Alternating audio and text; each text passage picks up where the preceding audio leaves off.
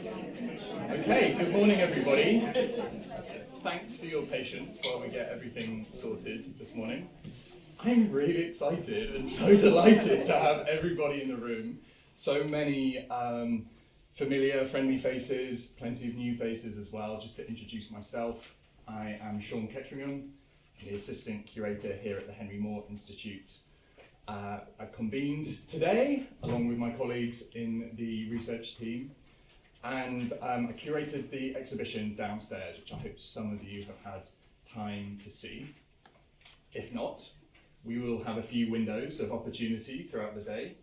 We'll have some time at lunch, and also we've got a drinks reception in the evening where you can take a few moments to see the exhibition if you haven't already. I just want to say a few words about the exhibition downstairs and to say a little bit about how it's providing a platform for the discussions that we're going to be having throughout the day. To say a bit about its conception and some of the ideas that lie behind it. And early doors, I must acknowledge Ben Tufnell and Sleeman, who were closely involved in the discussions around this show and around today from an early stage. But the show was really designed to pull together works from the Leeds sculpture collections to spotlight some of the rich collections that we have here in Leeds. And as such, it's a snapshot of that civic collection. It reflects the history of that collection and some of the relationships that exist here in Leeds. I'm thinking here of the Yorkshire Sculpture Park and those relationships with Andy Goldsworthy, David Nash, some of those artists that really are part of the DNA of this institution. To say something about the title of the exhibition, Passing Strange, it may pass unremarked, but I think there's a literary game that I've played with this title that I just wanted to dwell on briefly. It comes from Shakespeare's play Othello, and this is a play about the Black Venetian military leader. And early in that play, we hear how Othello courted Desdemona with fantastical tales and journeys through distant landscapes. He describes hills whose heads touch heaven. And her response to that is, we hear, "'Twas strange, 'twas passing strange." So passing here plays a double function. Passing in the sense that it is exceedingly, in those Shakespearean terms, exceedingly strange is what Desdemona is saying. But it is also temporary. It arises and then dissipates with Othello's narrative. And I wanted in this exhibition to shed a bit of light on the ephemeral and also the narrative functions of some of the art that we see in the exhibition and through land art in general. That narrative and time-based media is really central to the exhibition and has been central to previous exhibitions. I'm thinking here of Uncommon Ground. And you see it in the photography play, but also in the sound piece by Tasta Dean, where she transforms this monumental piece of land art, Robert Smithson's Spiral Jetty, into something ephemeral, fumbling, conjectural, and ultimately unrealized as she fails to find the Spiral Jetty at all. And those are some of the ideas that I wanted to bring into play in the display downstairs and in our discussion. That idea of anti-monumentality is in the title of today's symposium. And in that is a kind of reflection on US and UK approaches to land art. There is something, and these are general terms that we can destabilize and deconstruct throughout the day, but there is something macho, monumental, and interventionist about some versions of land art in the US. But when we turn to people like Richard Long, Hamish Fulton, Andy Goldsworthy, we find a more minimal intervention approach to land art, shall we say. Works that exist briefly and then melt back into the landscape. But as well as that anti-monumentality of the works themselves, I want to think about anti-monumentality in how we historicize land art. Do we deal with grand narratives, or do we deal in a more flexible, open, generative form of historicisation? One of the key parts of this symposium was to bring artists into conversation with art historians. It's a key element in our research programme here at the Henry Moore Institute. And we're really keen to open up new ways of thinking about these legacies and histories, to crack open some of those structures and to ask new questions about how we understand and know land art. For instance, the label of land artist has been long disputed. Plenty of people, plenty of the artists in this room who are under the umbrella of land art today would not recognise themselves as land artists. In fact, there may be no such thing as land art at all. So if that's not too radical, how can we problematise that label? And particularly in light of developing concerns and frameworks such as the climate crisis, the Anthropocene, indigenous epistemologies, and as we'll explore with Ashish and Joy in a few moments, critical race theory. In brief, really, what's in play today, I think, is why now? Why is there a resurgence around land art currently? I'm thinking here of Richard Long, newly ensconced at the top of the National Gallery's Sainsbury Wing stairs. And we'll hear from that project towards the end of the day. But also Andy Goldsworthy's major exhibition at the Royal Scottish Academy, as well as plenty of other exhibitions, Joy's Albert Hall, that we might get into and unpack. There seems to be a real energy at the moment. And as I said, we've been overwhelmed by the response to today's proceedings. So that's probably enough from me. I just want to say thank you all very much for coming.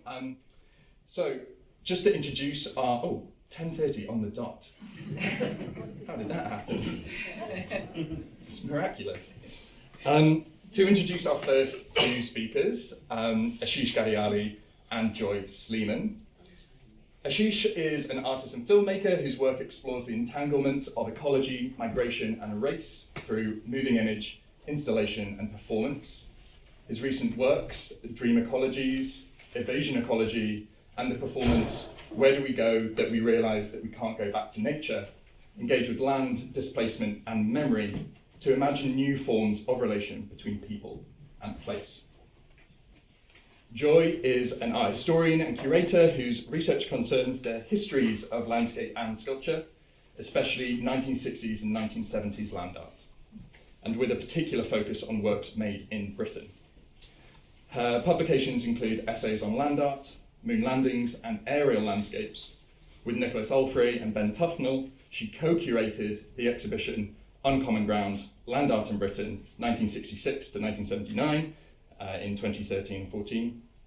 And with Rebecca Partridge, Expanding Painting, Landscape After Land Art, in 2022-23, and this year as well.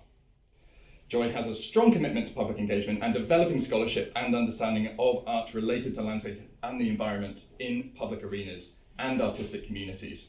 So a perfect person to open the day today. She is Professor of Art History and Theory at the Slade School of Fine Art, UCL. Over to you. Sure.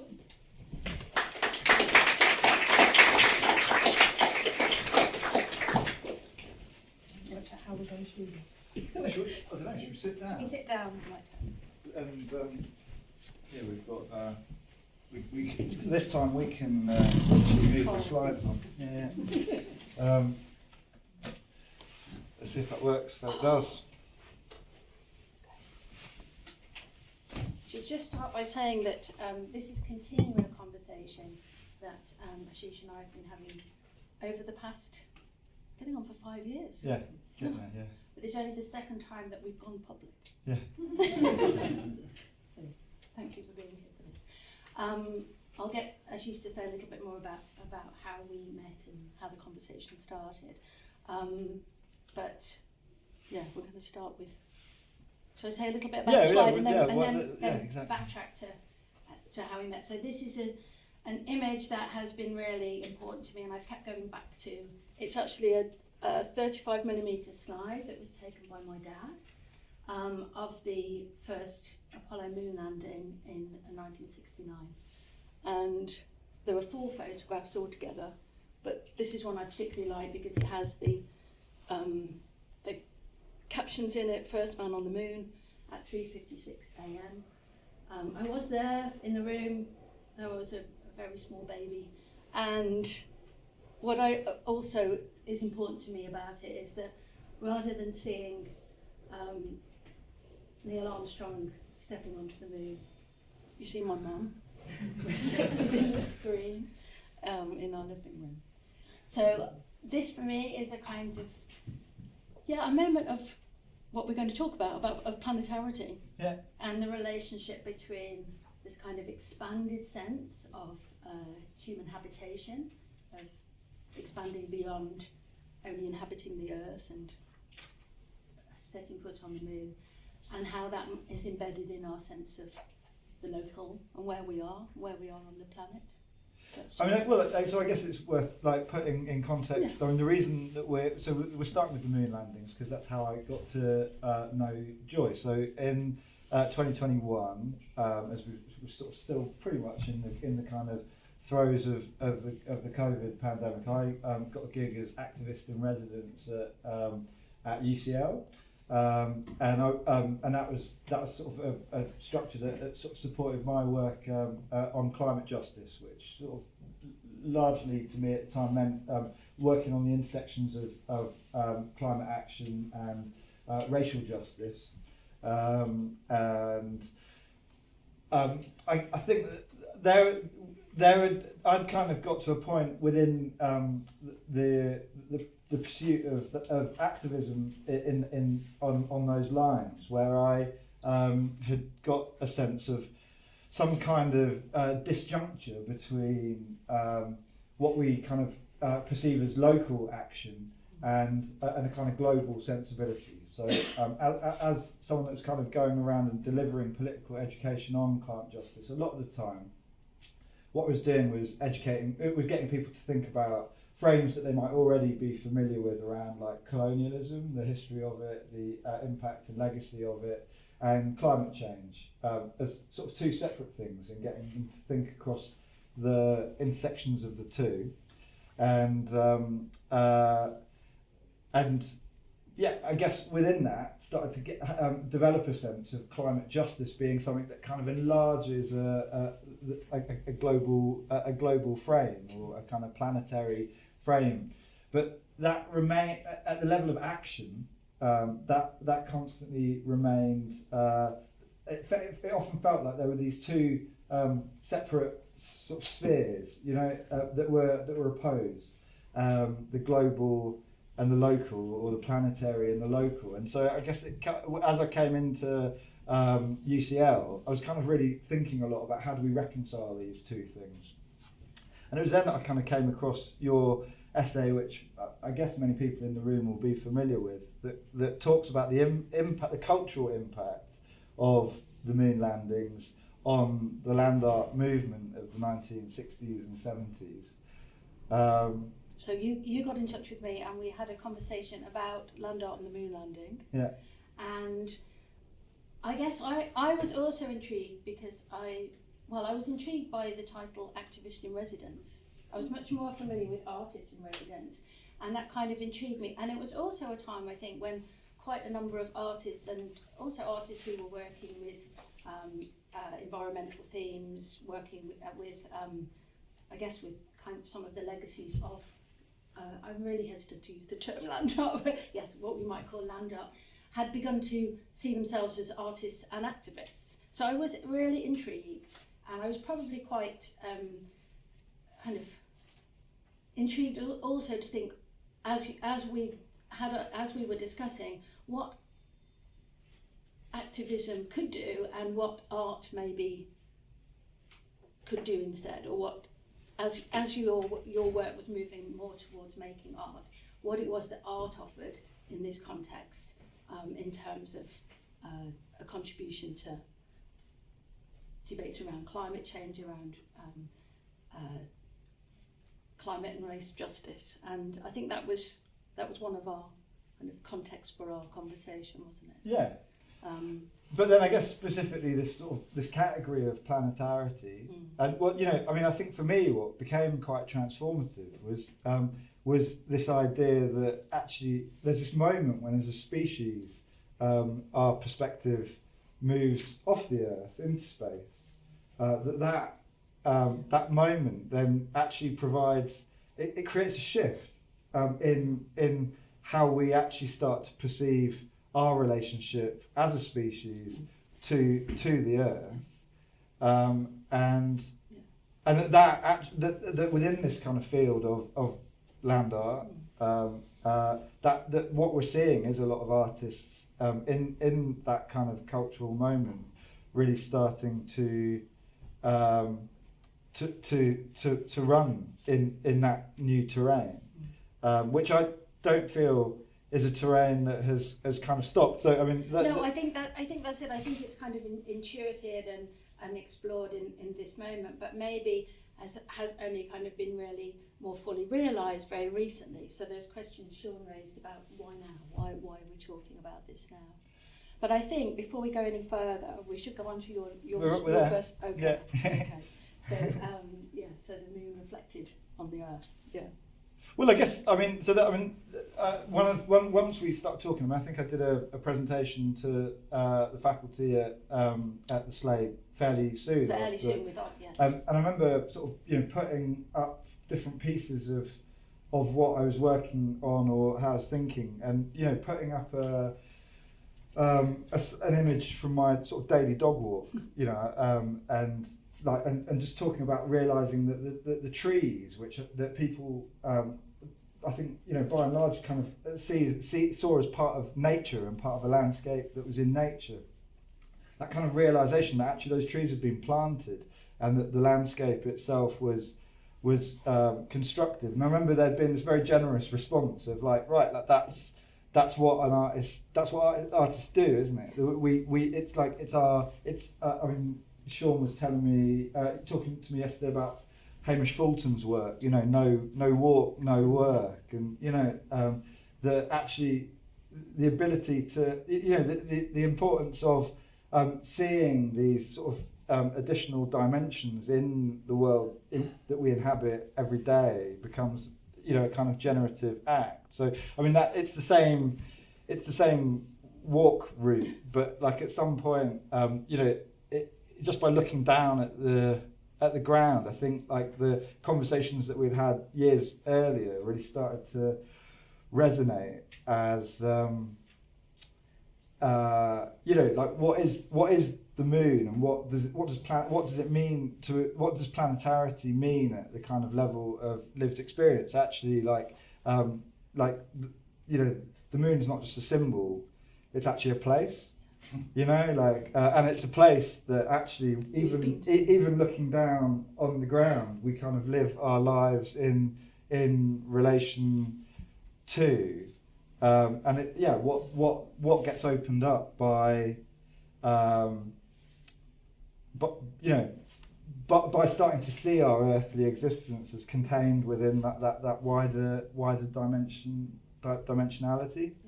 And just as you saw the moon on the ground, these are images from Nancy Holt's work, trail markers, made on Dartmoor in September of 1969.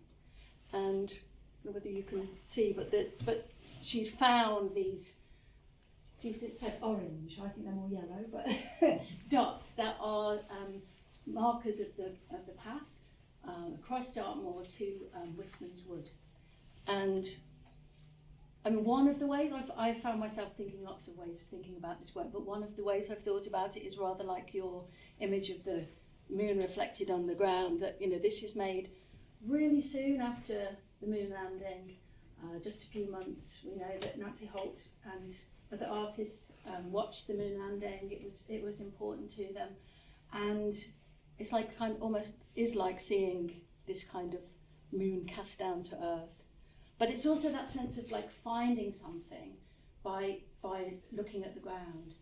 And I've been spent a lot of time following in the footsteps and also tyre tracks because they were driving as well, of Nancy Holt and Robert Smithson when they visited England and Wales in 1969.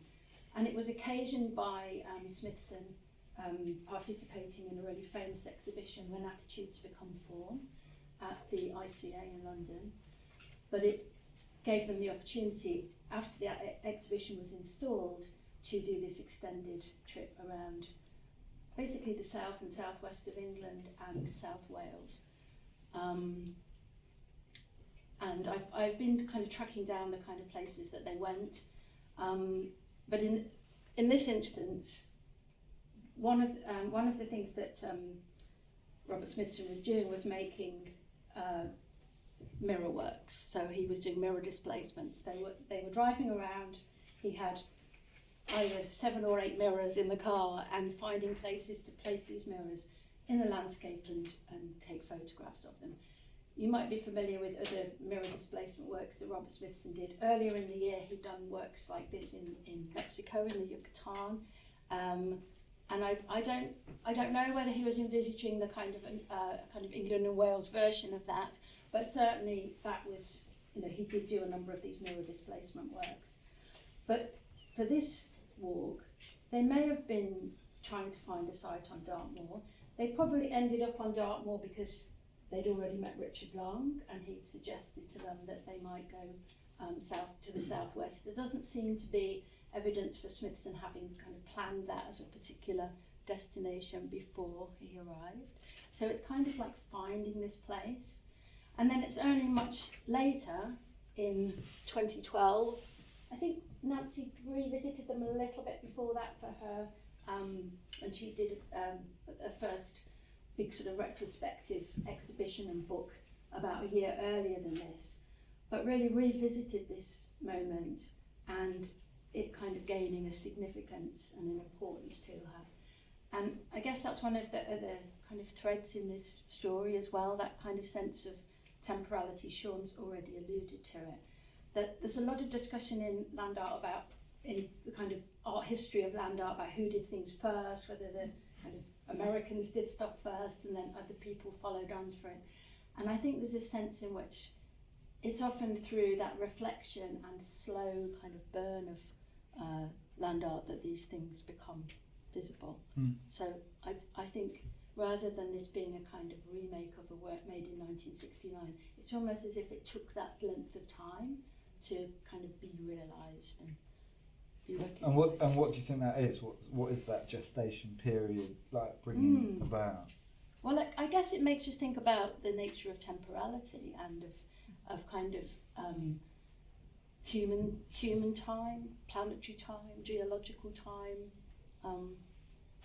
Yeah, right. So this is just a little bit further up the Dart River from where Westman's Wood. Where, it's about half an hour's walk. I look, but it probably take me about me about an hour. I think. Yeah. Yes. Yeah, I mean, I guess it's been interesting to me, like from those first conversations we've had, that you kind of, we've been talking about Nancy Holt and Robert Smithson's journey on, a landscape that I kind of, I'm, in and around pretty regularly, and I guess it's kind of, it's sort of planted that question in my mind all the time, like what were Robert Smithson and Nancy Holt doing in Dartmoor, and what are Richard Long's walks about? Like what's their impact on the landscape, right? Like like from when I'm out with my kids and my dog, I don't really care what their journeys here meant for the art world, but I'm kind of wondering whether their interventions, change anything or shift anything in the space itself. I mean, I guess we said that with this image, we'd also, I mean, there are a few different ways. I mean, one is that it's the same landscape. Two is the coloration that I've kind of used on there is sort of inspired. We're going to talk about James Lovelock a little bit, right? Like, so So, I mean, just before our first conversation, obviously the one that had been in the context of the pandemic, and we've sort of talked about that as being, kind of a really interesting moment in starting for lots of people in how we read the landscape, how we live the landscape, and that certainly was the case for me. I mean, this wasn't taken during the pandemic, but I've got loads of pictures of the kids a few years younger, kind of, doing the same thing during the pandemic. It felt like we were sort of left with big chunks of the landscape of South Devon to, encounter very directly. I get like the James Lovelock. I mean, so in July 2020 and February 2021, NASA sent a probe. It did a couple of flybys over Venus, and these images of Venus sort of more close up than we'd ever seen it before started to sort of circulate in the global media. And around that time, I mean, so I've kind of talked a bit about like, these questions around like the planetary and the local that are sort of like starting to grapple with, and I'm doing that increasingly with an Earth system scientist called Tim Lenton, who I've sort of collaborated with since a lot. Tim was a sort of protege of James Lovelock, the Gaia theorist. So that's another space in which the idea of like the planetary has kind of the use of the word the planetary has sort of been in circulation for since the mid-70s. I was particularly interested in the fact that James Lovelock's Gaia theory, or James Lovelock and Lynn Margulis's Gaia theory, was sort of emerged out of a kind of moment when James Lovelock was working at NASA and trying to find out whether there could be life on Mars. So it was from this sort of process of like looking out that actually he started having to look at the model of the Earth as a system in order to be able to answer fundamental questions about how a planet works. And I thought it was really interesting that like that process of looking out and looking into a space of kind of total otherness actually then leads to this seismic shift in our understanding of what the planet we inhabit is and how it functions. So around the time of those Venus flybys and those images, I through Tim Lenton actually got in touch with James Lovelock and asked to have a conversation with him. He was 101 years old at the time. I asked him if he wanted to have a conversation about comparative planetology and what that might tell us about life on Earth. And friendly guy, his wife got in touch, said, well, we're intrigued, it's a long time since we were asked that question. I went on, I think it was a day before his 102nd birthday, went and had a cup of tea at their house in Chesil Beach, and super lucid. He had a few different questions. Like comparative planetology was one. Another was, what is it in your upbringing? What is it in you that led to you theorising this stuff? And he was like super clear, as his dad, who was like 70 odd when he was born, so sort of, take his story kind of going back to the 1860s, was like a trapper. And he was talking about this kind of moment when England was like consisted of these like green corridors, so they could walk out their house in Surrey and just like keep going all the way down to Devon, and anyway, I digress.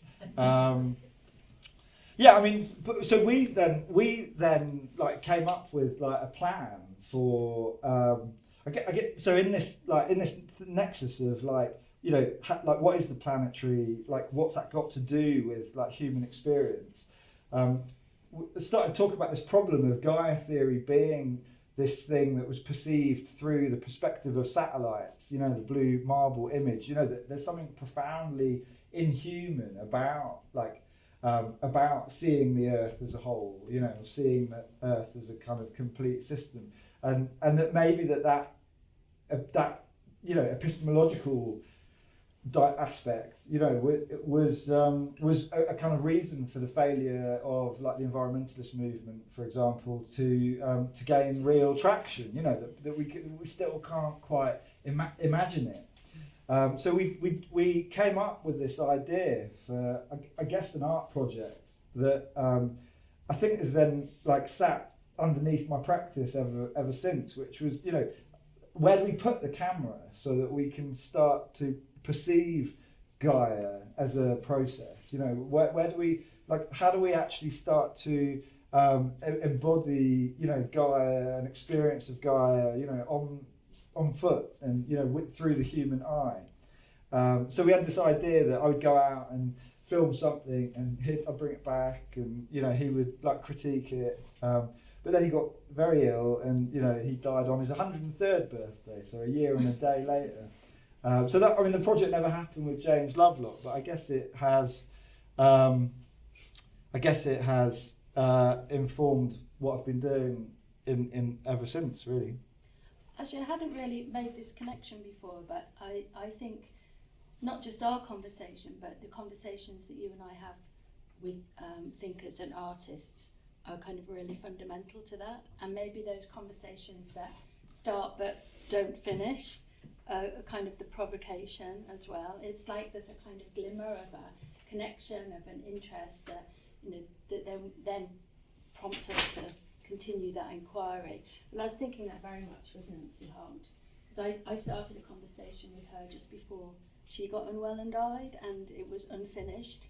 And I think it was kind of thinking how that conversation might have developed that prompted me to go back to look at the work that she made in England and Wales.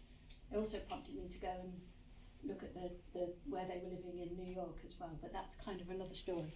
But I mean, in this case, this again is these are photographs that Nancy Holt and Robert Smithson took of each other when they visited Wistman's Wood, and I guess again thinking about the importance of that relationship, both the relationship to the earth, to nature, but also the nature of human relationships as well. That part of what drives that early emergence of land art is a really intense and rich dialogue between artists. You get a sense of it, really get a sense of it with the postcards between Roger Ackling and Richard Long in this exhibition here. And the kind of sort of humour of it as well as the seriousness of it.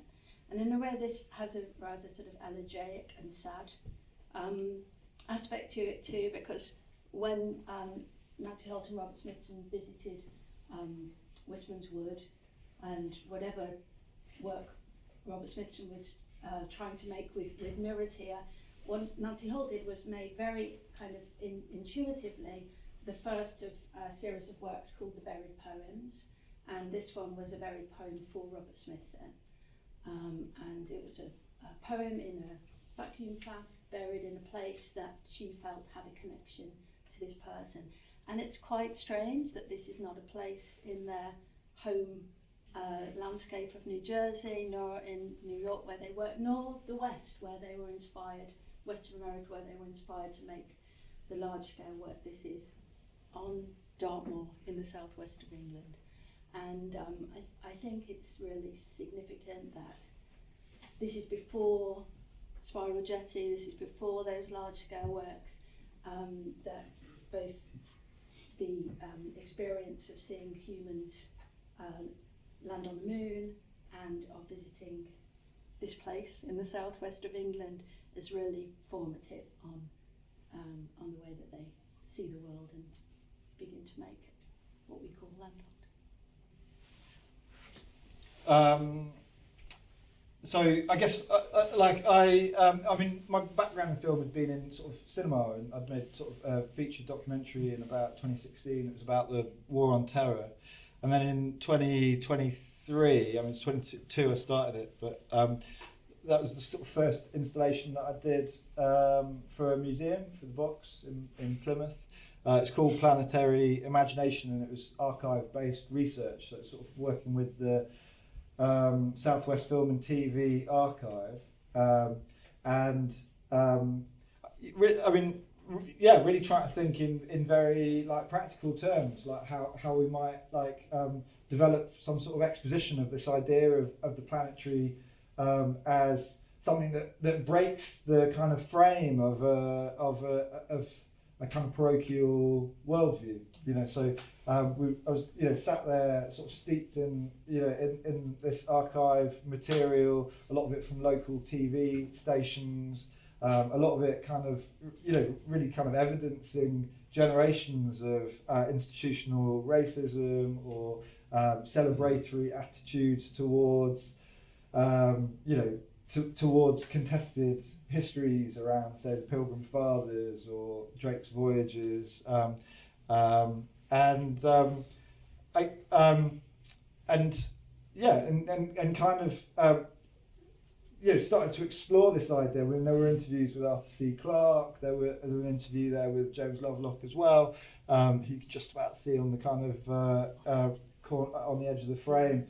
But just trying to kind of work through that practice of expanding the frame and actually starting to see our historical lives unfolding within this kind of wider framework, and that frame, that enlarged frame, also then starts to create the space for the guy that you can see sort of writ large.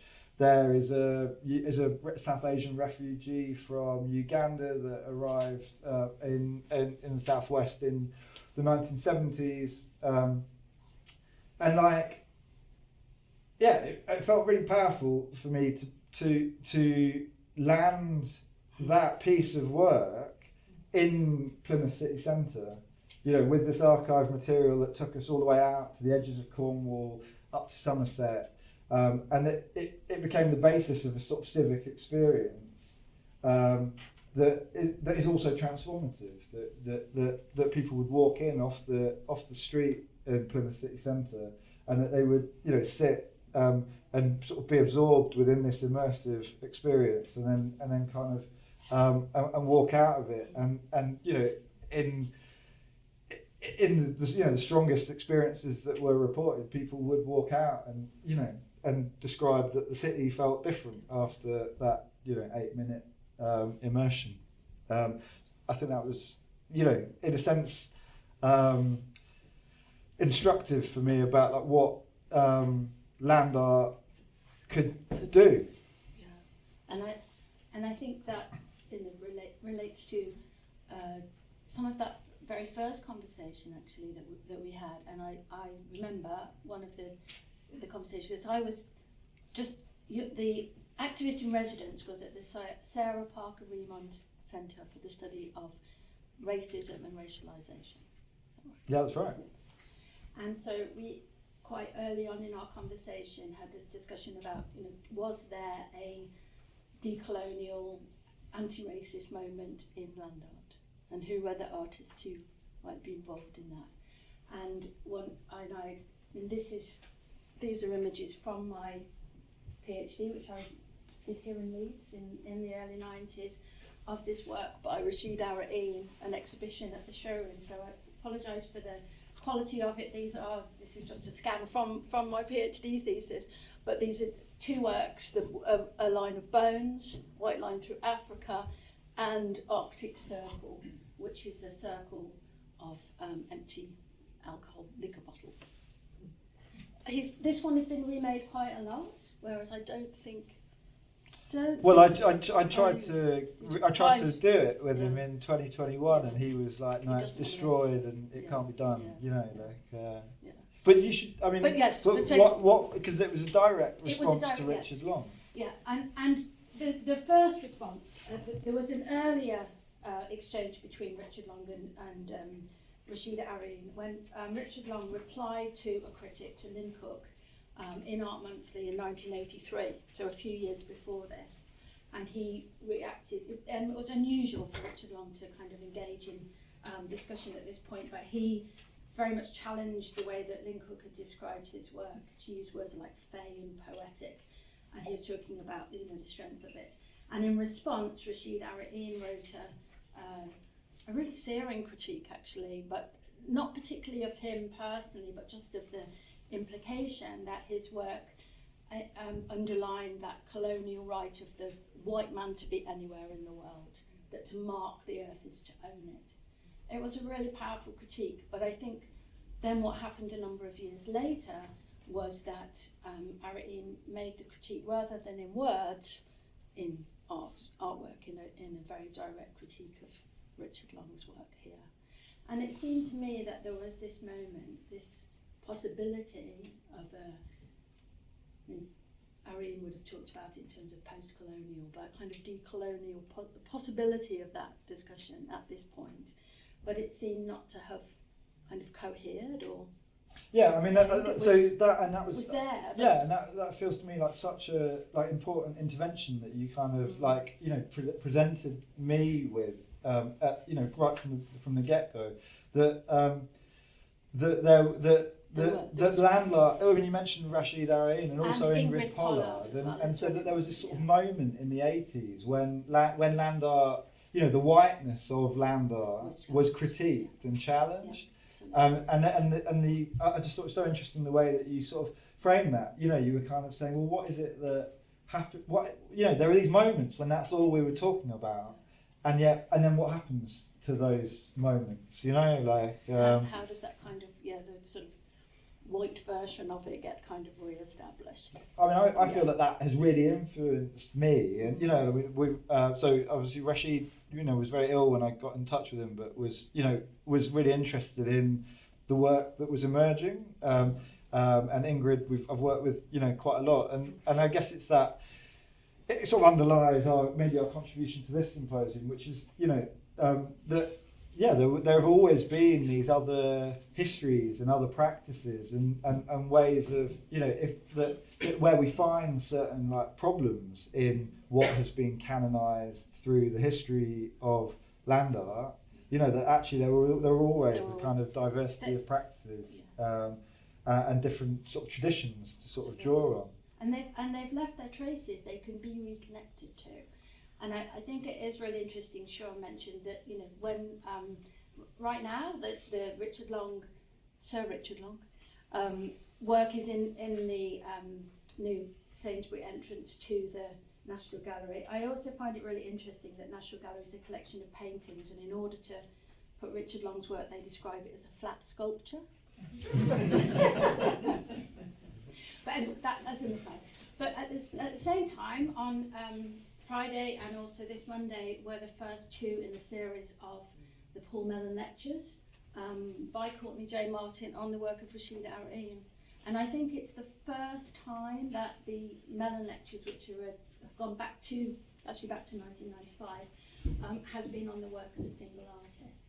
So when we're thinking about what is it about our moment now, we've got Richard Long again in the kind of inauguration of a renewed space for art, but at the same time a series of lectures about the work of Rashid Ariane. And I think that kind of conjunction again is worth us bearing in mind and thinking about. Yeah, absolutely. I mean, we've become so generative to actually consider. I mean, it's not like Ingrid Pollard's recently won the Hasselblad Prize. Yes, these are all. Prize. It's really important. These are artists that are thriving, but isn't it interesting that in the history of art they get siloed into separate stories when actually they were part of one moment. Yes. So this is still, how are we doing? Yeah, you've got 20 minutes. Brilliant.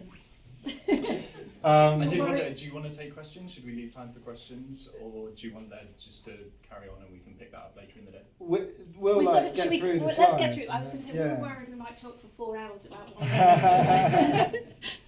one. I mean, I guess Ingrid is all over that.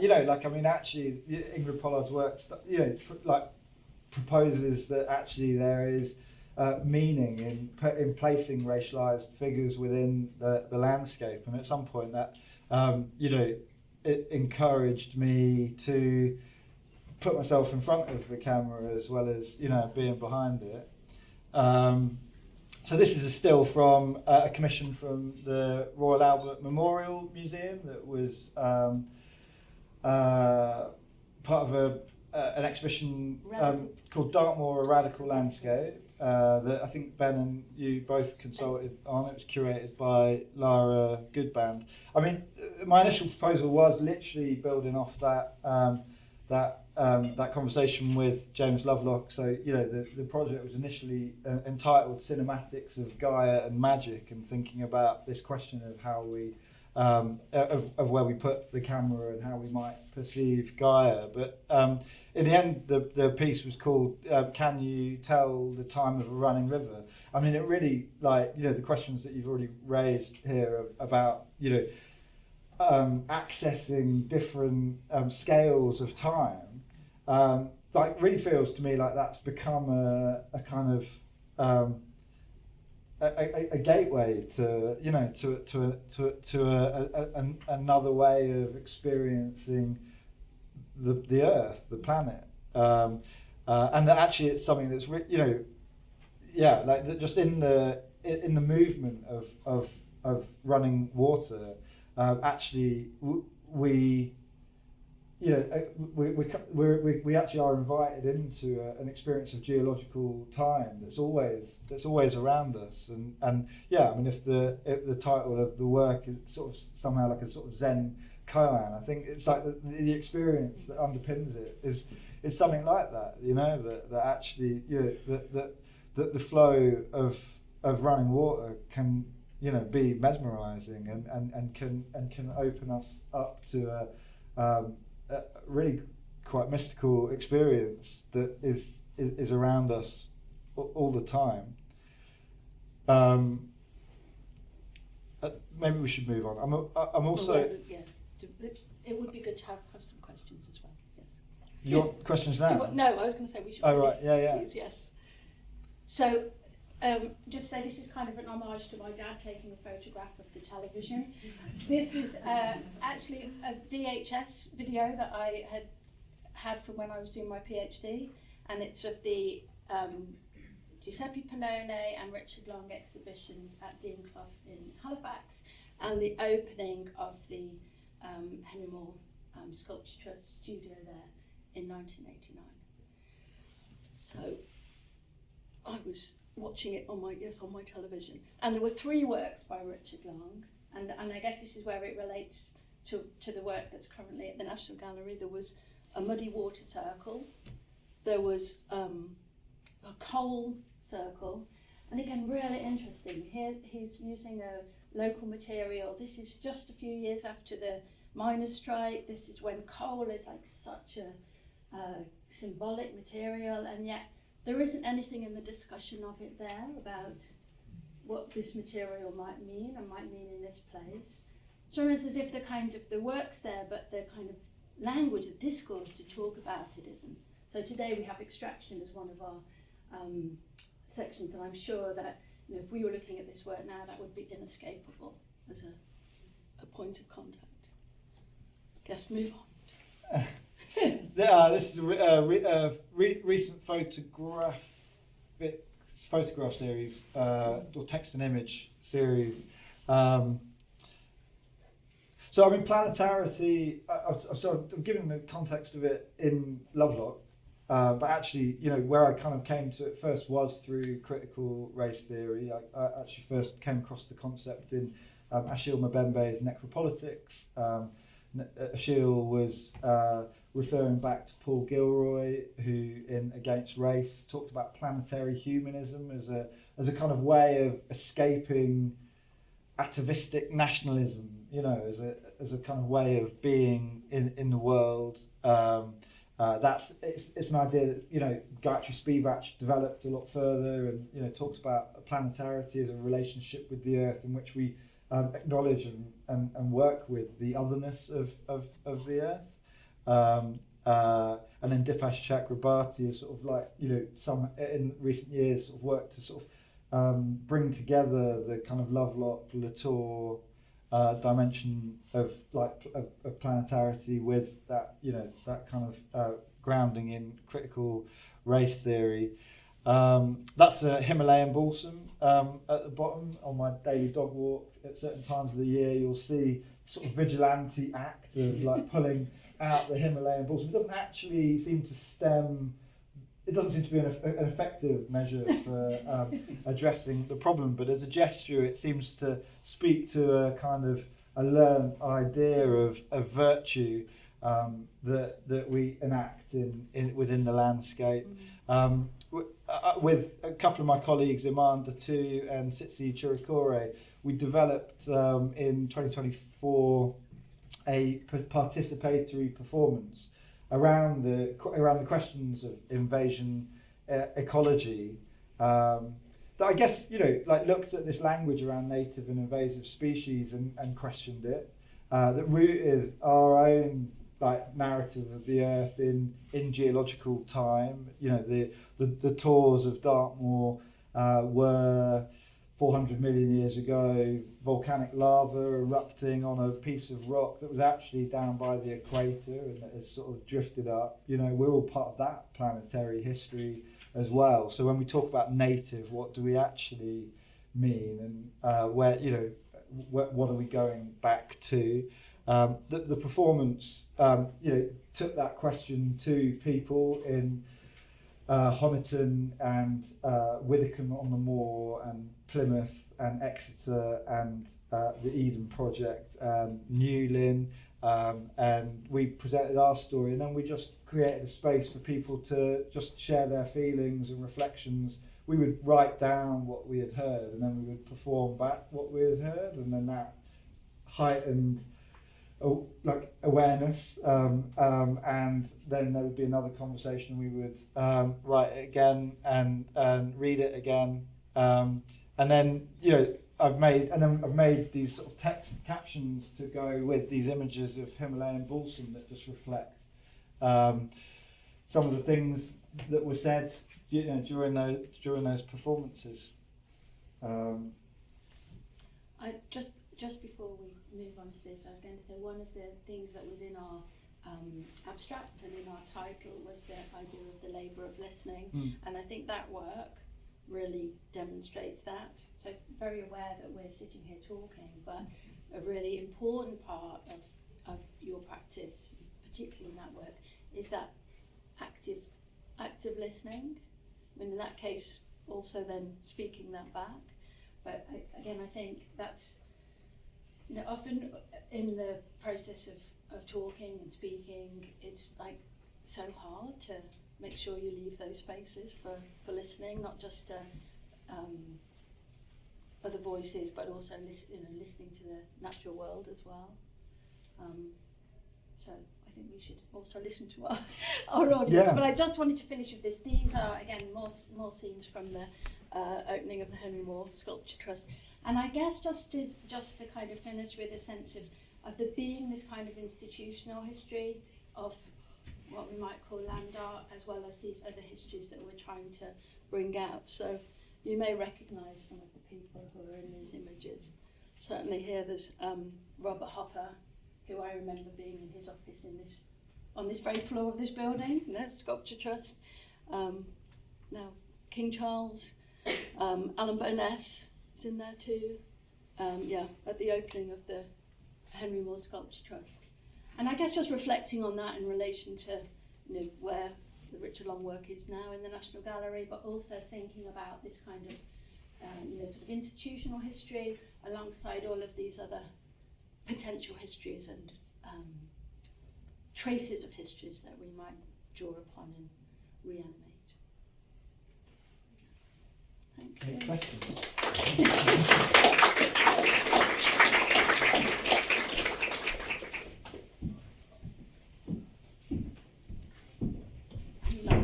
We managed to keep it in time. Miracle. Hi, I have a question about Nancy Holt. Mm-hmm. I mean, I had no idea they had come to the UK at all. Sean, in his introduction, talked about this contrast between American land art being very monumental, macho use everything, and British land art being different. Where does, obviously the example you showed, Trevor Marcus, in your view, where does Nancy Holt fit into the story of land art? I should just say that's a very blunt proposition for me. It's a very reductive, kind of blocky idea that we should be but unpicking. it is one of the kind of animating narratives of the way the history is told, isn't it? That it, there's this kind of macho, exactly, and then there's the kind of more ephemeral work, and it is really interesting that alongside, Robert Smithson developing the kind of language of large scale work outdoors, that Nancy Holt's making those almost, invisible works as well. Yeah. I mean, I don't know. That becomes more monumental. Yeah. Yes, and it does when she does sun tunnels. Yes. Absolutely. I don't know. I'm a little bit. I find a kind of binary of that really kind of difficult, actually, because I think how was I going to put it? I think that all land art is, or so-called land art, is actually human scale, and human scale might be on the scale of the planetary that we've just been talking about. It might be on the scale of a fingerprint, or part of our DNA or something. And I think it's, in terms of fitting into that narrative, it just slightly disrupts that narrative to see that work is evolving literally alongside. They're walking on the same path across Dartmoor. Nancy Holt's looking at the ground, taking photographs of the trail markers, burying the poem in the wood for Robert Smithson, and Smithson is clearly developing the work that will very shortly turn into Asphalt Rundown, which is the first really big outdoor work that he makes, and then the following year into Spiral Jetty and the works we all know. Yeah, so I think they kind of evolve alongside each other, they develop alongside each other, rather than being these kind of binaristic, the Americans make this big work and the other artists make smaller work. I think they're all kind of human scale and also planetary scale. Can I just, Yes. if anyone's interested in that as a subject, there was a show at the Nasha in Dallas last year called Groundswell, looking specifically at women land artists. It was a really good publication. It is, Lee Arnold's essays. And another one at the front here. I was just, you were talking about how you chose the moon landings as the point where people's perspective changed as to what we were as a planet, the pale blue dot, the first Earthrise and so on, as photographs of the Earth from space. What you didn't talk about is that at that same period, the science was beginning to predict, in like the 70s, it was definitely predicting that what's happening now would happen in the first half of this century. But maybe part of the reason why land art has come to life again is because for the first time you can see those predictions happening in your community, in your country, and the response therefore comes back to the local for something. Like my experience is people find the theoretical, the invisible, the distant really hard to get a hold of, but what they can see and touch, they can, and once you see flood water, once you see a forest fire, whatever it happens to be, it suddenly becomes real. And I wonder if that's part of the background to this sort of renaissance of artistic interest in the land or in the systems of Guy. But it's much more kind of visible and present. I think so. Like that environmental sensibility really emerges. But I guess the point of Joy framing it in relation to the moon landings is that even that environmental awareness is related to a perspective. We would know very little about climate change without the satellites that are providing that data. James Hansen was a voice in the wilderness when he was presenting to Congress way back in the late 70s about what was going to happen. All of this comes from the advance of technology and science and understanding and Hubble telescopes and all the rest of it. But it's when it actually hits you in your community, in your place, in your country, that maybe it's where people start to actually do something about it. Yeah, I mean, what that also kind of makes me think about though is if there was this sort of first almost primitive wave of responses to environmental breakdown, like within that, and that we see the aesthetic strategies that say get played out, within what's canonised as land art. Like, actually, if there is a resurgence now, what is it that we've learned from that first wave that would allow us to, formulate a kind of meaningful base of land art practices, for now? And you've talked about some of it, which is becoming much more political and much more engaged, and actually telling it as it is rather than manipulating the land in order to make you notice it in one way or another. Any other questions? At the back there. Thanks very much. It was very nice to hear you speak. I was interested in what you were saying about where do we place the camera to perceive Gaia, and I wondered, like, have you figured that out? And is the camera the right tool? Is seeing the way we perceive Gaia, or do we need all the senses? I mean, they're brilliant questions. Like, last year, I was working with Natural England on like an I was working with the eDNA team at Natural England, it's still remained very much like a proposal. Like, it hasn't yet turned into work. But I got really interested in that question of wow, that technology actually allows us to know so much more about what's going on in our environment than what we can see with the human eye. I certainly think that like those methodologies around listening are like the beginning of releasing ourselves from the kind of tyranny of the visual. It might be that a closer examination would actually reveal that it's the environmental crisis comes directly out of the kind of the landscape gaze that gets codified in the 18th, 19th centuries. It might be that the two things go really hand in hand. So yeah, for sure. Like maybe where this leads is that the camera is the wrong tool, and I'm really interested in a kind of like visual ontology or an ontology of of the invisible, that for example eDNA starts to point to, and what would happen if our citizen scientist sensibilities were enriched with that knowledge, and that we would start to perceive the world in a very different way. Thank you for your interesting conversation. I was really fascinated by your discussion of the expanded consciousness and imagining from a wider sphere.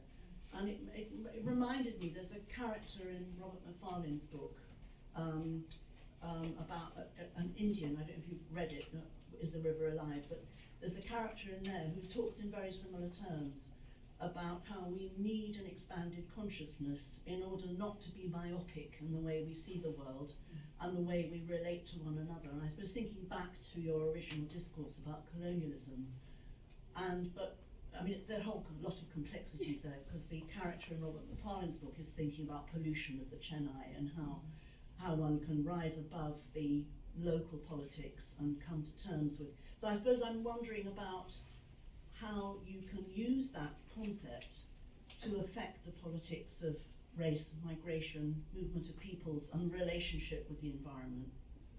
There's a lot there. I haven't read the book. I've summarised it. Yeah, no, you have. Yeah.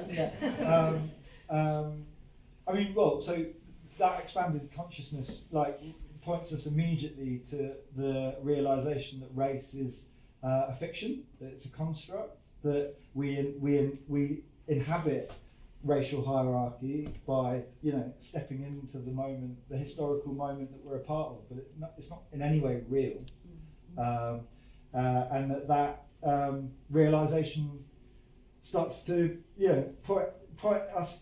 So I guess that's what I kind of think is the opportunity for art is that there is a deeper reality that we can be enacting, that actually over time becomes a kind of liberation from a lot of these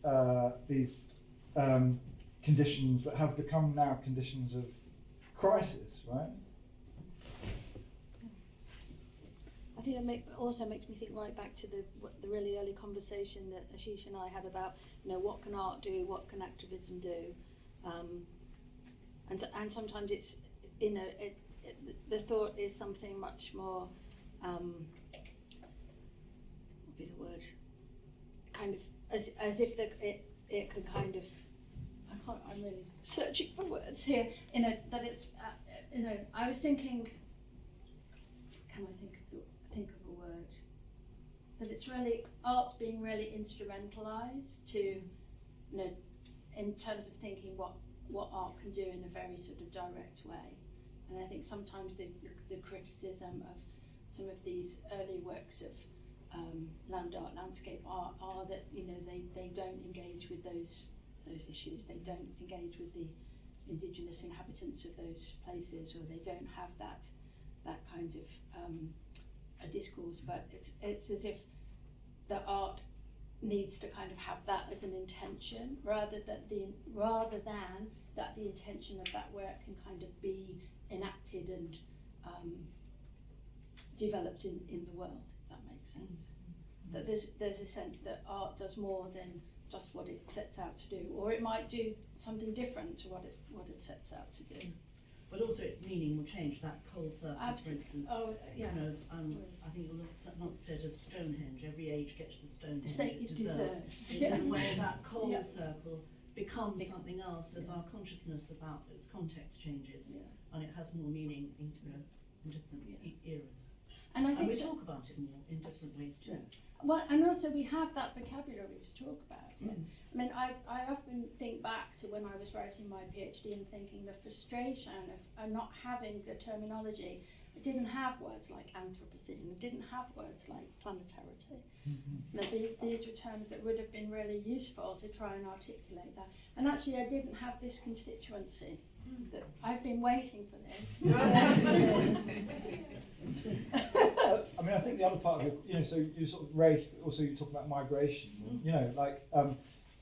what happens to, if we nourish ourselves on a planetary perspective, what happens to, like, the current discourse, the dominant discourse around migration now? I mean, it becomes so absurd, right?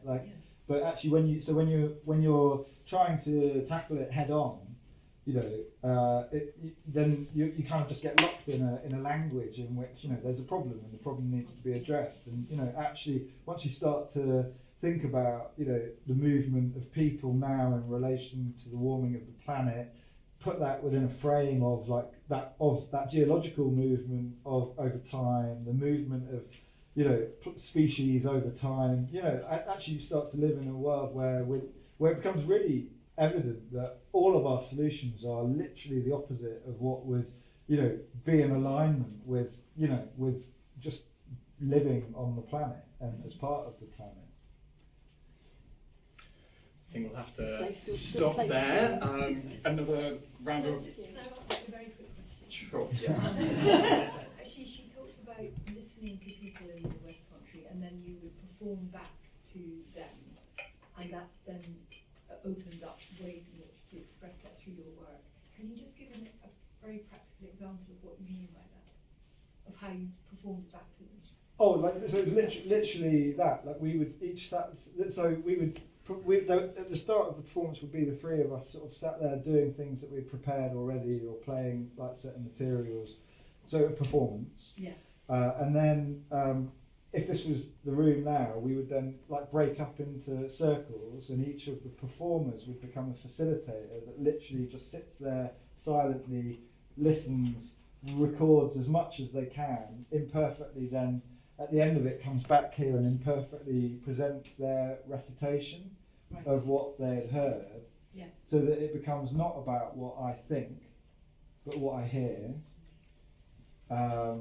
And that a collective sensibility begins to emerge through, the participatory performance. Yeah, thank you. It's very. Can we just give Joy and Ashish another round?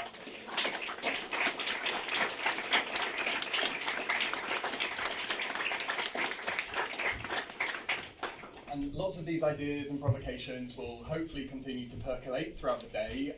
We'll have lots of opportunity to unpack some of these ideas of planetarity, identity, invasion, all such kind of rich concepts. But we're going to move to extraction now with Ben Tufnell as chair, so I'll hand over the honours to Ben.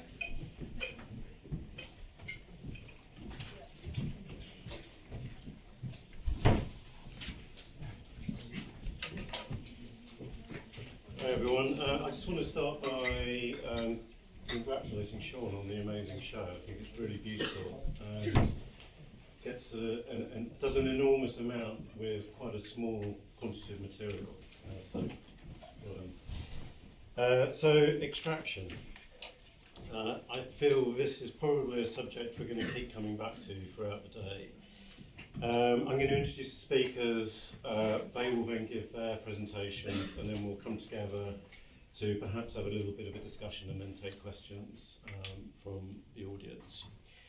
We're going to hear 4 papers thinking about peat, the Thames as a site scarred by extractive histories and activated by fire, coal mining, and potato farming. Very different kind of extraction, agricultural extraction. The first speaker is Manon Orst, who's an artist based in Carnarvon who creates sculptures and site-specific artworks woven with ecological narratives. The ways in which materials transform locations and communities is at the forefront of her creative research. Manon has been selected to represent Wales at the Venice Biennale next year in collaboration with Dylan Hugh. And she will be presenting a performance lecture called Peat in Practice that was developed as part of a Henry Moore Institute Research Fellowship. She'll be followed by Trey Burns, an artist, writer and co-founder of Sweet Pass Sculpture Park, a non-profit project supporting experimental and site-responsive sculpture in Texas. Trey's writing has been published by the Holt Smithson Foundation, the Nasher magazine, Burnaway, Patron and Southwest Contemporary. And he is currently a lecturer at Texas State University. And he'll be talking to us about Stephen Cripps' proposal of 1975, unrealised proposal for a floating fire machine to drift down the River Thames in London. After Trey, we will hear from Edward Christie, Dr. Edward Christie, who is an art historian based at the University of St Andrews, and his current research critically explores the relationship between modernism and the fossil fuel industry, focusing on instances where extractivist corporations sponsored key proponents of the avant-garde. And he'll be exploring another project that was never realised, or never completely realised, Charles Jencks' Fife Earth project of 2009 to 13, which, had it been realised, would have been the largest work of art probably, certainly in Europe, possibly anywhere. 900 acres, I think. And then finally, Alex Morant will speak about a project that he made in 2020 called On Living Stones and Reaching. And Alex is an artist, educator and writer based in London. He lectures in photography at Kingston University.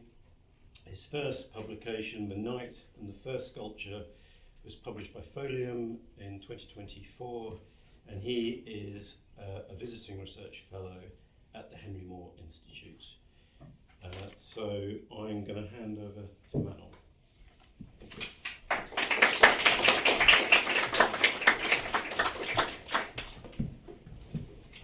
Okay.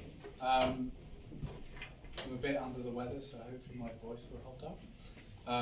So apologies for any coughing in advance. I hope you'll be fine. But I'll set a timer so I stick to the 15 minutes. Okay. So good morning, everyone. Today I'm going to be speaking about an incomplete land artwork. in Fife by the artist, theorist and architectural historian Charles Jencks, who was American but moved to the UK in his mid-20s, and he lived there for the rest of his life until his death in 2019. But before we get started, I'd just like to say sincere thanks to the symposium organisers, Kirsty, I'm not sure if Kirsty's here, Adam, Sean, Joy, Ben, and I'm sure there are others.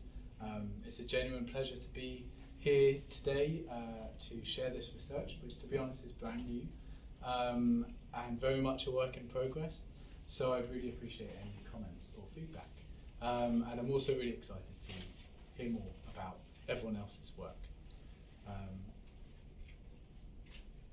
Okay, so I'd like to begin by transporting you by the power of Google Street View to the M90, which for those of you who don't know is one of the busiest roads in Scotland.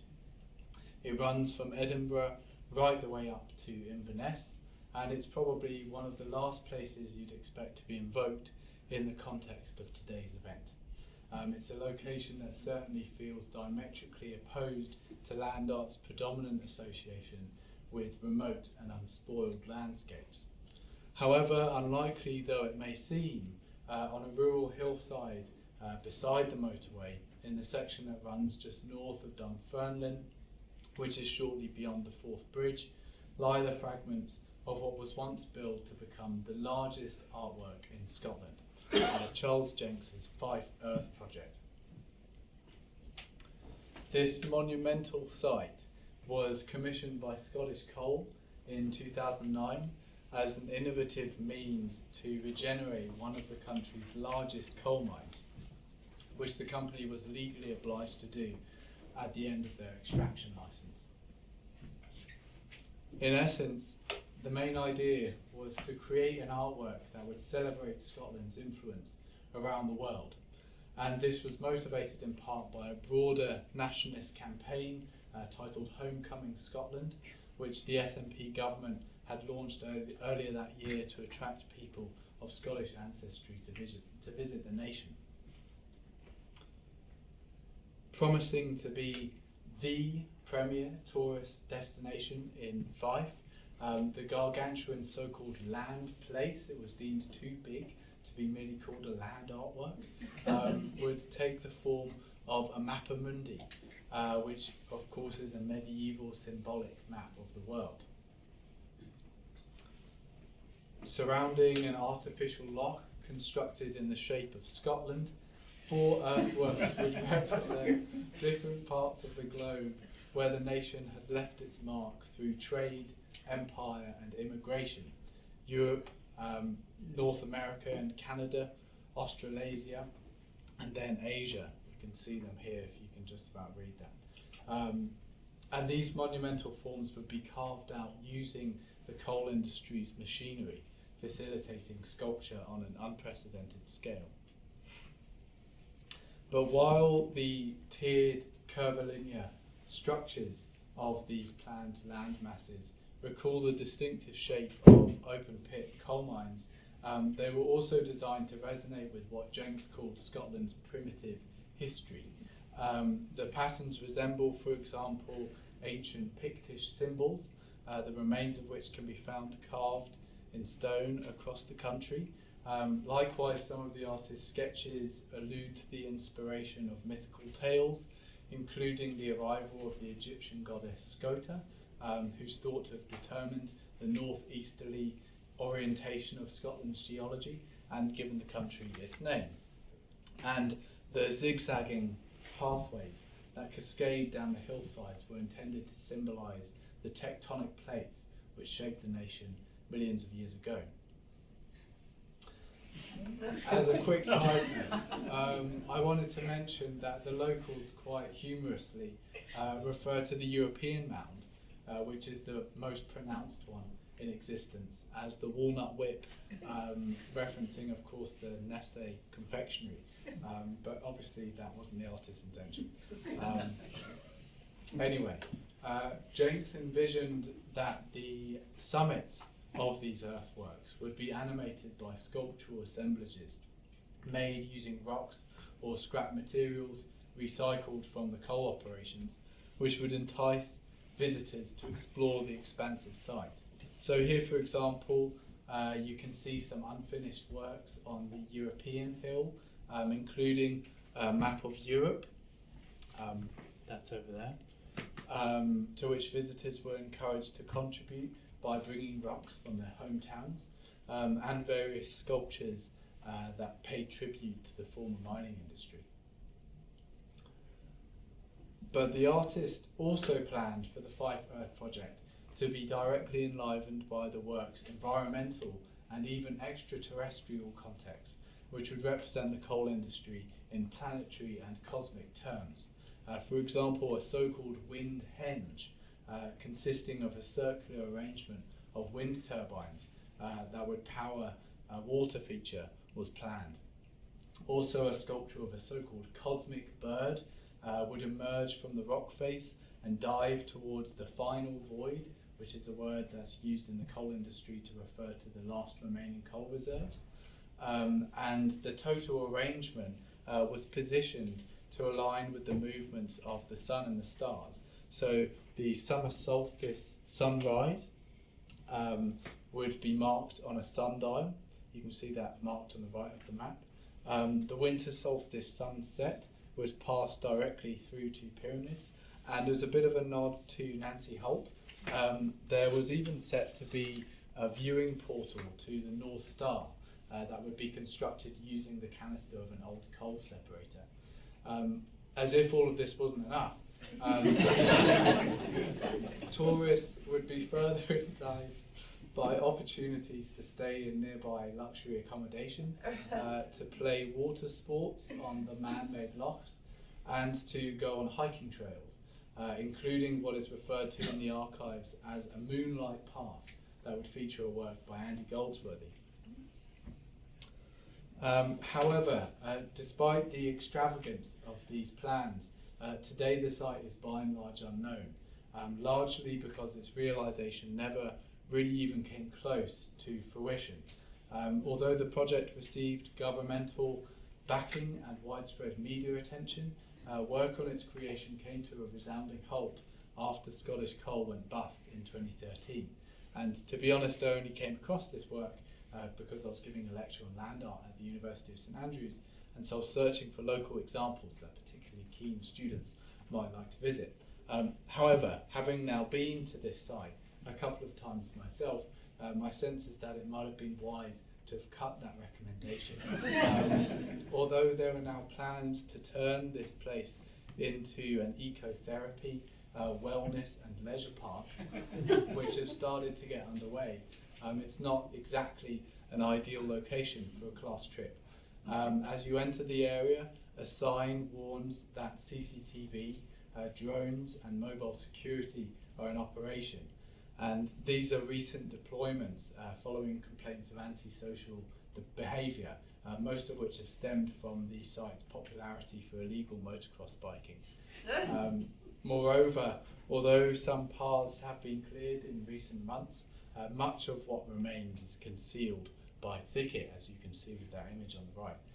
And all in all, the site feels slightly eerie, unsettling, and we might even say a bit post-apocalyptic, an atmosphere which isn't helped by the noise and air pollution emanating from the constant stream of motorway traffic.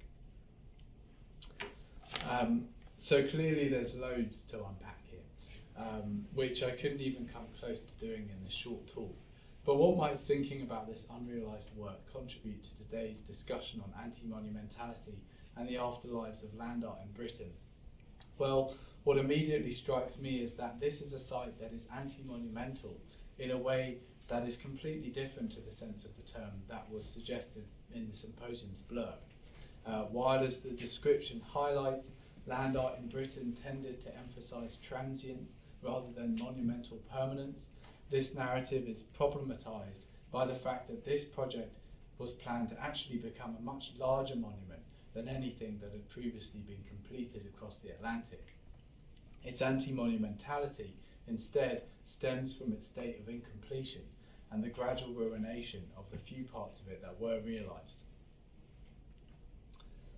In other words, I think this work is interesting in our context because it prompts us to think about anti-monumentality, not solely in terms of British land artists' propensity towards what Richard Long called a more thoughtful view of art and nature that was the antithesis of American so-called land art, but also as a way into considering instances when land art has fallen short of its ambitions to achieve monumentality. To an extent, this is an issue that's taken up by James Nisbet in his book Second Sight, which came out a few years ago, and I expect many of you may have read. Essentially, Nisbet interrogates the site specificity of land artworks, how they're often created in direct response to the landscapes in which they're situated. However, he contends that the issue here is that land artworks usually do not exist in stable environments. Their site specificity, he says, needs to be conceptualized in an ecological sense, as the locations in which these works are found tend to be relatively unmanaged and are subject to change. In many instances, Nisbet argues these transformations are so significant that they actually lead to the formation of a different artwork that succeeds from or substantively differs from its former state. But if we accept this thesis, as I'm generally inclined to do, the conundrum that we then face is what do we do with an artwork like the Fife Earth project that never existed as a concrete site in the first place? And in tandem, where and when might we identify such a project as a second site? That is, as having materially transformed to such an extent that it has taken on a different significance. I'd argue that the answers to both of these questions cannot be clearly ascertained. Jencks' unfinished work problematizes Nisbet's framework by disrupting the binary of site versus second site on which it is premised. Instead, I'd like to suggest that it would be more effective to analyse this work by attending to what we might call the political ecologies of land art. That is, their ongoing transmutations as a result of social, political, economic, as well as environmental factors.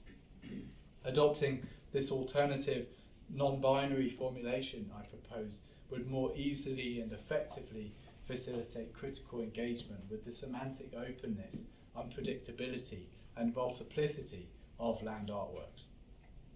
Okay, although I believe this methodology could facilitate a range of other lines of interpretation, I'd like to end my presentation by using this expanded framework as a prompt to briefly assess the ethics of this work, particularly in terms of its relationship with extractivism, because I think this really could be understood in oppositional terms. On the one hand, to be sympathetic, although Jencks once described his commissions for coal companies, which accounted, by the way, for around 40% of his artworks, as token cleanups, the inclusion of a large number of newspaper articles on the development of more sustainable modes of fossil fuel extraction in his archives suggests the artist believes such industries could lead to a greener future. Indeed, this synthesis of industry and nature is central to his plans for this artwork, which, as I've explained, seamlessly fuse neo-pagan and extractivist imagery and terminology. Likewise, this perspective is integral to his designation of industrial waste as fourth nature, which extended the conventional demarcation of nature into three parts. However, and on the other hand, notwithstanding the artist's intentions, my sense is that it is difficult, especially from a contemporary vantage point, to avoid at least partially critically interpreting this work as an experiment in arts-led greenwashing, a phenomenon which has been widely protested against in recent years. This function is described in Scottish Coal's company records, which reveal that the work was commissioned as leverage to secure planning permission for a 2-year extension to the coal operations that would continue just beyond the site's woodland perimeter. To be more specific, the scale of the project was actually designed to necessitate further mining, as additional extraction would make available sufficient overburden, and overburden is the earth that's produced as a waste product of mining, to construct these mounds. And likewise, the placement of the so-called Scott Loch would ameliorate water toxicity resulting from these expanded operations, as pollutants would be diluted and then drained eastwards under the motorway. Okay, I'm at time, so I'm going to wrap up. But I'd just like to close by saying that above all, I've intended this brief presentation to serve as a bit of a provocation. While our symposium blurb prompted us to reflect on how land art in Britain questioned humankind's strained relationship with the environment, spoke against the commercialisation of the natural world, and advocated for the radical democratisation of art making, Jencks' Fife Earth project demonstrates that this was not always the case. To the contrary, it reveals how land art in Britain, at least in this instance, worked in fact to naturalise the destruction of nature, functioned hand in hand with extractivist industry, and involved transformations of the landscape on an unprecedented scale. Thanks so much.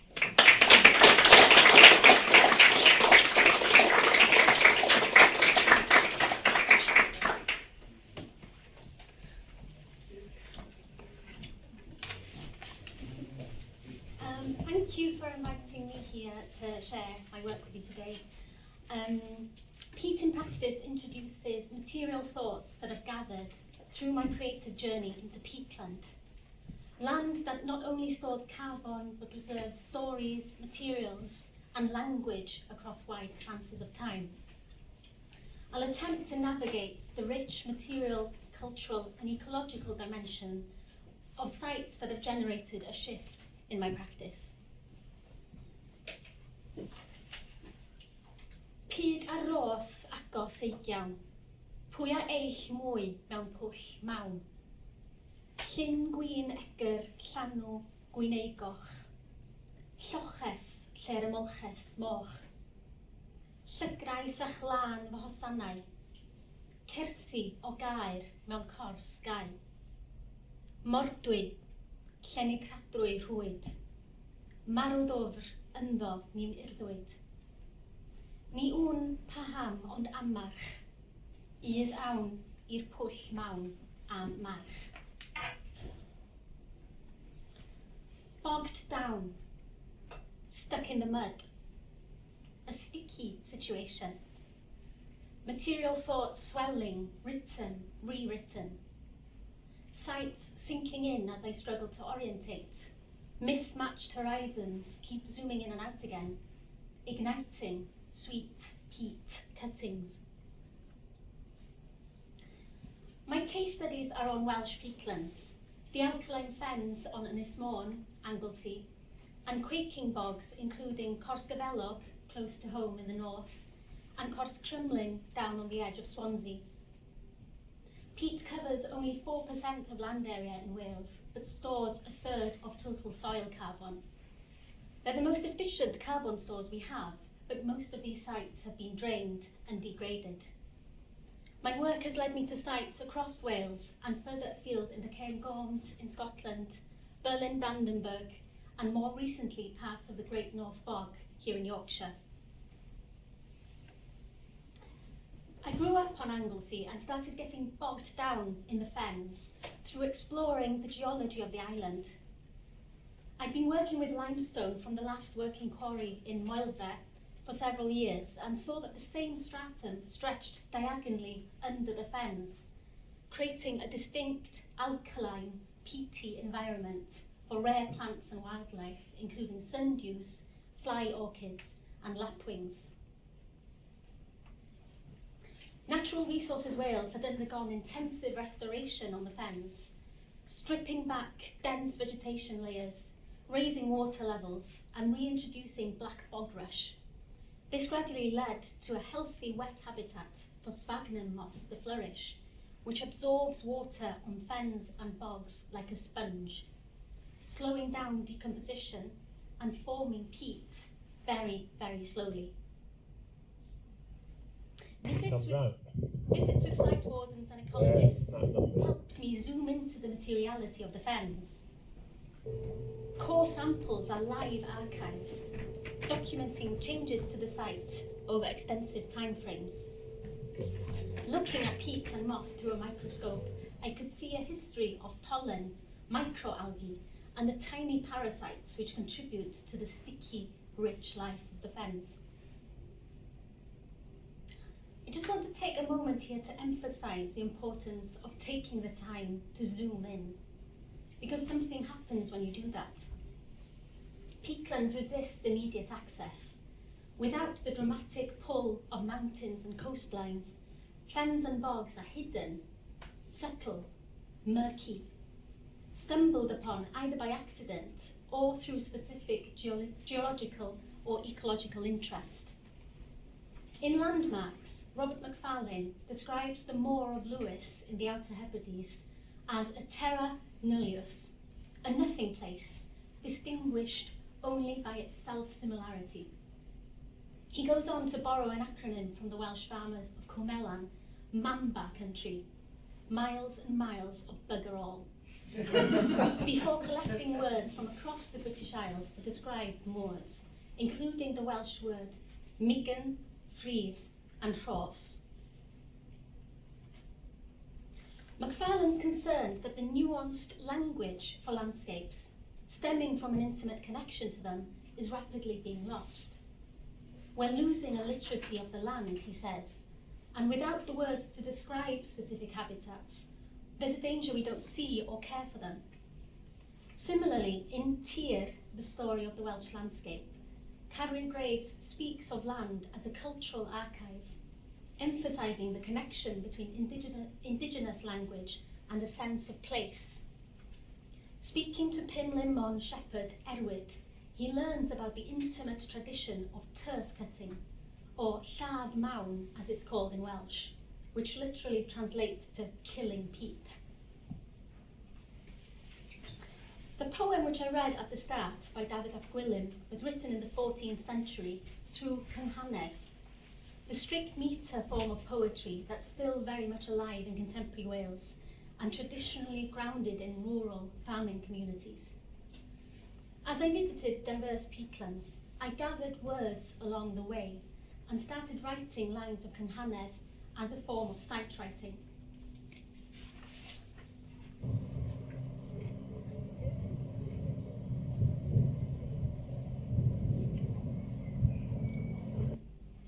Here are examples of the forms of stress, alliteration, and internal rhyme to look out for. It's all about finding patterns between words. And I started comparing the contrast between rigid form and playfulness in lines of cynganedd to experience out on the bogs, where there's a delicate balance between dense moss that supports your weight and pools of peat that you sink into. It was through playing with cynganedd that the question, "Are my peat compatible?" emerged. A question which resonated as I engaged with local quaking bogs, which literally shake underfoot as you traverse them.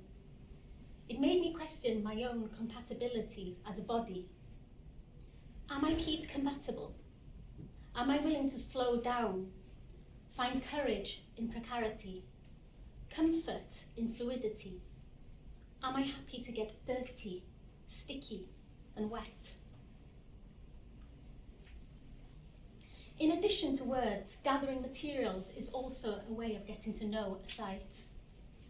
Peat and sphagnum must stay put if these landscapes are to flourish and act as carbon stores. But I grew curious about the purple moorgrass and common reed, which are grazed or cut back annually to protect the sites from drying out. I collected large sacks of grass from Cors Bryniog and started a process of drying, crushing, creating biochar, mixing with different combinations of lime, alginate, crushed mussel shells, wool, and bioresins to cast into form. Together with the poetry, it's led to a sculptural approach of compositing. And this is a good point to zoom out again for a moment. Through the research fellowship here at the Institute, I've been looking at ways other artists and poets have engaged with peaty places. and developing my thinking around sited sculptural composites. This poem by Seamus Heaney reminded me of Boyce's immersion in the early 70s in Celtic moors in Scotland and Ireland.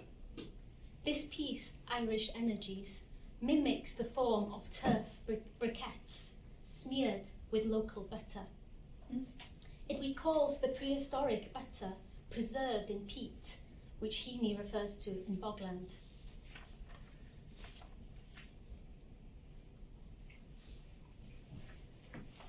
Energy was, of course, a major theme for Boyce, and peat was still being cut extensively in Ireland as a source for heating. To quote Carolyn Tisdale, Boyce loved fossil fuels as reminders of the Earth's vast timescale and processes of change.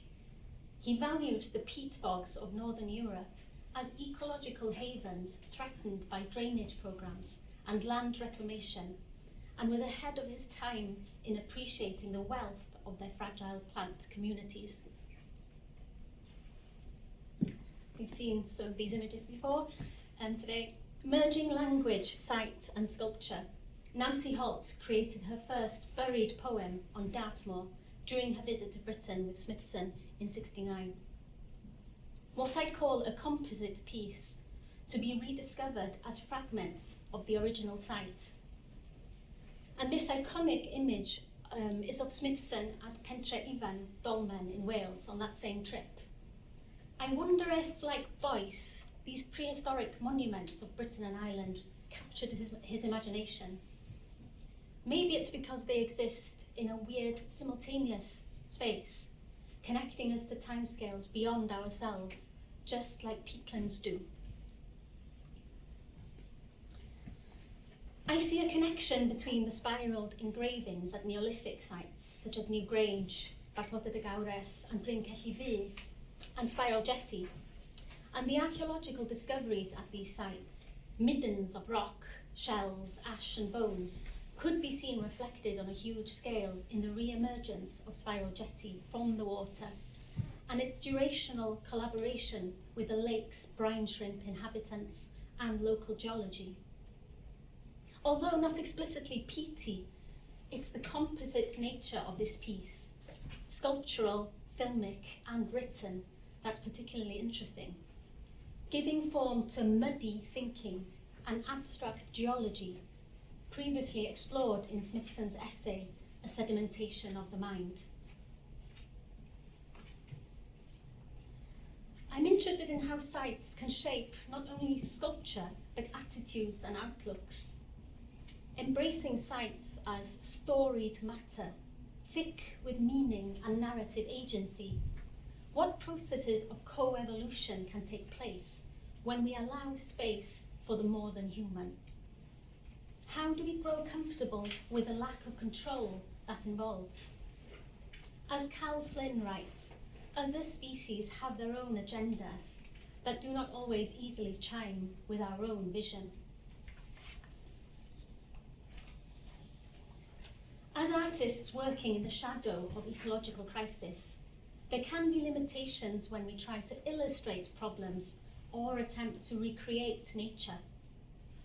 How might we search for forms of compatibility through bodies and materials? By switching from being extractive to collaborative, the intent is for the mutual benefit of multiple bodies that are ecologically bound. How do sites stick to us, and how do we stick to them? And how does that shift over time? We know that extraction, control, and abuse stratify landscapes. How can we as artists and thinkers process the impact of industry, greed, and neglect on rooted ecologies and communities? And how do we confront the impact of the art world on these fragile networks? We have a choice over what stories are told and listened to, and I'm enthusiastic about finding compatible ways forward. This is a blanket bog up in Abernethy in the Cairngorms, essentially sculpted by geotextiles made of coir, which is extracted from coconut shells and imported into the UK from Sri Lanka. It's a phenomenal natural fibre which quickly absorbs water, protects against erosion, promotes sedimentation, and is easily moulded to the contours of a site. Crucially, it also degrades within a year so that the site returns to its own, in principle.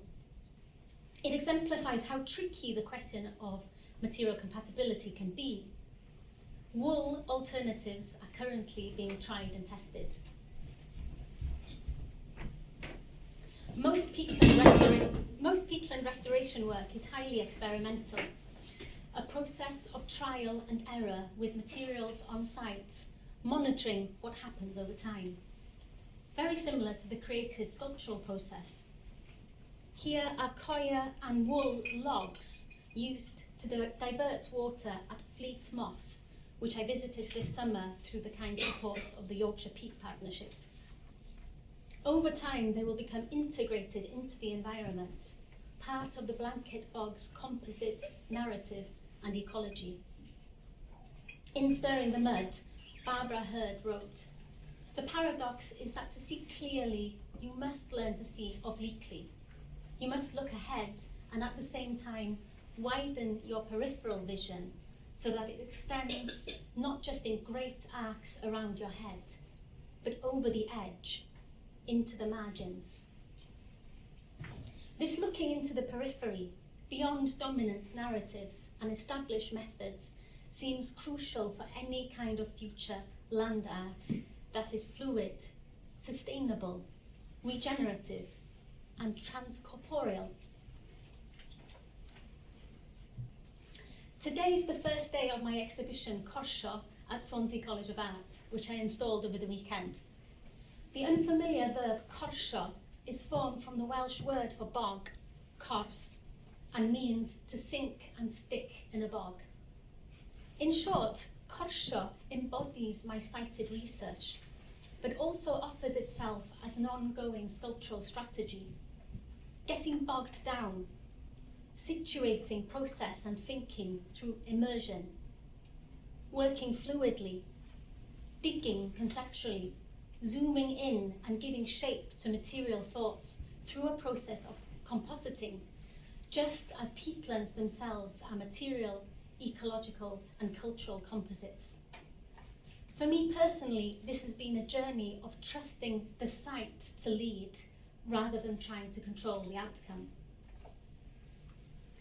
And to borrow again the collaged, resonant words of poet David ap Gwilym, I know I'd enter that peat pit. Diolch yn fawr. Thank you.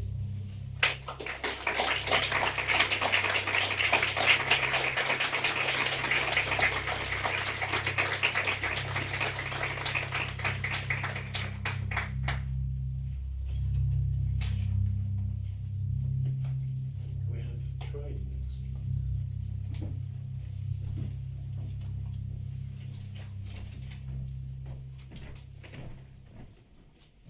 Okay, hi, full eyes. I've come maybe the farthest. I'm coming from San Marcos, Texas. I'm very grateful to be here. I'm presenting on Stephen Cripps and his work, The Floating Fire Machine. I actually did a research fellowship here last December, and a lot of this research came from that.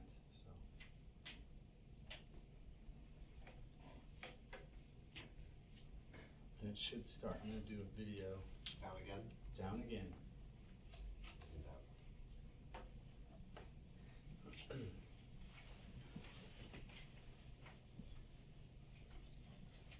The drawing reads, all parts of the machine are bandaged with rags and petrol.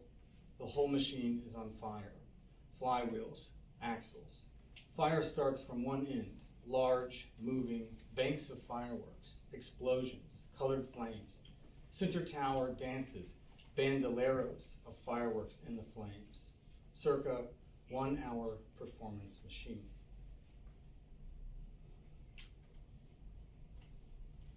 When I first encountered the drawing, its raw, almost feral scrawl reminded me of the psychedelic illustrations of Ralph Steadman.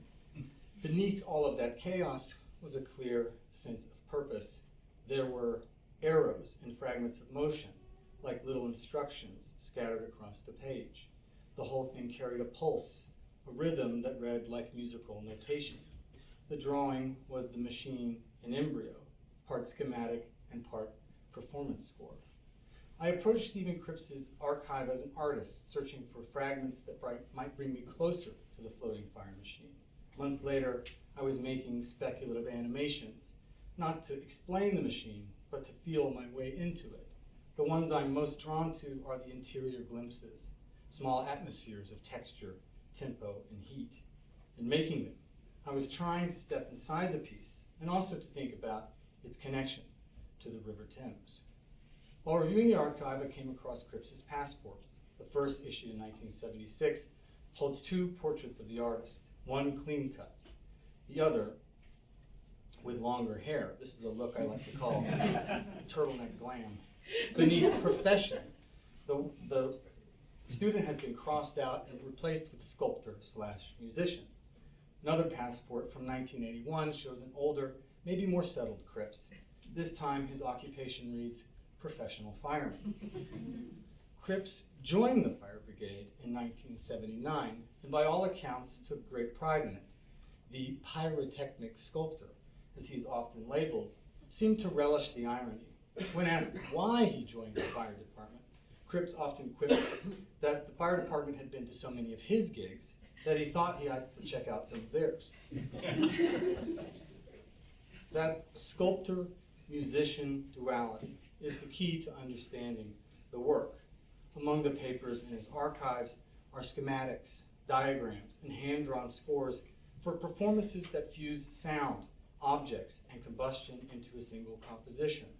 One proposal choreographs materials like magnesium strips flaring into searing bursts of white light, machine gun simulators driving a percussive rhythm, signal flares, lycopodium powder blasts, and potassium permanganate mixed with glycerol, producing self-delayed flames. And through this din, a lone clarinet, a breath amid the choking chaos. While making my animations, I found myself watching D.A. Pennebaker's Breaking It Up at the Museum, the film that captures John Tingley's homage to New York, a machine built to destroy itself in MoMA's garden in 1960. I like to think that Cripps saw it too. We know that he understood Tingley. As a student at the Bath Academy of Art, he wrote a paper on the Swiss artist. Yes, there is an inescapable lineage. Cripps draws a clear influence from Tingley, and yet it would be a mistake to dismiss him as derivative. He was a different type of sculptor altogether, working from a different set of impulses. Cripps tragically died at just 29 years of age, leaving behind only fragments that hint at where his work might have gone. One photograph in the archives shows him preparing for a performance just weeks before his death. Here he is, hunched over miniature airplanes, attaching small sausages to their wings. In his pocket, he ominously carries a copy of William Butler Yeats's poem, An Irish Airman Foresees His Death, which he read aloud as he crashed the airplanes into the audience. There is a quality, a strange mixture of tenderness, humor, and violence that experimental composer David Tuke, Cripps's friend and collaborator, once called an oxymoronic gentle brutality. He described Cripps's creations as hovering somewhere between Zen archery and monster truck racing, car crash videos and kinetic sculpture, industrial body music and calligraphy, fun fairs and alchemy. As I dug deeper, I felt a growing affinity for Cripps's method, especially the provisional nature of all of his sculptures. For me, as a child of the rural South in America, Cripps's approach reminded me of what some might call redneck engineering, a distinctive form of making and problem solving that relies on whatever materials are at hand, assembled in improvisational and sometimes bewildering ways. Cripps's machines carry that same spirit. They feel animated by necessity, resourcefulness, and a stubborn kind of inventiveness. Cripps moved to Butler's Wharf in 1975, where he joined a community of experimental artists working in vast derelict riverside warehouses. There he lived on the top floor in a small garden shed, surrounded by an ecology of salvage objects that fed his practice. Photographs show a cluttered space filled with fake Christmas trees, dentist chairs, and even the cockpit of a jet, all waiting to be transformed into performance machines. When he was evicted in 1975, Cripps held a 2-day studio sale. The inventory reads like the residue of his exploded world: a New York police crash helmet, a silk parachute, a teak elephant, a rubber flight suit, a 5,000-watt hood light, farm implements, a ship's compass stand, and a trumpet mute. Butler's Wharf sits just east of Tower Bridge, pressed against the Thames. According to planning maps and correspondence with the Port of London Authority, Cripps intended to launch a floating fire machine directly across the water from his studio. He had secured maps, cost estimates, and even made logistical notes. Everything suggests that this was not a passing idea, but a serious proposal for the river itself. The Thames, of course, is more than a backdrop. It has always been a stage for spectacle, from Tudor flotillas and naval parades to the Queen's Silver Jubilee pageant of 1977.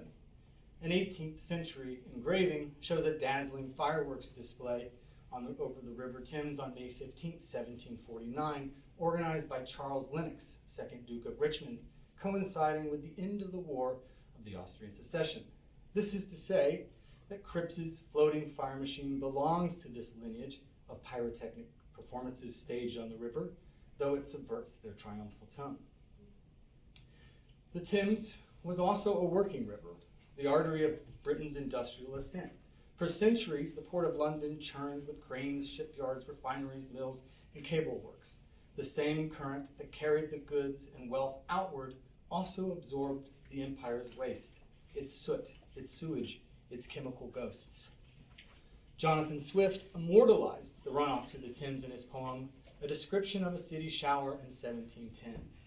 Now from all parts the swelling kennels flow, and bear their trophies with them as they go. Filth of all hues and odors seems to tell what street they sailed from by their sight and smell. Sweeping from butcher stalls, dung, guts, and blood, drowned puppies, stinking sprats, all drenched in mud, dead cats and turnip tops come tumbling down the flood. Rapid urban growth led to inadequate sanitation, and cholera ravaged London in 1831. The Great Stink of 1858 forced a massive redesign of the city's sewers. And by the 1950s, stretches of the Thames were so polluted that scientists declared them biologically dead. Into this dead river, Cripps imagined launching a burning machine. The image invites comparison to the River Styx, that mythic boundary between the worlds of the living and dead, and cast floating fire machine as a kind of funerary vessel. A burning boat adrift on a poisoned river becomes an unsettling, if not obvious, metaphor for our own times. And yet, the Thames is not static. In recent decades, the river has staged a recovery, carrying traces of life back into its tidal reach. What scientists declared once biologically dead now holds more than 100 species of fish, along with plants and invertebrates that had vanished for generations. Among the most unexpected of these is the eel. Well, hey, fella. The European eel, Anguilla, is a migratory species that begins life in the swirling whirlpool of the Sargasso Sea, drifting thousands of miles on ocean currents before swimming up rivers like the Thames. Their reappearance here signals not just improved water quality, but a deeper, more stubborn kind of resilience. It's hard not to read that as a kind of ecological side-eye, a reminder that systems don't simply bounce back, but creep and ride their way towards survival, often in spite of us. And for me, that wriggling persistence complicates the image of Cripps's burning boat. In this light, floating fire machine feels less like a final elegy and more like a marker in an ongoing cycle, with fire giving way, however slowly, to what follows. Cripps's unrealized work lingers here, At the edge, its choreography of combustion and collapse, echoing the fragility of our time, while hinting slyly at the possibility of renewal. Thank you.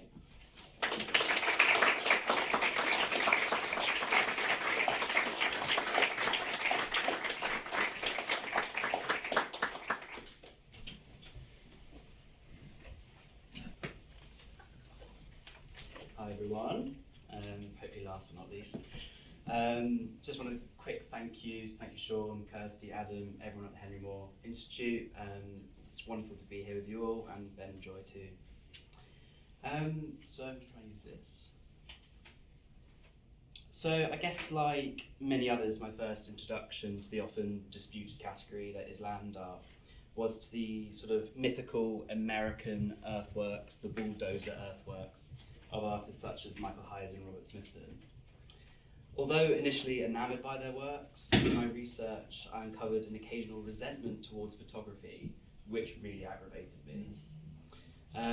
The position held by many was that photography was unable to represent earthworks, and it was therefore just merely a souvenir. The legendary patron of earthworks, Virginia Dwan, simply states, quote, "The photograph is not the work," end quote. In fact, Walter de Maria and Michael Heiser have often declined invitations to exhibit, as they prefer not to show documentation. In his essay, Art Through the Camera's Eye from 1971, Robert Smithson writes, quote, "There is something abominable about cameras, because they possess the power to invent many worlds. As an artist who's been lost in the wilderness of mechanical reproduction for many years, I do not know which world to start with," end quote. Elsewhere, in Avalanche magazine from issue 1, 1970, when asked specifically about photography and earthworks, Smithson replies, quote, "Photographs steal away the spirit of the work," end quote. Among various reasons, I believe the grievances towards photography was due, in part, to its perception as holding lesser value as an art object, and how the easy distribution and circulation of photography sort of undermined its position as resisting commodity. So for me, I felt this narrative was generally quite reductive, and photography became somewhat overlooked in this particular context. So over time, I gravitated towards artists such as those in Passing Strange, who embrace photography as holding equal value, and those who work with more ephemeral gestures in the land, rather than heavy permanent interventions.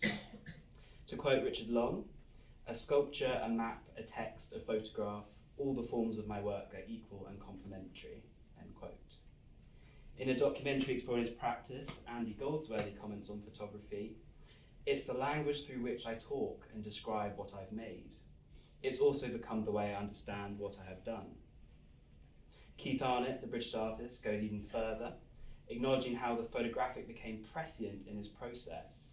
Quote, "What intrigued me was the discrepancy between the imagined result and the actual result, which made me then do what I was doing with a photograph in mind, with a photograph in view," end quote. So wanting to sort of continue on this legacy, I sought to reposition photography as the central concern within an ephemeral temporary earthwork, which led me to doing On Living Stones and Reaching. I'm going to just try and strategically choose when this plays, if I can do so.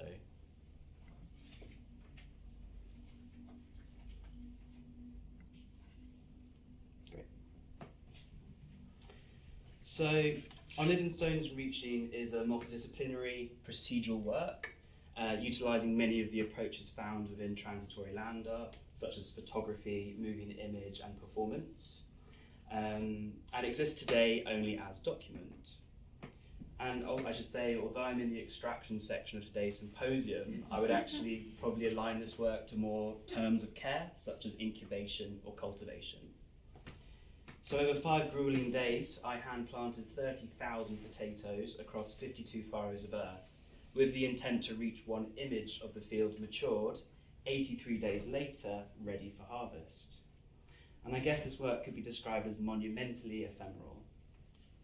The aim was to create an earthwork for the sake of an image alone, positioning the field as image. But I also wanted to stretch out the image-making process, so rather than an instantaneous gesture, we revel in its emergence. Moreover, I actually wanted to ask, how could we maybe use photography as a medium, as an analogy to farming, or how are those processes relatable? So the first work we see and encounter is a Super 8 film titled How to Plant an Image, which sees a farmer, my dad, preparing the field through various stages for planting. The way the film is shot recalls Nancy Holt and her quasi-artwork documentary films on the creation of land artworks. If you're interested, it's all on my website, by the way. So I would position this work alongside land artists who grew or planted artworks, such as famously Agnes Denis or Hans Hacker and Dennis Oppenheim. It is Dennis Oppenheim's works on the right, in particular, directed seeding and council crop, which I was most drawn to. Oppenheim planted and harvested the form of an X across a wheat field. When discussing this work, he wrote, quote, "Planting and cultivating my own material is like mining one's own pigment for paint," end quote.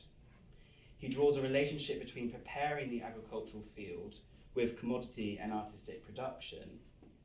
In On Living Stones and Reaching, I retrofit this to propose a similar equivalency, but between the plant and the pixel, laying the groundwork for ideas around image cultivation. To quote Jonathan P. Watts, "The plant is the material substrate, but one pixel in a matrix of pixels that make up the image." In Portrait of the Artist Repeating Himself, we witness a series of self-portraits made across 5 consecutive days, as the artist goes up and down the furrows, planting by hand. To plant means to place. It is back-breaking work. Nearly killed me. The artist labours in the field for the sake of the image alone, emphasising the duration, time and labour required to reach an image. There is also the metaphor of the artist attempting to reach over and over in an almost Sisyphean task towards a work or an idea yet to materialise. I'm sure many artists in the audience might resonate with that. So my body bent over was spread across the field in slow, repetitive rhythms, reenacting the movements of generations of family farmers. There are a number of works around planting and harvesting that I can't tell you much in depth because of time, but this is an artist with 280 boxes. And this is teaching the camera how to carry. In Jersey, all the potato boxes are specially designed and they're kind of modular, so you can stack them and you can carry 4 boxes with one arm. So this is me teaching the camera how it might carry.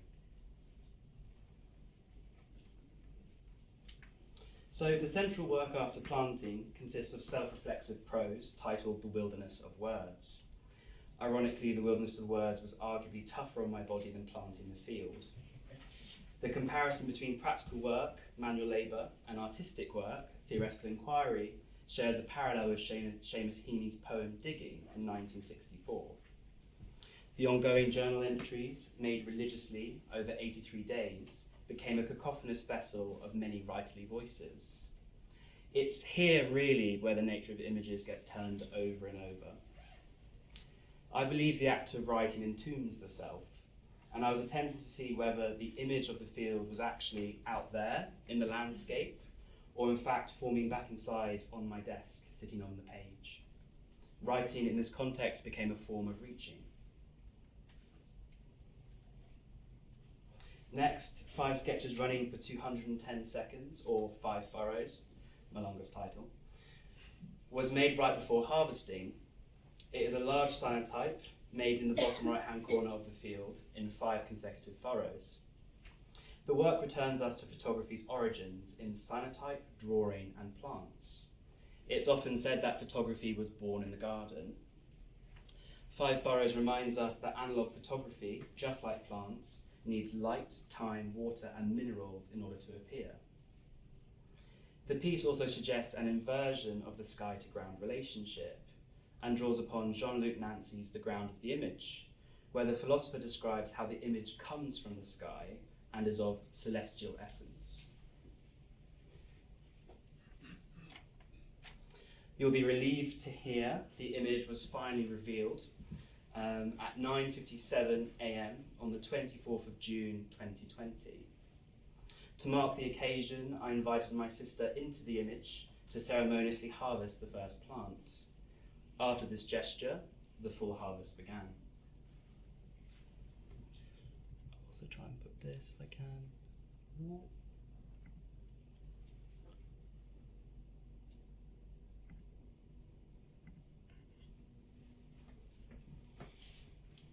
So this symposium asks us to consider the legacies of land art and the ways in which it continues to hold relevance in contemporary art today.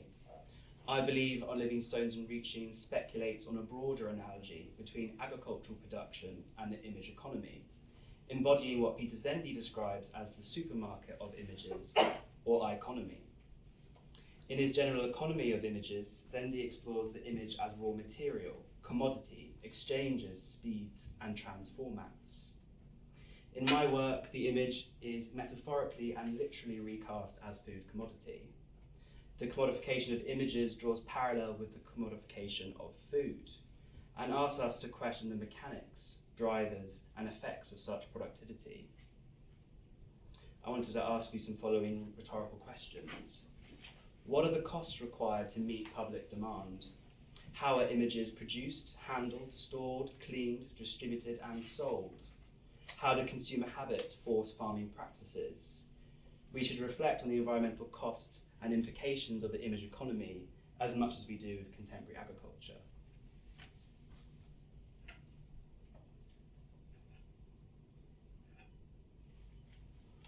So after being harvested from the earth, the potatoes, or the seeds of the image, began a journey like any other harvested crop.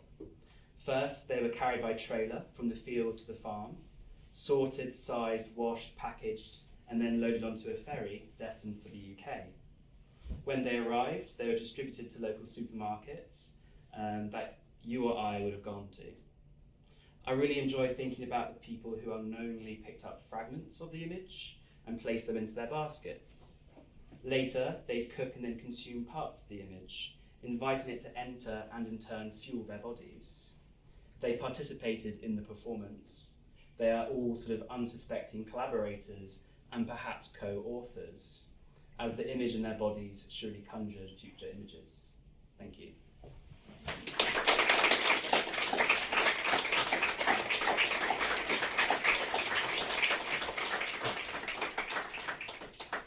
Can I ask the speakers to come back up to the front, and we'll have a brief conversation before us taking questions.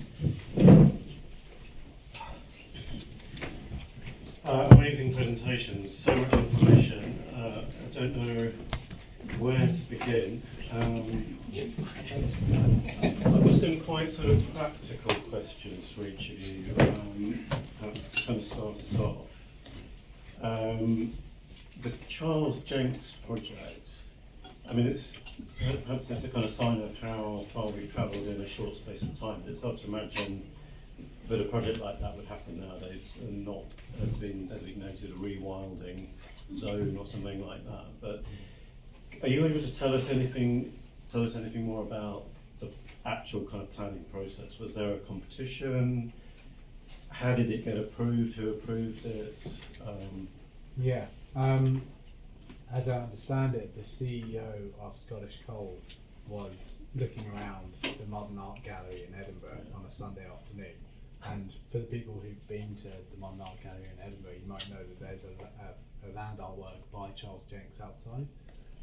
And so he saw this work and thought, oh, maybe we could do something with him to deal with the need to restore this landscape. And extend the contract. Yeah. Okay, so there was no kind of public... There was no competition or anything like that, no. Jencks was approached specifically to do this. Wow, absolutely extraordinary. I was really intrigued by your presentation, and you've obviously been bogged down in this subject matter for a period. I wondered if you conceive of your role as an artist in relation to the books as a sort of advocate or spokesperson. Do you feel that that is a do you have a duty to speak for these landscapes? Yeah, that's an interesting question. I don't think it comes from a specific duty, but I feel. I was thinking, because I've been making sculptures and installations in public spaces and on landscapes for several years, and then I thought, you know, how do they actually stick around, and how do the themes stick in the community? So this idea of, I wanted to push myself on this question of stickiness and ecologically specifically. And then I thought, you know, in my local landscape, what is the stickiest place I can find? And that's what led me to the bogs. And then it's just been a kind of journey from there. And I didn't expect to be working with bogs 4 or 5 years down the line. It's just the more you look, the more it gets unraveled. It's just such a rich territory. But also, it's an example. You could apply the same process to any kind of landscape or an urban situation as well. It's just about finding a recipe for working with a site. I think that was my challenge. And are you able to say anything about Venice and whether will you be continuing this research for Venice? Yeah, so we got told in June that me and Dylan Hill, an artist who also lives in Penargon, he's an artist and writer, and we're going to be representing Wales in Venice next year. And obviously Venice is a swampy, sticky, wet habitat as well, so there's definitely a continuation of the subject matter. And we're also really keen because not many people are able to fly to Venice, travel to Venice to see the exhibition. So we're going to have a Wales in Venice in Wales programme during the Biennale, so that people can engage with the session. Amazing. Trey, I was totally intrigued by it's not a work I had come across before. And as with the Jencks project, it's kind of hard to imagine something like that being allowed to happen these days, especially the idea of kind of soaking rags in petrol and then pushing it out into the river. You briefly flashed up a slide of his proposal to the Greater London Council or something. Yeah. How far did he get down the line of actually trying to do it? Pretty close, yeah.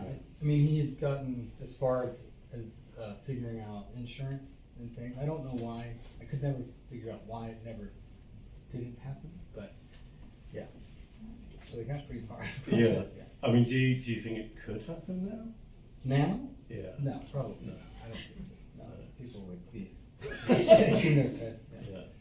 Yeah, there's an interesting history of sort of ecologically dangerous or damaging projects that almost get made but don't get made, like Smithson's Broken Glass project, like that, which is a subject for another day. Alex, the work that really kind of, for me, felt like a sort of touchstone for your project was Agnes Dennis's Wheatfield. And you kind of touched at the end on the economics of your project. And I wondered if you could talk a little bit more about that, whether that was an important factor or whether that was a sort of the economic product. Was that a byproduct or an intended, was that kind of central to your intention?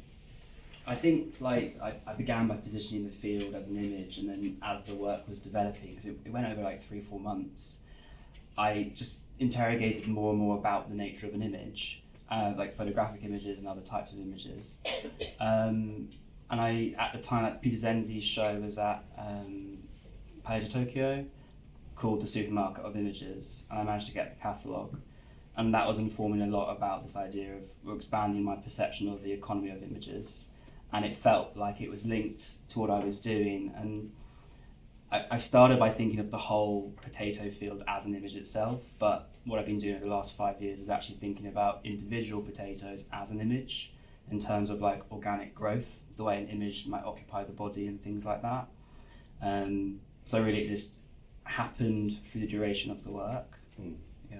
Was it ever a possibility that at the end of that you would, so to speak, preserve the image and not allow the crop to enter? Well, that's exactly what Oppenheim did. So, like, you probably already know this. The Oppenheim's wheat field, the reason why that was an X is because he stopped it from going into circulation. So it was no longer harvested and then redistributed.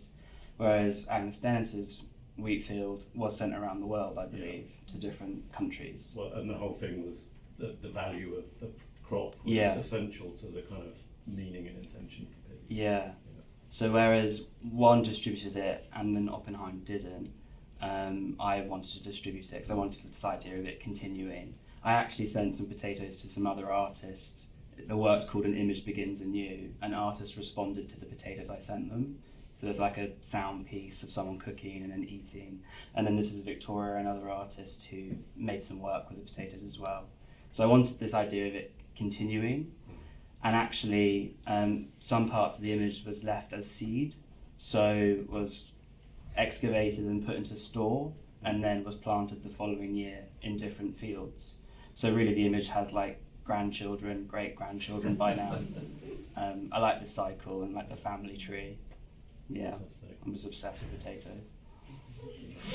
Well, the presentations I thought were amazing. I'm sure there are many questions that you have for the speakers. Who wants to go first? Kick it off. I was interested in the appearance of writing in literature in more than one of the presentations, and also of the really brilliant archival detail that many of you brought in. I just wondered specifically about the Heaney popping up on more than one occasion, and how the sort of literary legacies of engagements with landscape inform each of you in different ways, if you were including those literary references in your presentations.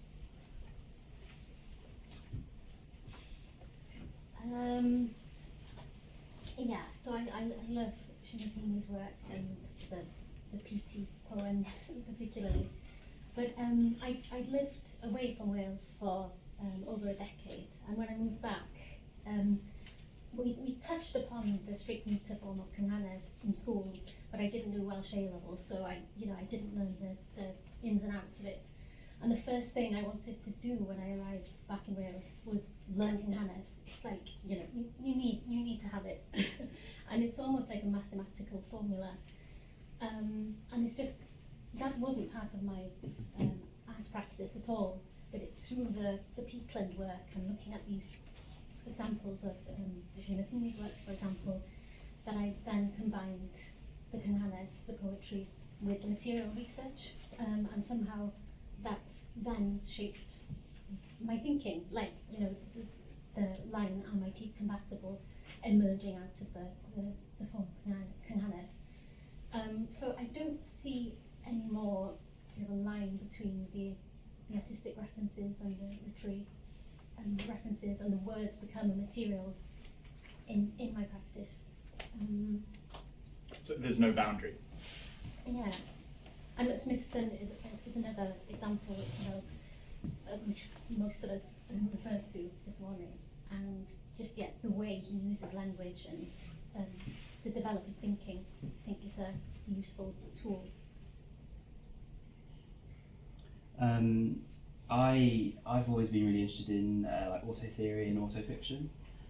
So thinking about writing in that context and the idea of stringing words together as images forming and coalescing to whatever a meaning is, and also the fact that there's a lot of writing in land art, like Nancy Holt's like sort of concrete poems. Thinking about the one about circles in particular, things like that. There's also this amazing little book called like The Handling of Words by Vernon Lee, aka Violet Paget, where she talks about like writing as the idea of impressions and expressions, and so much of that is about the nature of images, and I think it just, I don't know, it just naturally came together. For me, the Jonathan Swift poem that I've read, thank you for sitting through that. I liked that correlation because it was so playful, but also so disgusting at the same time. But I also, in making it, was thinking very much about this ecology that Cripps was working with, of all these kind of found objects, and then Swift able to kind of conjure that image by grabbing all these sort of nasty bits and pressing them together. So they both kind of felt very similar to me in that. With Cripps, you showed a lot of images of his drawings, which Yeah. are absolutely fantastic. Yeah. But did he also kind of write textual proposals for his works? Yeah, they were very scrawly, and yeah, he had lots of lists and kind of things, and like repeating the proposals over and over again, sort of, I don't know, kind of obsessively. Yeah, I found lots of funny lists, including like a grocery list that was really hilarious. It was like ham, orange juice, vodka. Int. I guess you had to write that down.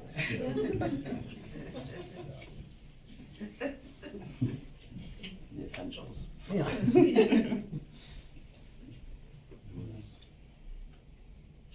Got a question for Alex and Manon as the producers. I'm interested in how to make labor and collectivity visible in the traditions of land art. I just wonder, when you're making works, how you see your role as doing that. As you gave space for other people in the documentation of your work, and how you think of that in contrast to historic examples.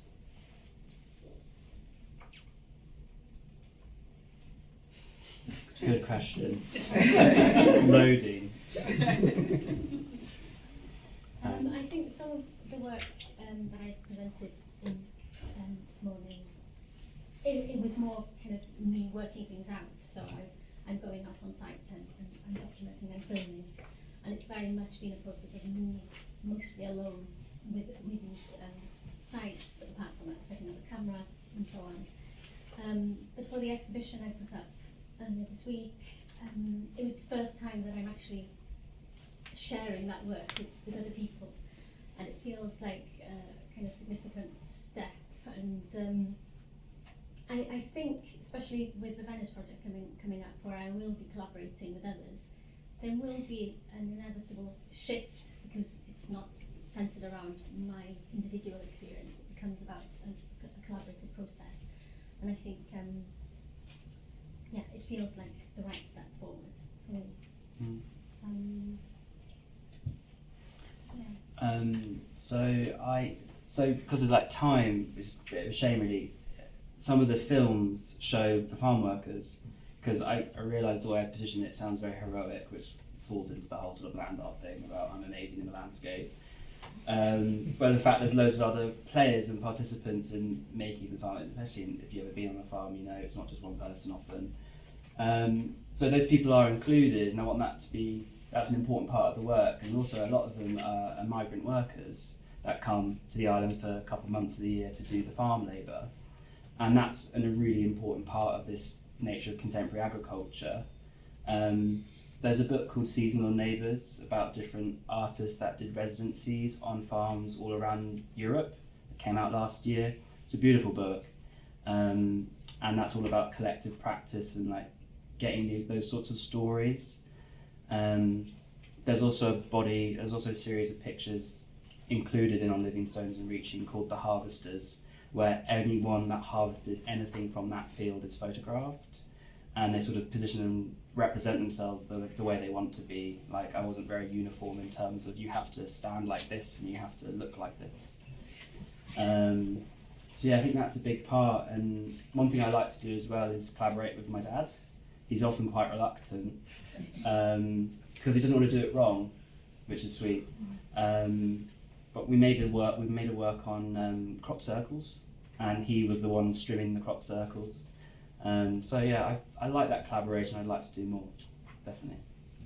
Nancy Holt's very interesting on this in relation to the sun tunnels, the essay that she published in Art Forum about the making of that piece. She talks about how it was such a collaborative process, and she was extended out into the world, as she put it. And she actually lists all the people that she collaborated with in the making of the work, which is kind of rare, I think, in American land art, that credit gets shared. And she funded it herself. Yeah. I've got a question for you, Alex. Like, so it's so intimate, actually, the work that you're doing. You know, you're bringing all of your practice to essentially your relationship with your father, your family. So it's interesting to hear you sort of talk about your dad's sort of reluctance, but also but also, you know, participation in it. And I wondered whether your research into essentially the ontology of images, but you know, through the structure of the farm, has that? Do you get any sense of that influencing your dad's practice as a farmer? Not the farm work in particular, but he sees an artist now. So like on the farm you often get things that are like discarded, just detritus, like broken pallets or something like that.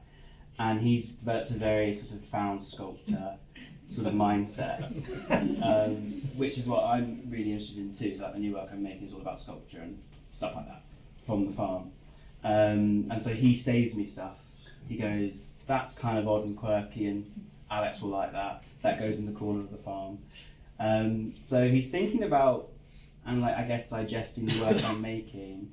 I think my work is like my family are farmers and stuff. They haven't been brought up with like theory and philosophy and things like that. So there's often like a dialogue, and maybe they're interested in what I'm making, but don't fully quite understand the way it's positioned in art history and things like that, which is totally fine.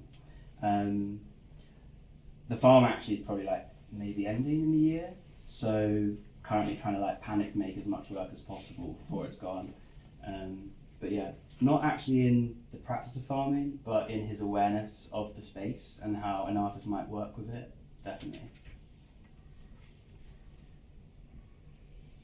I think this kind of builds on what Ashish was saying, and actually that you touched on it anyway, but the sort of, I noticed in all of your presentations a kind of slant towards humour and playfulness that I often feel is kind of absent from discourses on land art. And I love, you know, the quaking bog, that kind of, it's such a joyful experience to be on a bog and be doing that, but also the kind of ecological side eye, and you kind of puncturing some of the pomposity of Jencks' ideas, and I recognise my father, Alex, in your way of describing your father as well. So yeah, I just wondered how central that was to your practices and your researches. You lot were funny on me. I guess that's interesting. It's not something I think about all that directly, but I think humour is important to be engaging, and also as a way of mobilising a critique in an effective way. I think that if a presentation is completely kind of flat, the critique doesn't land. There needs to be there's something humanising about humour. I think it helps to kind of bring people into the story. Yeah, I think for me the playfulness is really important in terms of just being open and curious when you're arriving at a new space or in a group of people.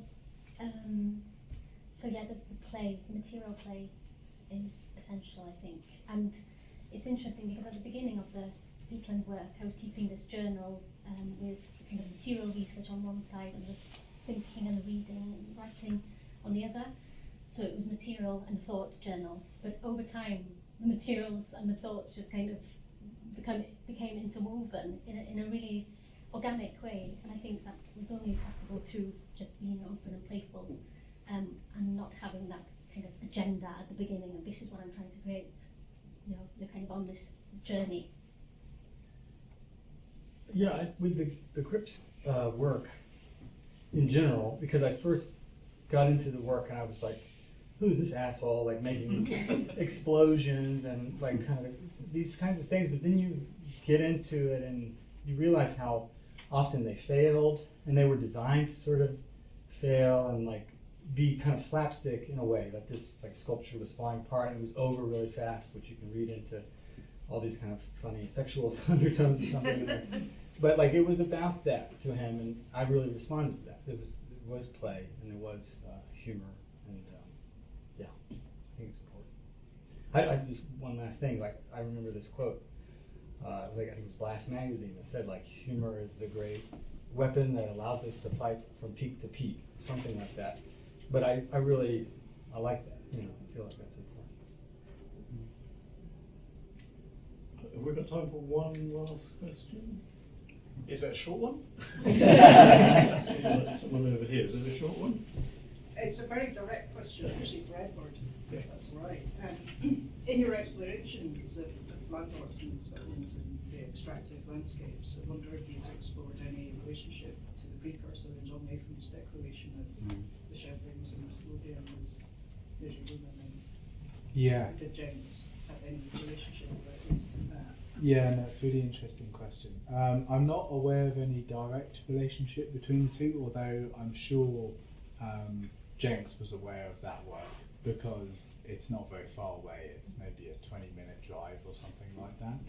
But I'm definitely interested in I'm interested in developing this work to think about the John Latham project and some other works to consider how land art has been used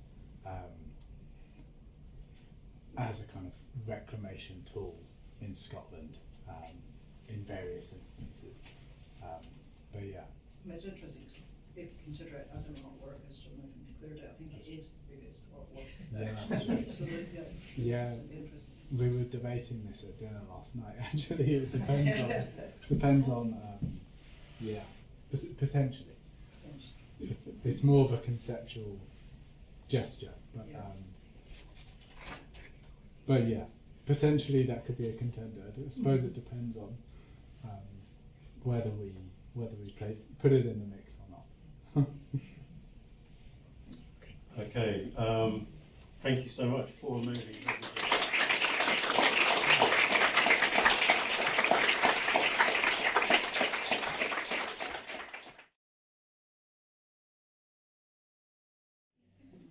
Thank you. Good afternoon, welcome back to our to session 2 of the conference.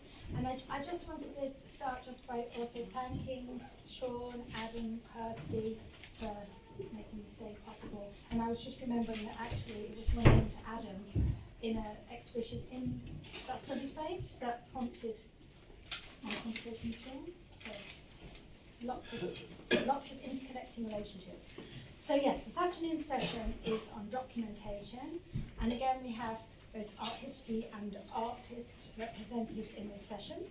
I'll introduce the 3 papers first, and then they can run. And just to say that the first paper by Slade van der Leur is a recorded presentation. She's not able to be with us today. So we have 3 papers. The first one, Envisaging a Concentric World, Filmic Anti-Monuments and the Legacy of Land Art, and by Slade van der Leur, and then Hissing In on Nature by Dr. Naomi Pierce, and then De-Architecturalization in the Digital Age, Reimagining Hotel Palenque by Alison Packer. And just to introduce my 3 speakers. Dr. Slade van der Leur is a lecturer in modern and contemporary art in the Department of History of Art at Utrecht University. She's an art historian and philosopher, with a DPhil in History of Art from the University of Oxford and an MA in Art History and Archaeology from New York University, and a research MA in Philosophy from the University of Amsterdam. Her PhD dissertation discusses the big picture effect through the use of photography and film and even television in land art in the 1960s and 70s in Europe and America. Dr. Naomi Pierce is a writer. Her fiction, criticism and biography has appeared in Art Monthly, Happy Hypocrite, Efflux Criticism and The White Review, amongst others. Her writing on effective and embodied archival methods has been published in Gestures, a Body of Work by Manchester University Press, and the special issue of the British Art Studies journal, Queer Art in Britain since the 1980s, both this year, 2025. Recent live projects include Out of Frame, National Library Wales, Aberystwyth, and I was going to ask you how to pronounce these. Experimentica? Oh, Experimentica. Experimentica 2024, in collaboration with Stuart Middleton and Chapter Cardiff. Her first novel, Innominate, was published by Moist in 2023, with Ian Sinclair describing the book as a classic of local archaeology. She teaches interdisciplinary practice at Aberystwyth University. So I will actually hand over to Adam to start there. Hello everyone, my name is Saida van der Leeuw and I'm really sorry I can't be in Leeds today personally, but I'm very happy that I can contribute my talk this way from my home in the Netherlands, and I hope it will contribute to the rest of your day together. Now, first of all, I would like to say thank you to the organizers of this conference, which is a rare opportunity to talk about land art and its legacy. And I think we will share the experience that it is not often that we're able to go to a conference that is specifically focused on land art.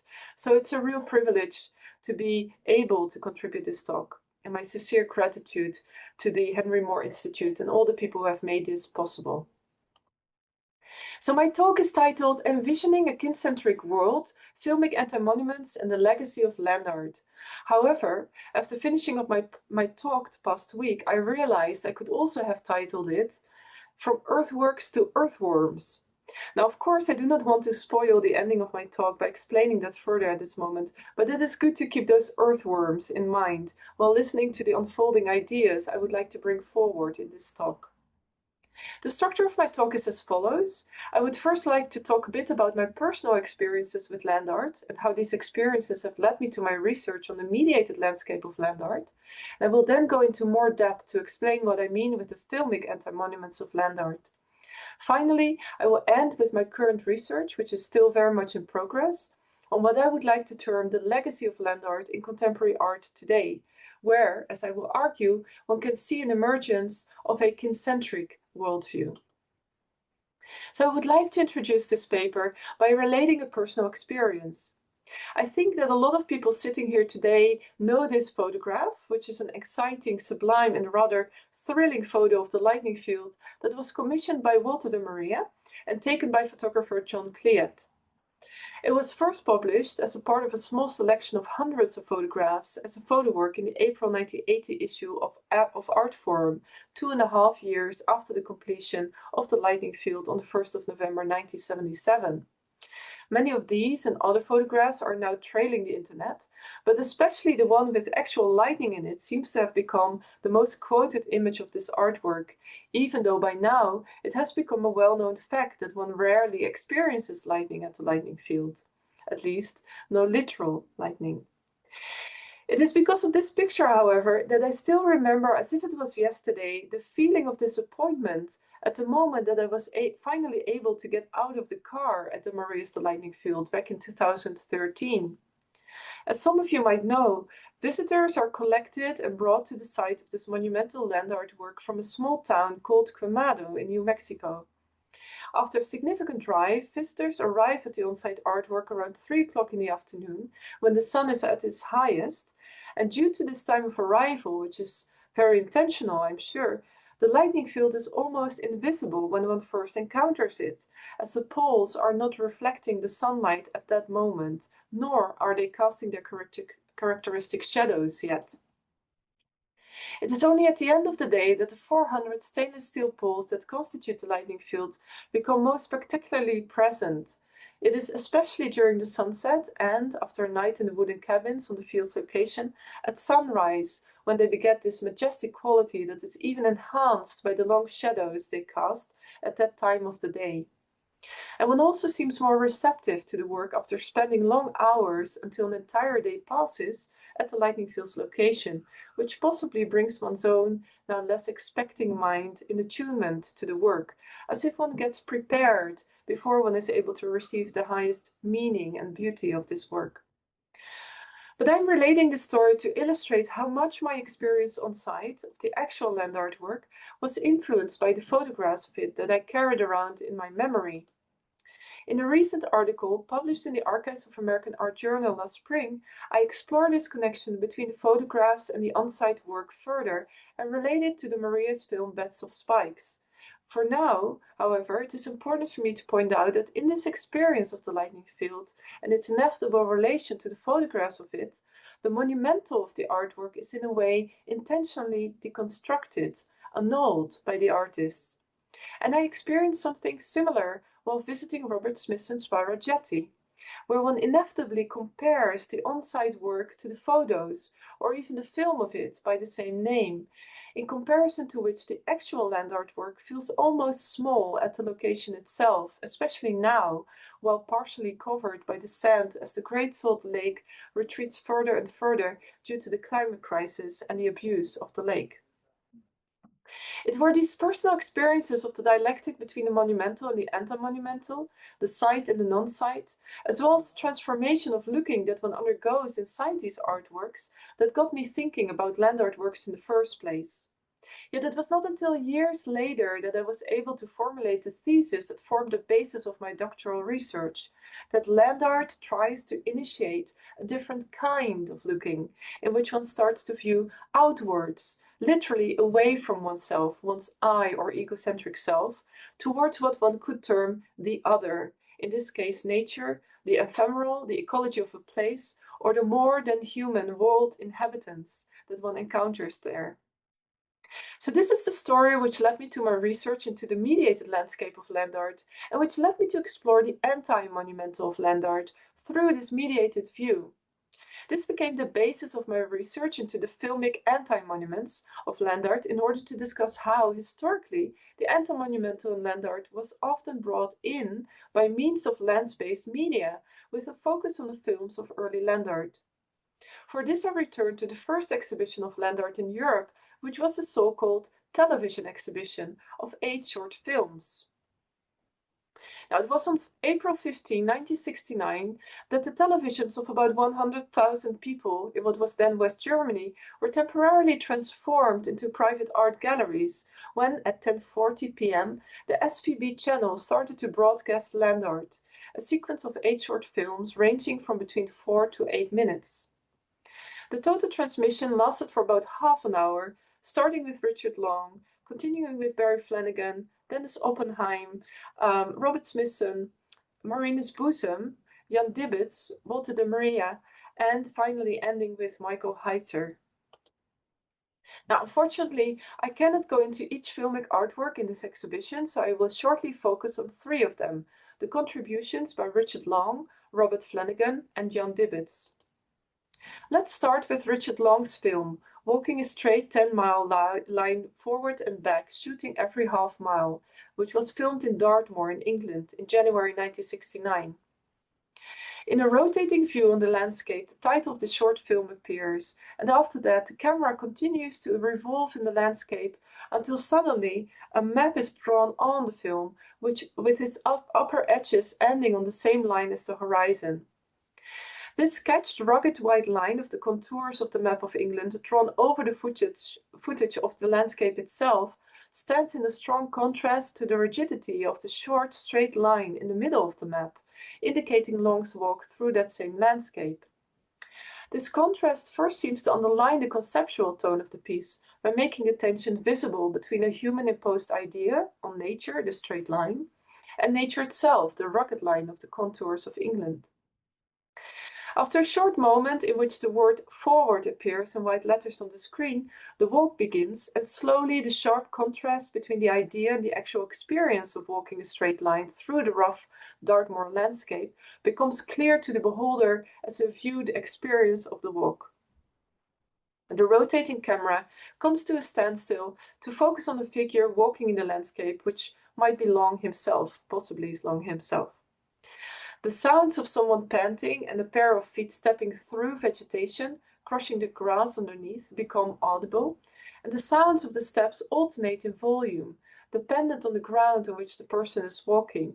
When he's stepping on rocks, there is only a soft muffled sound, and when stepping on the dry, sturdy grass of the moors, one can hear a louder, crushing sound. This also relates to the increase in the panting of the person walking, with the breathing increasing while walking up a hill and decreasing while walking downhill or across a flatter landscape. Finally, the end of the 10-mile line is reached, marked by a river, which is filmed facing downstream. It is here that the screen goes dark and the word back appears in white letters, after which the walker turns around, as evidenced by a shot of that same river, but now seen facing upstream, after which the walk continues into the other direction. What was first filmed while going uphill is now filmed while going downhill, revealing a different landscape altogether. Now, through this reversal, it is not only made evident that perspective changes the experience, with the walk doubling itself into two different, albeit related walks, but also that no one is able to walk a genuinely straight line through a hilly landscape. The strong contrast between the neatly drawn straight line on the map, which can be likened to the concept, which is connected to the distance, the 10 miles, and the actual walk, the actual experience through the rugged landscape, in which it is practically impossible to continue in a straight line without hitting trees, jumping fences, or having to wade through a stream, is thus made visible. Although we are clearly aware of the human figure through the sound also blends the human with the nature itself. The sounds of the feet hitting the ground, crushing the grass, feels like a witness of the human footprint on the earth more general.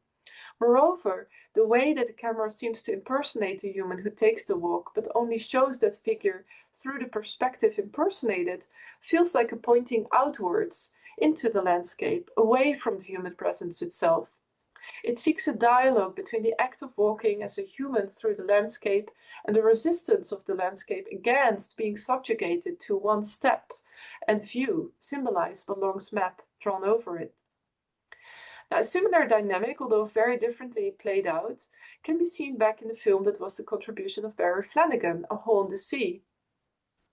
This is also a short film that was filmed in Scheveningen, Holland, February 1969. After the title screen, one sees the title, name of the artist, and the location of the work. The sound of the breaking waves is perceptible while these texts appear on the screen, after which the camera slowly zooms back to focus on the blur in the background.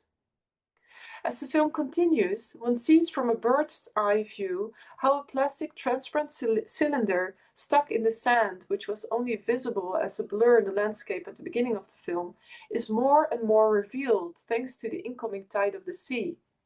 Hence the film's title, A Hole in the Sea, slowly starts to make sense. The hole segments the large mass of the sea into a much smaller compartment. And slowly, while the tide keeps increasing, waves start to move over the top of the cylinder into the hole, so that by the end of the film the hole is completely filled with water, although it is still perceivable as a hole in the sea because of its dark contour within the water.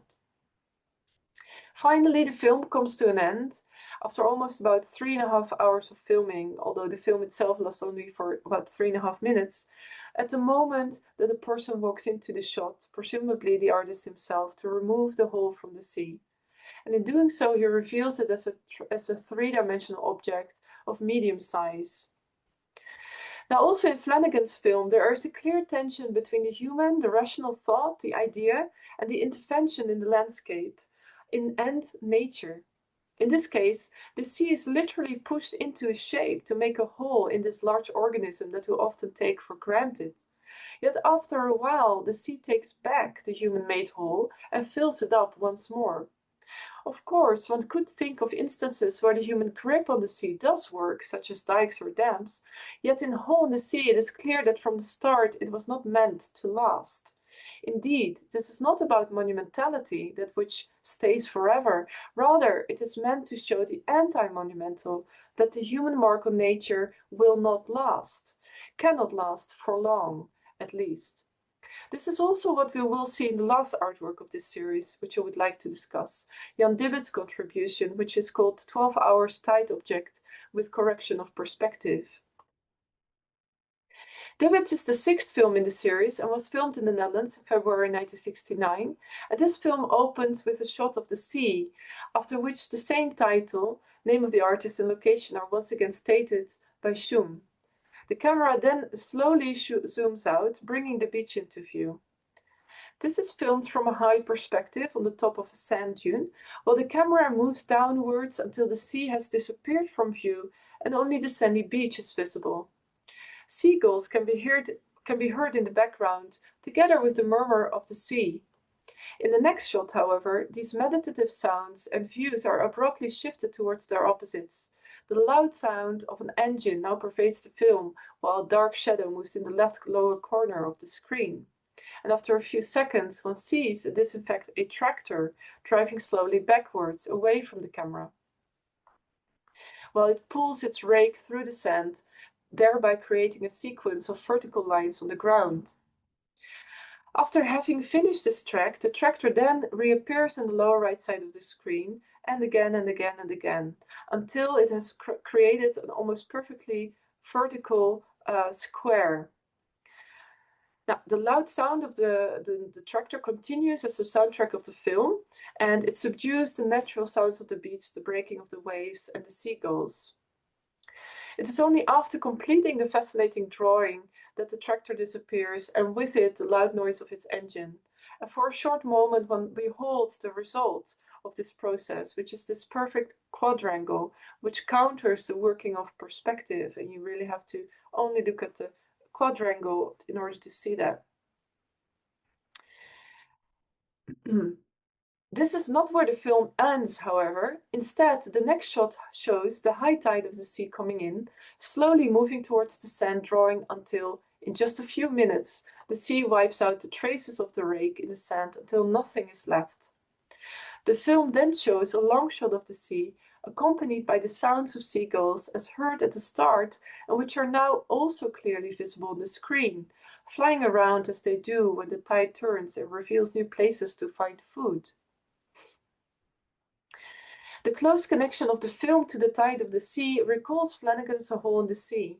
However, Dibbets adds something to the tension between conceptual idea and the realities of nature and the material world by demonstrating a particular concern with perspective, literally the way that we as humans perceive our world, which was not only apparent in the earlier films in the series. Moreover, the fact that not only the sea retakes the view but also the birds, the first animals we see in land art films in the series, gives a perspective to the artwork that points towards a decentralization of the human impact on nature. It is not only looking away, correcting our perspective, literally, but it's also to look away from ourselves to the ephemeral nature of our own perceptions and projections of and onto our world. And thereby a kind of re-emerging sense of co-living with, not only others, but also not being central to all other life. Now that brings me to my third part, where I would like to conclude these observations by highlighting some aspects of my current research, which is, as said earlier, still very much in progress. And I hope you have been keeping those earthworms in mind, because we're getting close now. Indeed, what I'm interested in through studying these early land art examples is how they add up to a movement within art, largely grown out of the environmental movement of the 1960s, that moves away from the human as the protagonist of all stories worth telling, towards what has for centuries been regarded as other. And of course, I'm talking about the other of nature, as nature here. Interestingly enough, already during the early land art phase, where the movement, which was never really a single-minded, easily categorized movement, started to define itself, we see examples of a thinking that points into a very different direction than the Anthropocene we have ended up with. For example, this interesting work of Lothar Baumgarten, a great name, by the way, which means tree garden, is the work titled Feuerschwamm, and a different notion of the human is clearly being explored through these photographs. Here the human is directly connected to nature, even portrayed as nature itself, where the fire sponges that are growing on a tree are transposed into or onto a human arm in almost the exact same configuration as on the tree, except for the fact that the lowest seems flipped around. Instead of a world where humans dominate nature, the question is asked here if we can become nature, or maybe if we can become nature again. Indeed, I am reminded of Andy Goldsworthy's famous saying that we are nature. Now, my current research builds upon this foundation that I believe emerged especially in and with land art and the artists that were turning art and the art world's perception back towards the truth we haven't been willing to remember for many centuries now, the fact that we are indeed nature.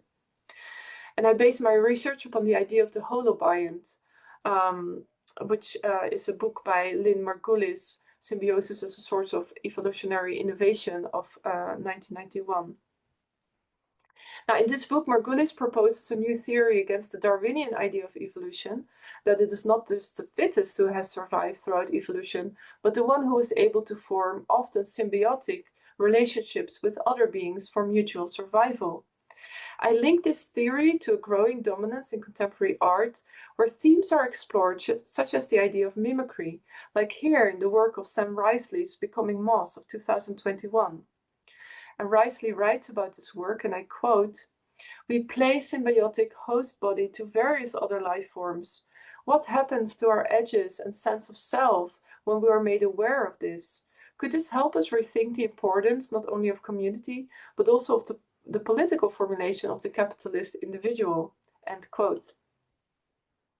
Now, this question is reformulated by the Sami artist Jenny Leite through a film performance in which she's asking the salmons to return to their home river, where Leite becomes a salmon in her quest to ask them to return, and used, kind of to show how she can become a salmon and they can return to their river.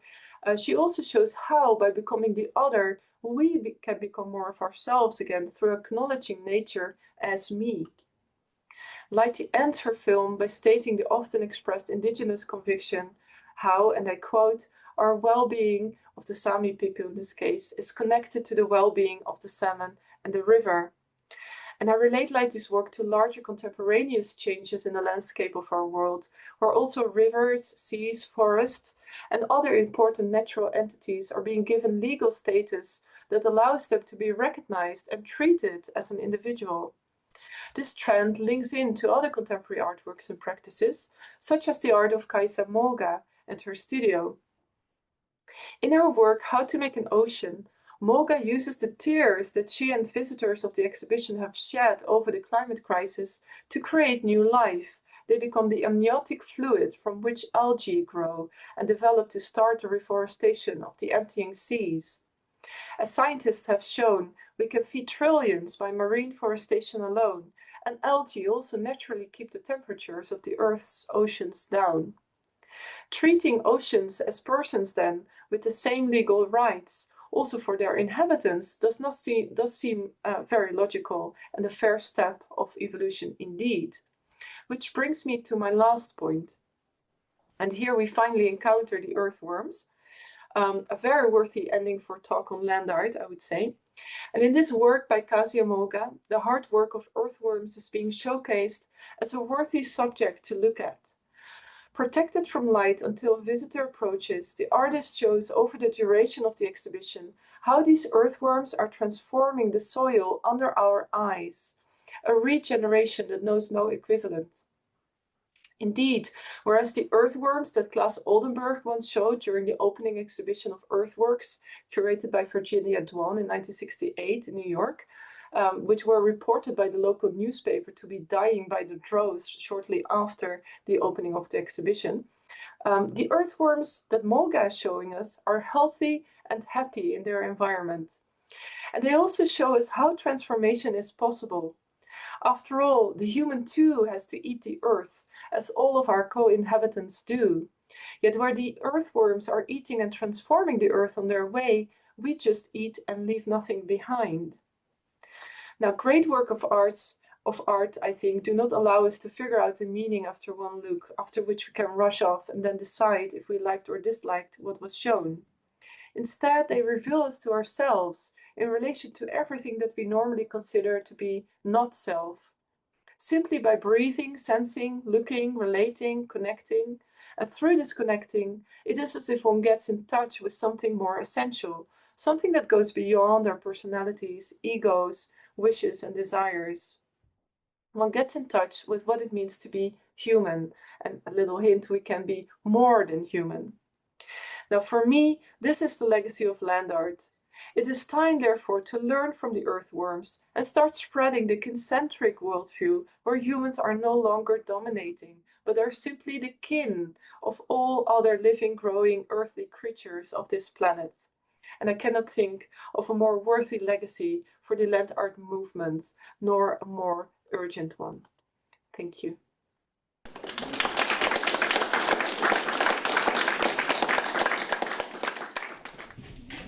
Hi. Thanks very much to the organisers. I'm having such a great time. So many ideas, the hive mind in the room.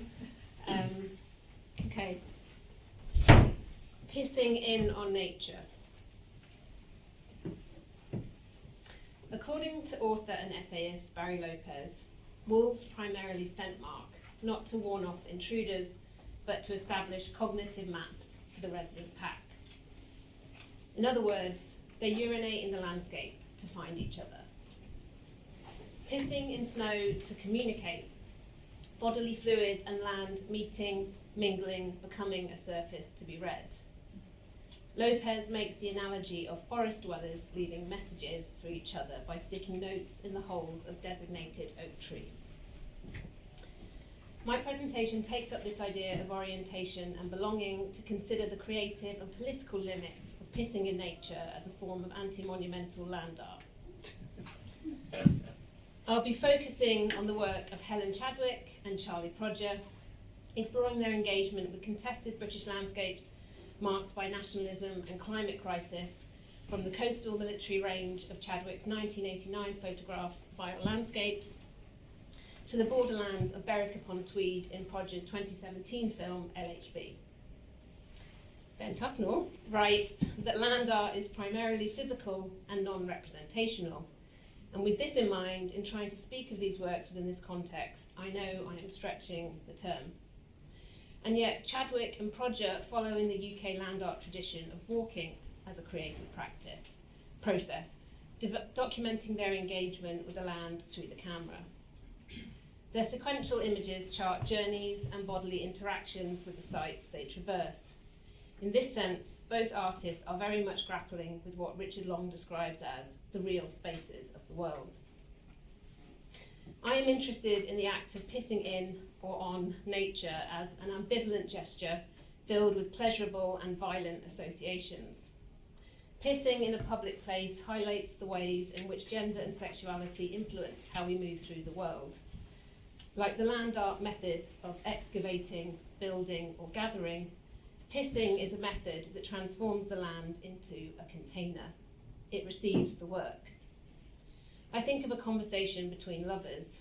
Do you like to give or receive? Because these works are relational, communication again, like the wolves, but perhaps not just with the viewer, with the earth itself. Chadwick and Prodger make art with urine and transform organic waste into something productive.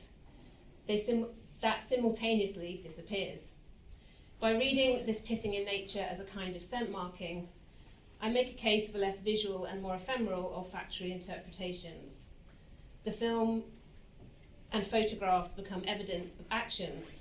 This reframing revisits long-standing tensions within land art between documentation and artwork, gallery and environment.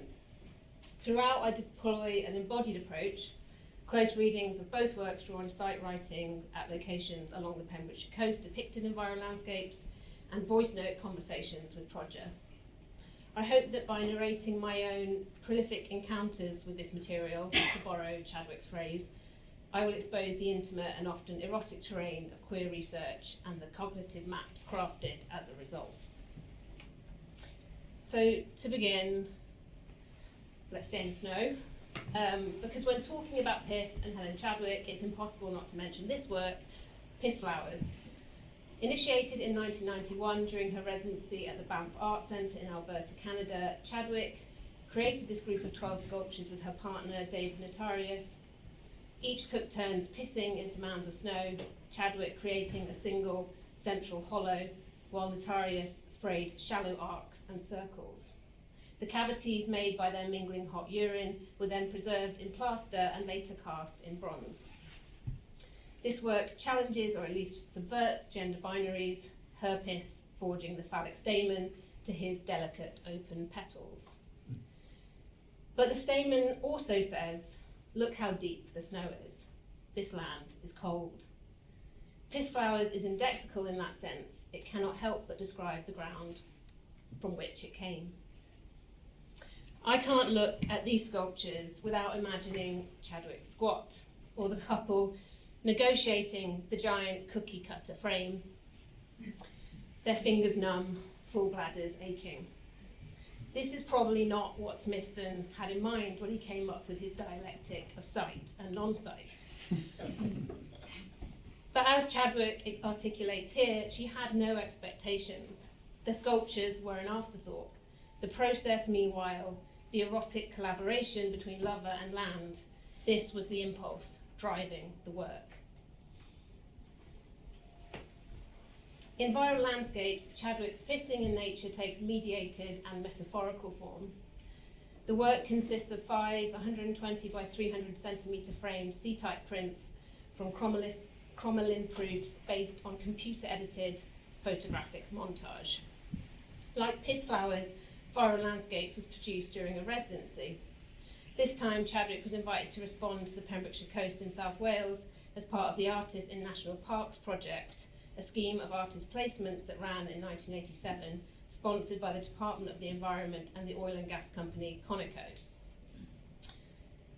Each montage depicts photographs taken along the coastal path overlaid with transparencies of cells extracted from Chadwick's cervix, urine, mouth, ear and blood. These elements were then overlaid with scans of sea paintings created by pigment washed onto canvases by the waves. And you can see Chadwick and her partner making them in Greece there on the right, and these are some of her research photos. So the work was originally framed as challenging romanticised views of the pastoral, exploring the tensions between self and other, virus and host, of boundaries as diffuse and uncertain, and as an aesthetic response to sexual anxiety circulating in the wake of HIV/AIDS. I should say as well that scholars Theo Gordon and Amber Hussain have done excellent work on Viral Landscapes and unpacking some of these readings, but I've tried to narrow my focus. There's lots to talk about with it, but focus on the pissing. So yes, sorry, it was a bit reductive. So Chadwick described the fusing of her cells with the landscape as potentially transcendent, quote, of everything penetrating everything, before quickly countering this statement with a more critical view of human ecological impact. Quote, but what we're creating is negative, damaging, so sadly this is a scenario of pollution, end quote. Bodily cells are smeared along the coastline, human presence in the landscape framed as destructive, taking the piss. Chadwick's ambivalent approach carries through to her choice of site. Despite the sublime appearance, these photographs document dangerous walking. All the locations depicted in the series are located within the Castle Martin military range, territory owned by the Ministry of Defence. Viral Landscapes number 5, which you can see on the screen, features cells from Chadwick's urine dyed blue, a single red kidney cell floating in the centre. This is the only photograph of an explicit reference to the site's military use. You can see like a radar station on the top, like right-hand corner, just on that curve at the top of the cliff there. So Chadwick assigned different senses to each of the works in the series, and as though kind of anticipating my desire to read her interventions as scent marks, number 5 was associated with sight and smell. This summer I walked the coastal path alone. Last morning, desperate, I walk off the path near Bullsalter Bay, heading towards the limestone cliff edge in search of a mound or ridge to hide behind. Springtails anticipate my movements, jumping above the grass with each step. I imagine connecting with a rogue explosive, metal ripping through feet. Shuffling behind a gorse bush, warm coconut-scented breeze. Trousers pinch around the backs of knees. Breeze brushing bum, hiss and tickle, gushing hard on the rocks. I like how you see when you squat, a new vision. Getting down low for privacy, but then not wanting to touch whatever is on the ground, what might jump up and in. I've drunk so much, all I smell is musty soil. The puddle pooling between my trainers reflects my crotch. The stream coming from somewhere inside, straight down into the earth, received. Urine is slightly acidic, but not enough to damage the rocks.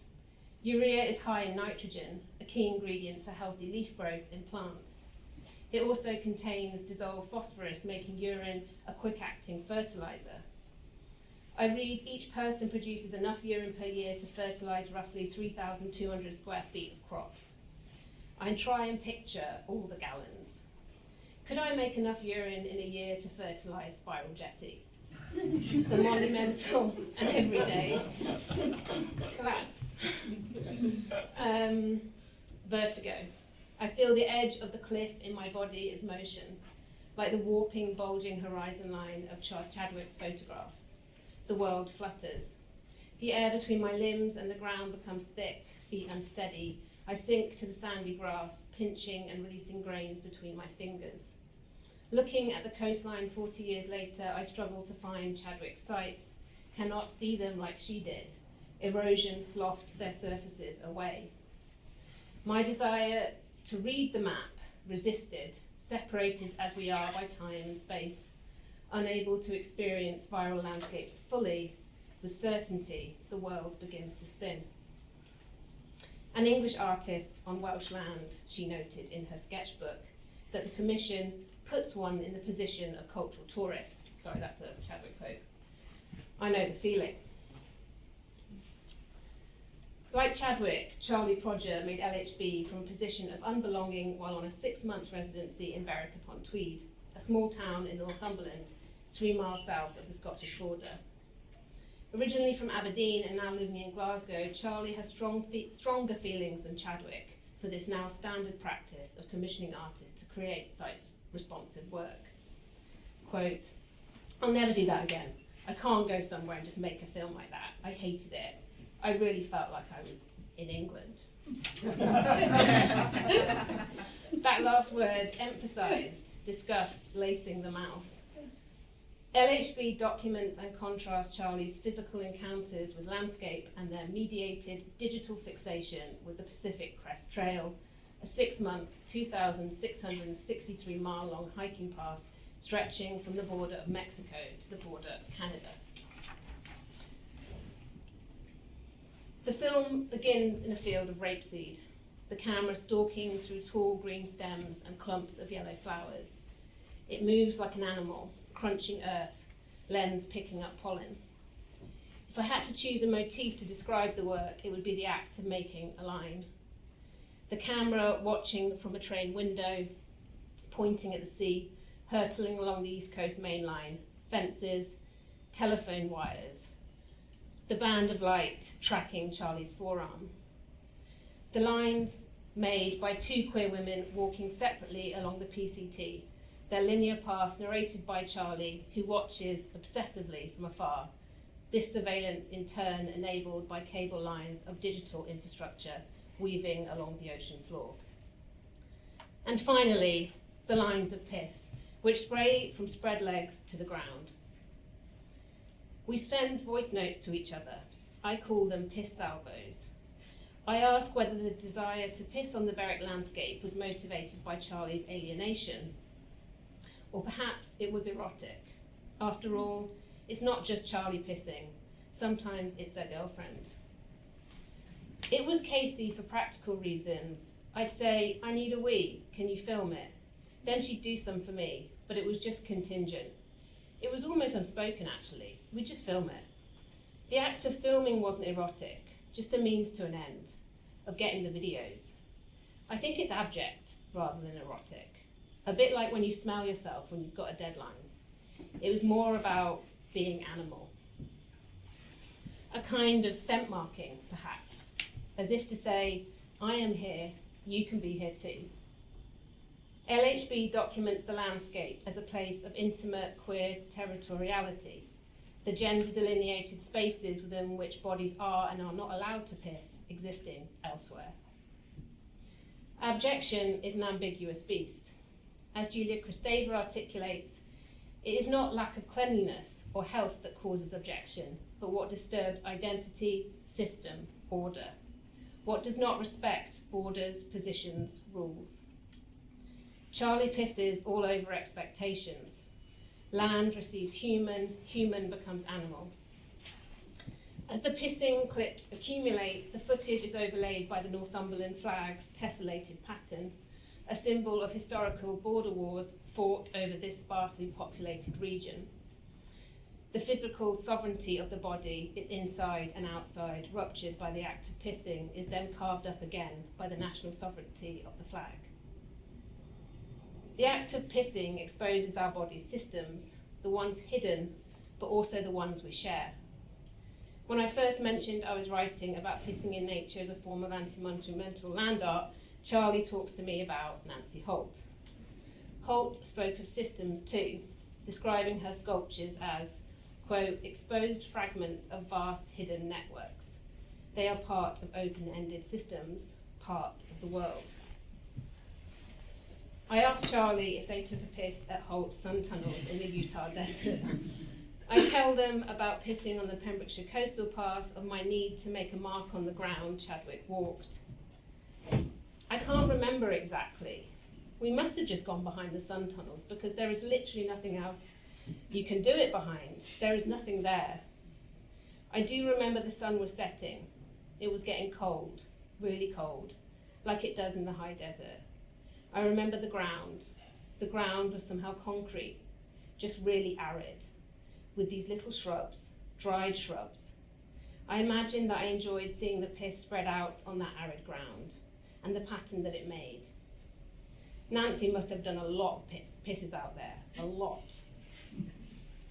Unlike the scent marking walls I began this presentation with, the pissing in nature I've explored are not bound by geographic territory. Instead, the cognitive maps they make orientate women, queers, and all those who do not walk with ease to a way of working and being in the landscape.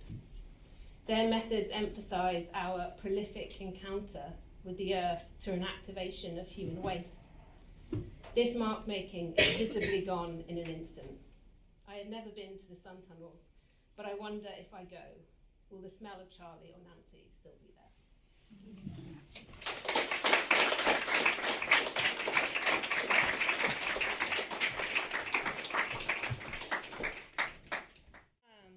Hi. So I wanted to take my time today to revisit and tour Hotel Palenque, the structure that famously inspired the Robert Smithson performance of the same name, and see what it has to tell us about the kinds of architectures that we are building and inhabiting today. So we're going to begin our tour here. We see this kind of massive rock edifice in front of us. This place used to be called the City of the Snake. And the reason for that is that it was built in this kind of like intertwining, snaking way. And it may not be completely obvious from what we're looking at here, but you'll learn kind of as we go through our tour today that there is no center to this structure.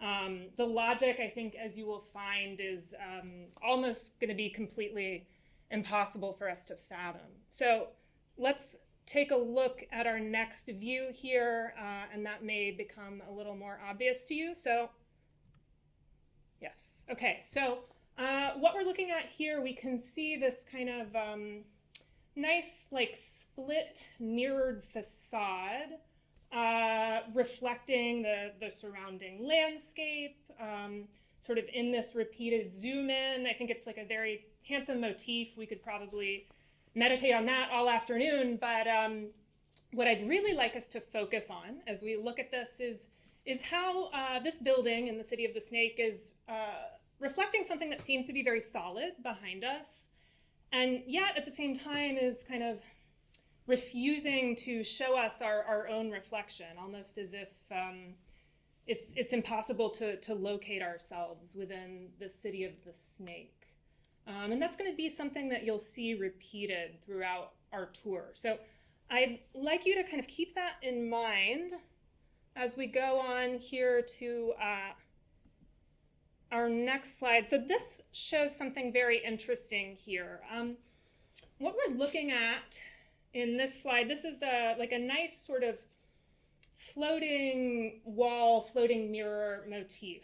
And we could almost think of this as kind of a deconstruction of the structure that we saw in the previous slide, right? We could maybe even refer to it as a de-architecturization, the breaking away of what's unnecessary.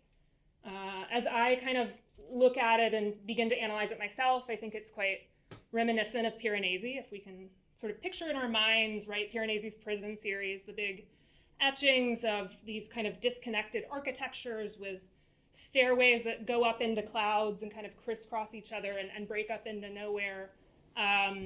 Create something kind of reminiscent, I think, of what we're seeing here. Now, keep these floating walls in mind as we move now to the interior.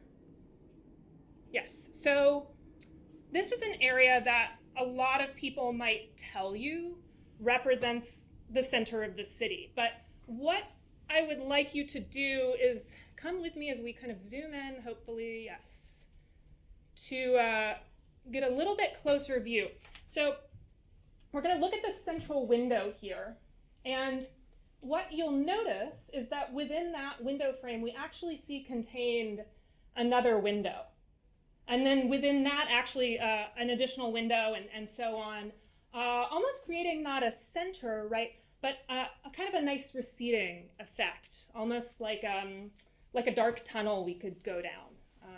I don't know where that would lead us, maybe to another series of winding trails, because just when you think that you have found a center here, what you'll notice is that you're actually probably in a passageway to another place. And we could kind of, think about that and begin to understand the city of the snake as almost like interlacing on interlacing. Maybe like a vast network or filigree winding all around itself. And there's something interesting in that it begins paradoxically to create a sense of consistency. So you'll see that represented in this next area here. So what we can see in this area is this kind of irregular gridded pattern, and each square or rectangle of the grid then containing this repeating, swirling, circling motion. Very suggestive of the infinite, I think. Now, that makes sense, right? Because this is a place where things are being both ripped up or built up, and torn down at the same time, right? A kind of continual entropy and reverse entropy, kind of creating this rhythm that, you may find is actually quite satisfying. You don't have to know whether you really want something or not here. It creates this logic that I think will forever remain opaque to us. We can see some nice examples in here. If we look closely, we see in this square of the grid up here some cartoon dogs that seem to be sort of circling in a swimming pool. Let's see what else. Oh, this is a nice area down here. This appears to be a man struggling to escape a vortex. And then beside that, here, I think, if we can get it to load. Nope. We have, let's see if we can look at it down here. Ah, yes, there it is. We have, I like this area quite a bit. We have a puppet in a toilet. I don't know what any of this means. But my feeling, my sense, my intuition about this is that this entire place is kind of built in that spirit. So let's take a look at another area here and kind of analyze it with that spirit in mind. So what we're seeing here is something that appears to be, I would say on first impression, a seemingly useless window. But I think that you will find that this is actually one of the most interesting windows in the entire place, probably more interesting than most of the paintings being done in New York right now. Because if we really pay attention here and watch its sort of delicate, slow, orbital movement, we can notice that it seems to go towards some kind of center or lead us towards something, and then at the end of the day, it doesn't.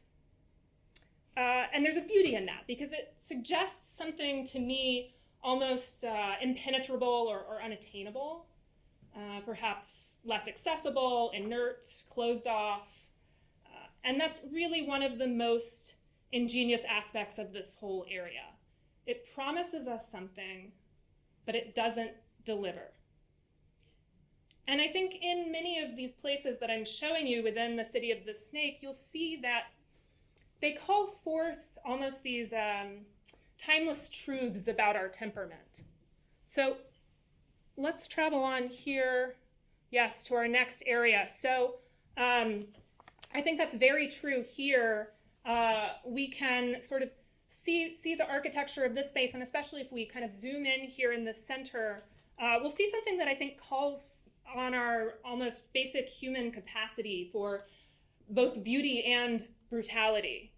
So we have what I would call maybe a twisting and energetic yet ultimately confined composition here at the center.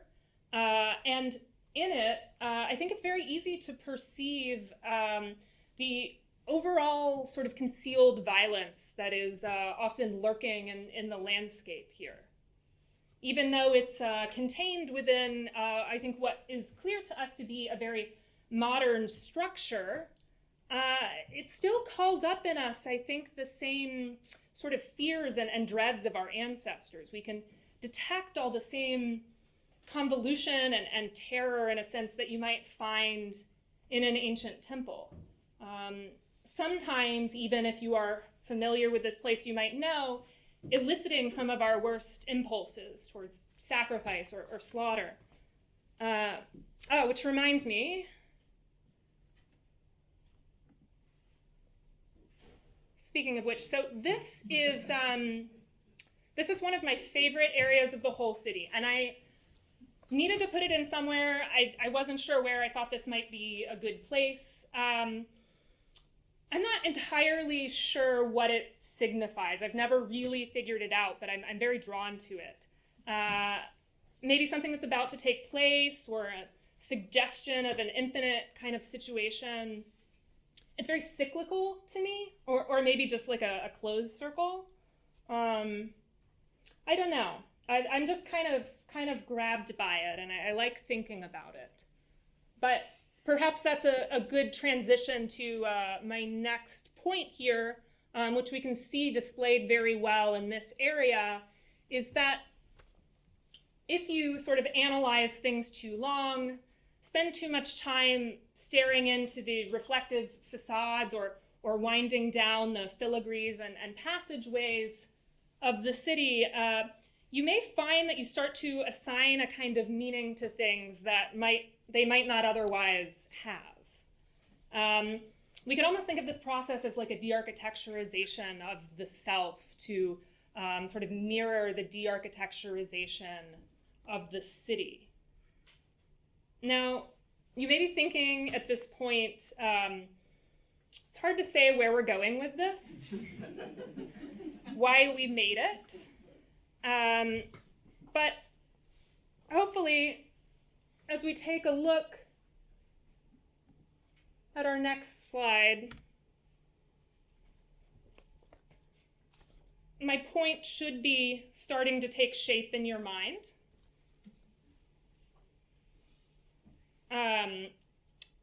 You should all be getting the point I'm trying to make, which is no point, to be clear, because there is no point of rest really to be found in this place.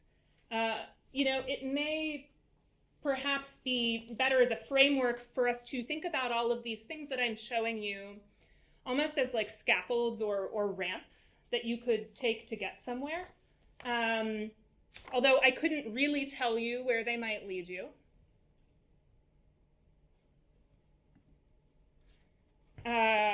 You could, though, start to extrapolate part of it and make something quite handsome. Sort of try to unwind a spiral to play back all the landscapes it's ever seen. As someone has said, like a gigantic carousel of vanished universes, as someone else has said. And that technique is something that you could really just spend a long time meditating on. You could write a whole thesis on that, try to make a career, sort of the snake that eats its own tail. But there's just kind of an infinite situation to all of it that just very much appeals to me. In this area, for example, we can see a statue of a god with two faces that we could spend our time spinning infinitely. In this area, we can see the poor synchronization of a dancer with a digital avatar.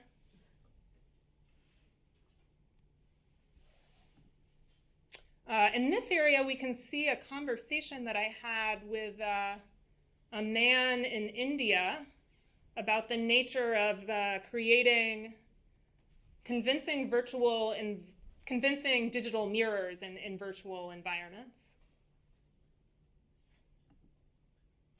And in this area, this is just a room that I found, but I've been turning it over in my head, kind of circling around it for about 2 years now, because there's just something about it that makes me feel like it contains the entire universe.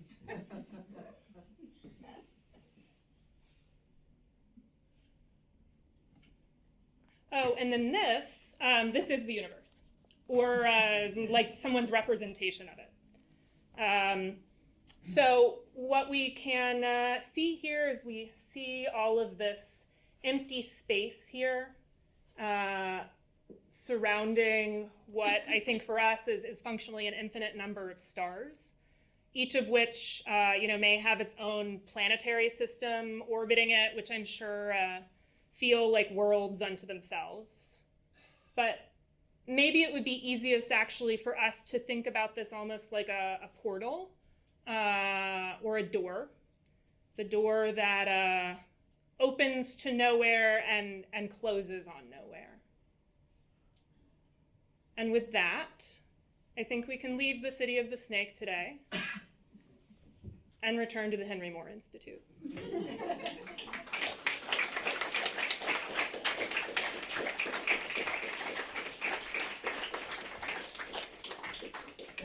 Actually, Alison and David had it come and join me here. Shall I just say we've run over a little bit? So Okay. 10 minutes. Okay. That's good.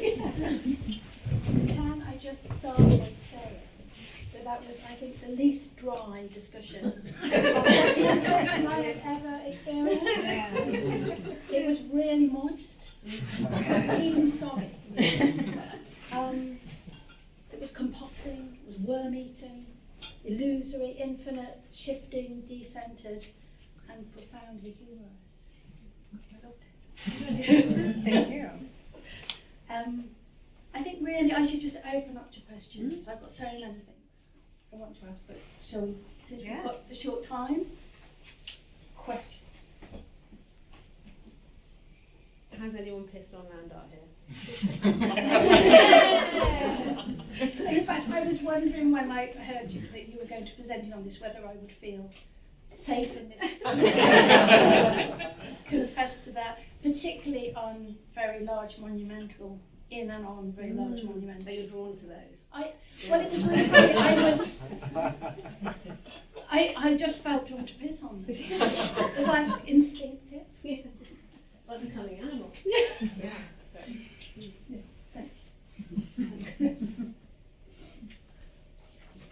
I want to know which one it was. Several. I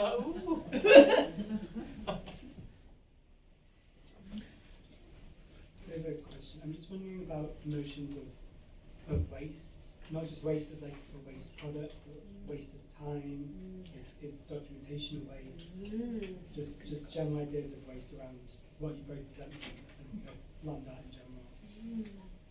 Yeah, you like kind of digging around in like the wastes of the internet or something. Yeah. I mean, I love waste. I mean, that's like kind of maybe the most interesting thing to me to,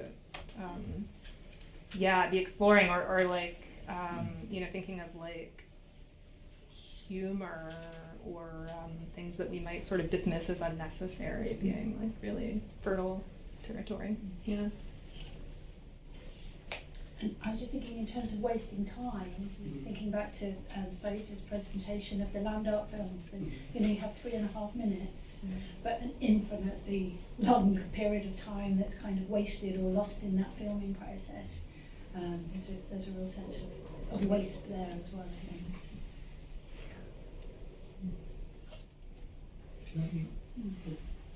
It's a question, and apologies, it's kind of a question coming from my own lack of knowledge of the subject, which is obviously where a question comes from, but might be particularly acute in this room.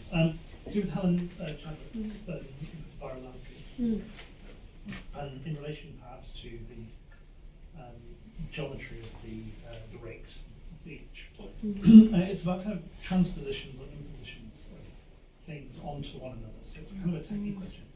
The paintings, the sea paintings of Greece, that are brought into dialogue with the British seascape, coastal landscape, and into dialogue with Chadwick's own bodily matter. I wonder if there's, I wonder in relation to this kind of what you were saying about the work in Berwick on Tweed, and the kind of intersection, or the time where body and earth kind of become together. I wonder about that transposition, about why, or what you might, and this is from my why the Greek seascape, why those two landscapes together, why that was significant, or Chadwick had Greek heritage. Her mother was Greek. She went back to Greece every summer. It was an important place for her. That is an area of research I haven't done. I wanted to find out where those paintings were, and I've only spent like a week in the archive here, and I was researching another body of work, so I don't know that answer yet. But yeah, so I don't know exactly what part of the coastline is. So is the Greek seascape then another aspect of her body? I suppose it's. Yeah, that's how I interpreted it, because she explored her Greek heritage in another work, Lophos and Infom. So that was my interpretation. But maybe also extends the whole idea of the land, her feeling of a cultural tourist in Wales versus maybe that was also that kind of contact that she was trying to make about her sense of belonging maybe as well, from also being English and Greek, and so maybe that just like is another layer of meaning. I suppose just sort of pick that up, in relation to the first one, so not for the first one, the sort of geometries that are sort of, I suppose, which Chadwick is kind of body in landscape, or kind of becoming of landscape. I wonder, how that is. I was talking to Ashish briefly earlier about the geometries of Richard Long, or the raked beach as kind of challenges too. I think what's really interesting about Chadwick is she's like so controlled, like the piss flowers, even those perfect shapes, and like she's so meticulous as an artist. But then there's something like this abandon of the cells across the coast, and so that she's always like on that edge Like that, I feel like she's always like, that's why I use this thing of like the creating political limits, because it feels like the limit is something that she is, like the coastline, she chose the coastline because it was that point of contact between land and sea, and that like liminal zone, yeah. But geometry's not my area. But I feel like there's this kind of like, she's like resisting and drawn into, so she was really into Rococo. So there's like some you know, deep fascination with pattern, but that's your territory, but maybe patterning it.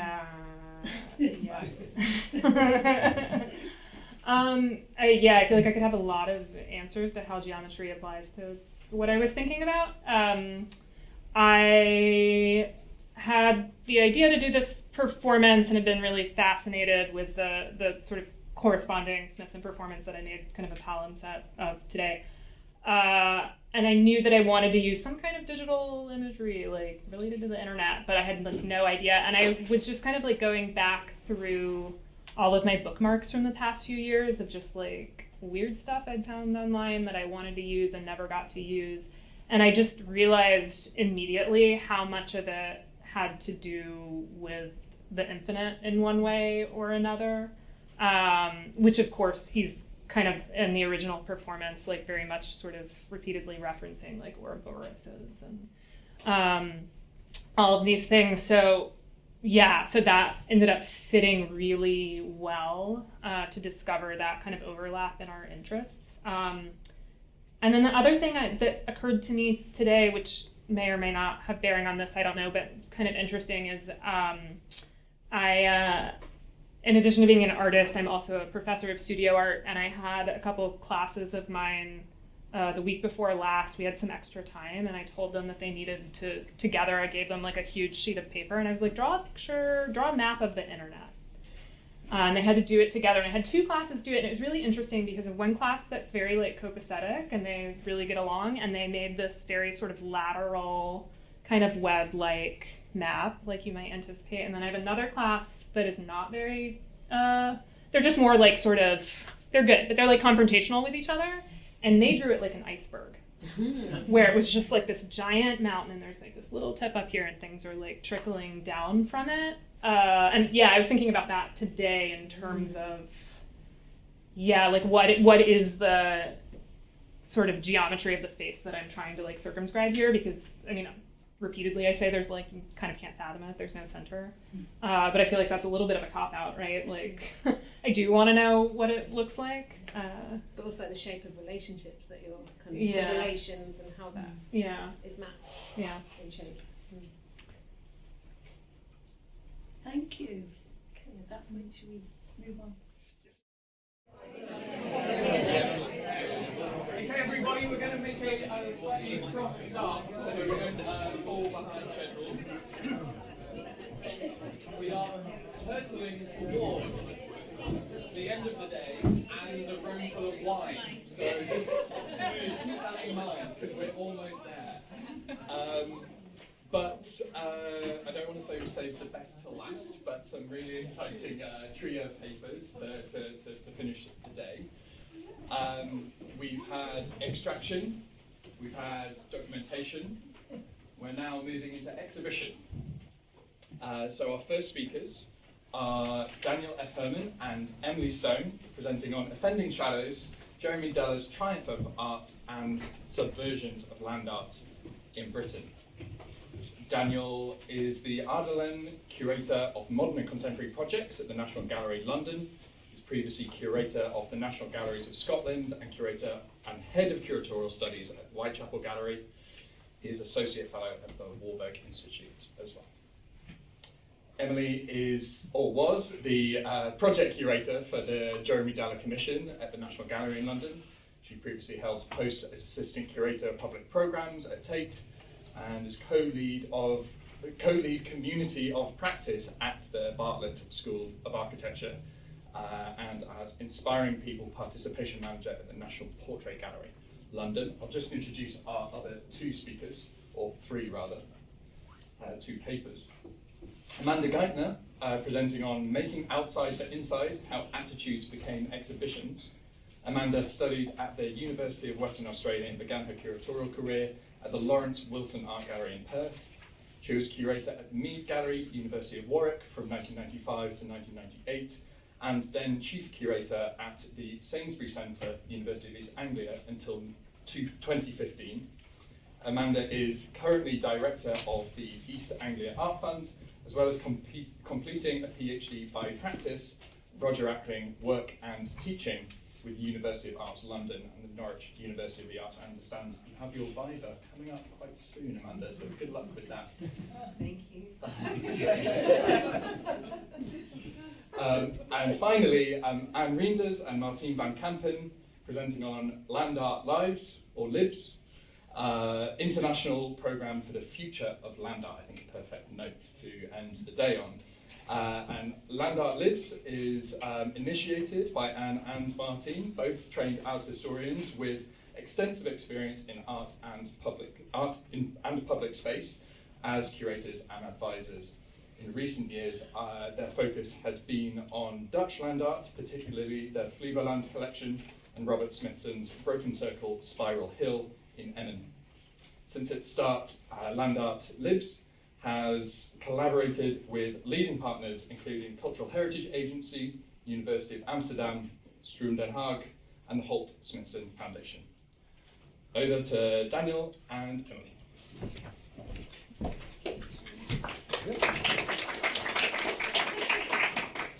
Thank you very much, Sean, and thank you very much to the Henry Moore Foundation and Institute and all the colleagues for organizing the event, but also for inviting us, of course, to speak here today. Wonderful to see so many other lecturers and actually have the chance to also discuss a couple of the ideas.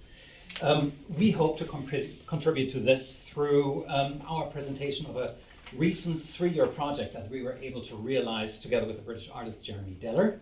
And basically want to take the opportunity to position Deller's work in the context of some appropriation and possibly subversion of both land art and its aesthetic conventions of documentation. Even though we might have bitten off a bit more than we can chew, I think the documentation part will have to wait for a different talk.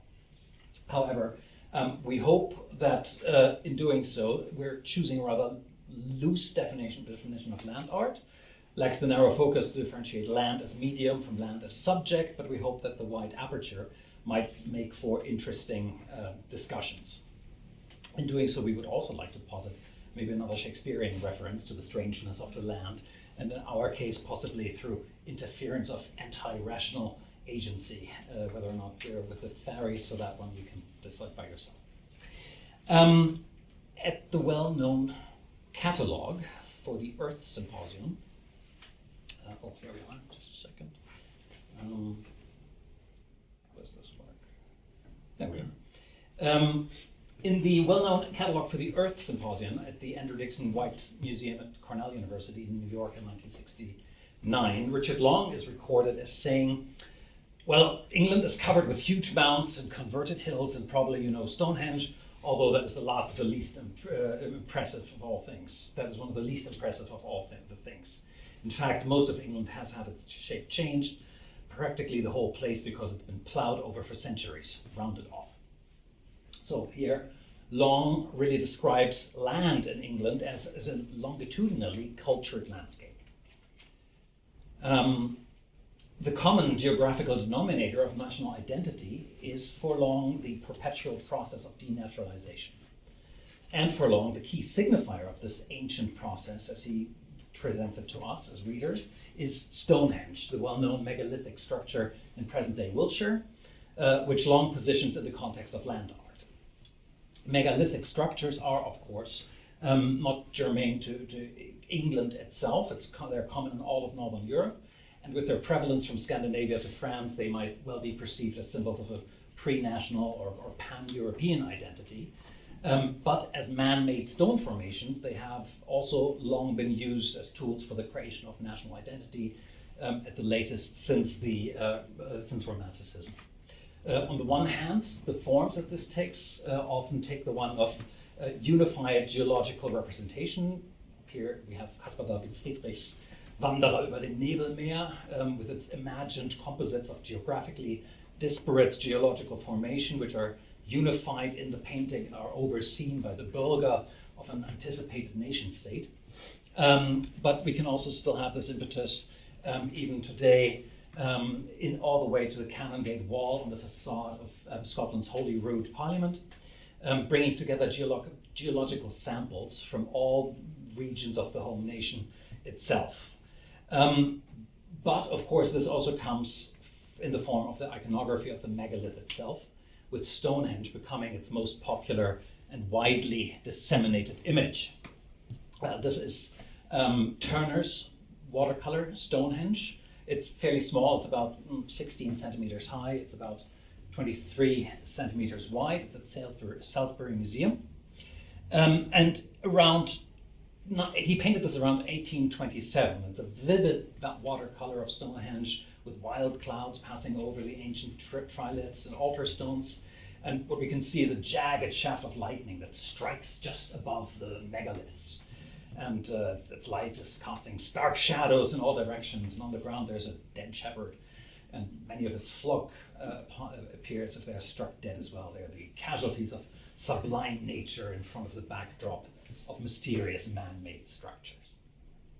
And so this became one of the most famous images of Stonehenge. It was reproduced in Turner's admired 1829 series of engravings, The Picturesque Views of England and Wales, which was one of the most popular print series of the time and one of the most widely distributed and disseminated ones to art schools, collectors, artists all over the place.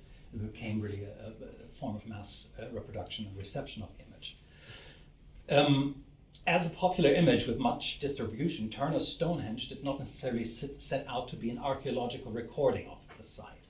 Turner used the location as a set piece in front of which to stage a symbolic narrative, and he freely changed the likeness of stones and adapted the representation of the actual megaliths and their composition to his artistic needs. His Stonehenge entered popular culture and the collective imagination. He positioned stone circles at the center of an imagined past that sought to unify the actually disparate geographies and politics of their actual locations. As Stonehenge became the main image of stone circle culture, its megalithic imaginary overshadowed the archaeological reality of other Neolithic sites in the British Islands.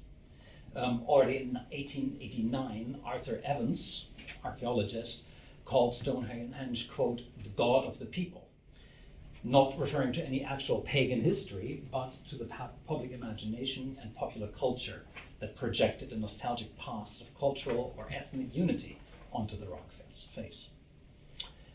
One of the most recent archaeological findings concludes that the altar stone at Stonehenge, a shaped block of about some 6 tons of weight, was sourced at least 750 kilometers north from its current location, most likely in the Orcadian Basin in northeast Scotland. It was probably brought to Wiltshire by sea and waterways, with a remote origin that paints an image not of a centralized past, but of a disparate one that was networked through exchange between distinct groups, between stonemasons, between transport specialists, between architects, mathematicians, food providers, artisans, and supplier networks, a past that's based on diversity, on collaboration, and on an exchange of knowledge. And that's where we want to propose that Jeremy Deller comes in. He's neither interested in a romanticized representation of landscape nor of the nation, but Deller's projects are all based on networks, collaboration, and exchange, and maybe even a little bit of subversion. He is best known for his 2001 performance, The Battle of Orgreave, which brought together 2,000 volunteers to reenact an infamous conflict of the 1984 miners' strike. And he used, for a long time, he has been using the, these are images of the reenactment of the Battle of Orgreave. But for a long time, he has used the myth and iconography of Stonehenge for his work, appropriating its iconography as well as its reception in land art as expressed by Richard Long. This became most clear lately in his commission for the National Gallery, The Triumph of Art. The Triumph of Art was a performative work that was commissioned for the course of about 3 years by the National Gallery on the occasion of our bicentenary. But when accepting the commission, Deller immediately stipulated that the work had to be one for, quote, the whole nation, not just for London. Instead of a centralized monolith, the artist devised a distributed, collaborative network of partners for Trafalgar Square, the Playhouse in Derry Londonderry, Moston Gallery in Llandudno, the Box in Plymouth, England, and Duncan of Jordanston College of Art and Design in Dundee. So the Triumph of Art had a few known elements to it. It was created for the National Gallery's 200-year anniversary birthday party. We knew we'd have Trafalgar Square. That was a space that Jeremy wanted to work with, a space that was built to enhance the National Gallery originally. And this shape is actually the fountains that you can see in Trafalgar Square. And we wanted it to be national, as Daniel said. So the first thing was to bring on board partners, and Jeremy wanted those partners to be distinct cultural spaces. So we have, the Playhouse, as Daniel said, which is a theatre. Duncan of Jordanston in Dundee is an art school. We have Moston, which is a contemporary art gallery without a collection, and the Box in Plymouth, which is a municipal museum and art gallery, and the National Gallery itself. So all very different types of cultural spaces and production.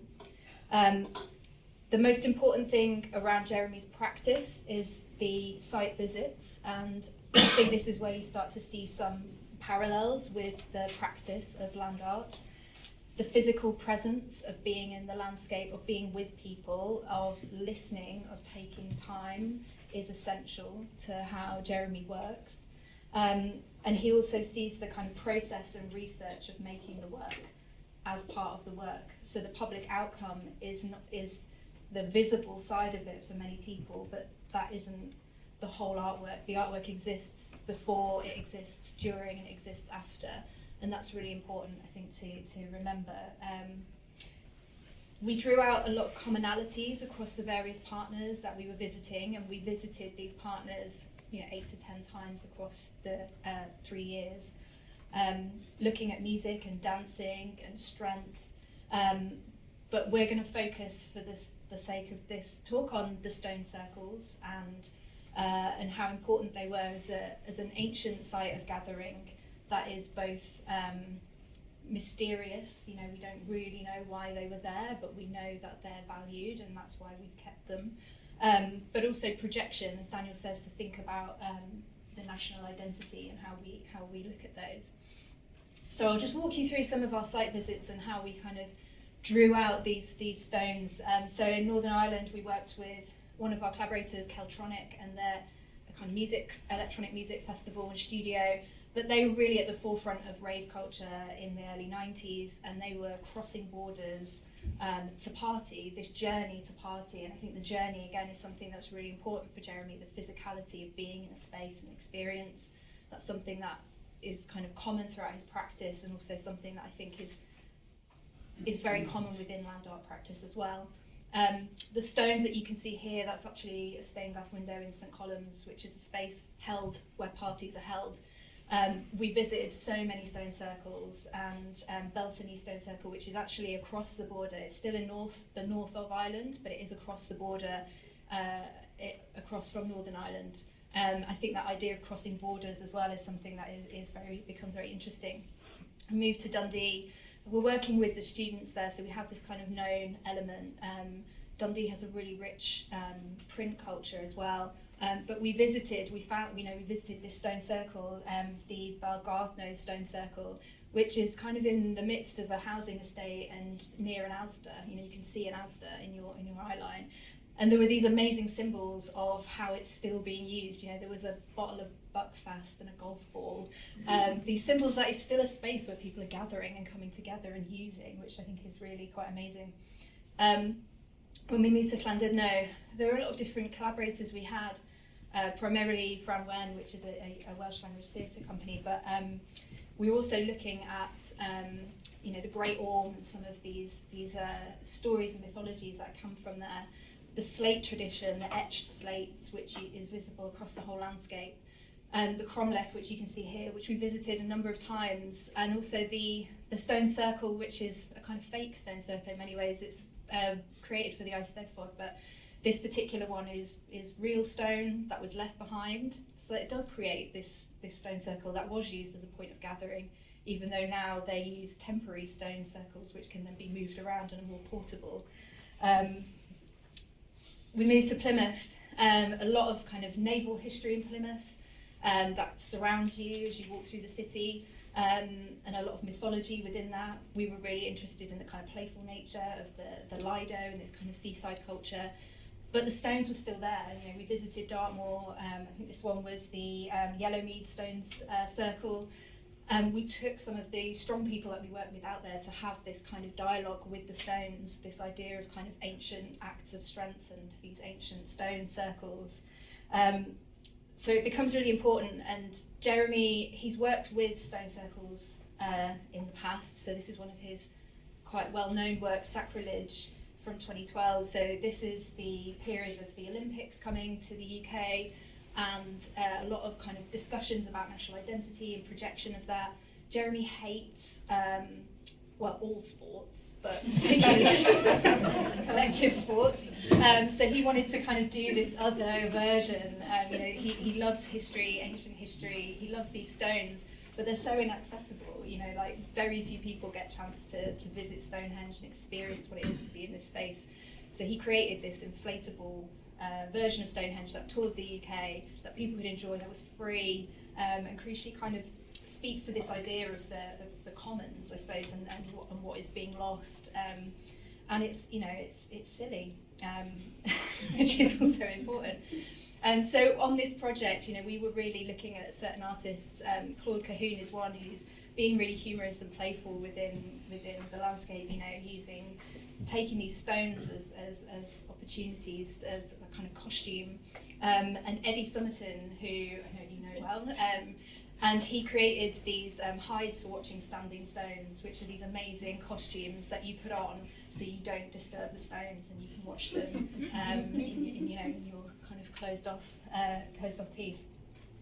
So Jeremy really wanted us to inhabit the stones. That was really important for him. So this is his initial sketch that he gave us.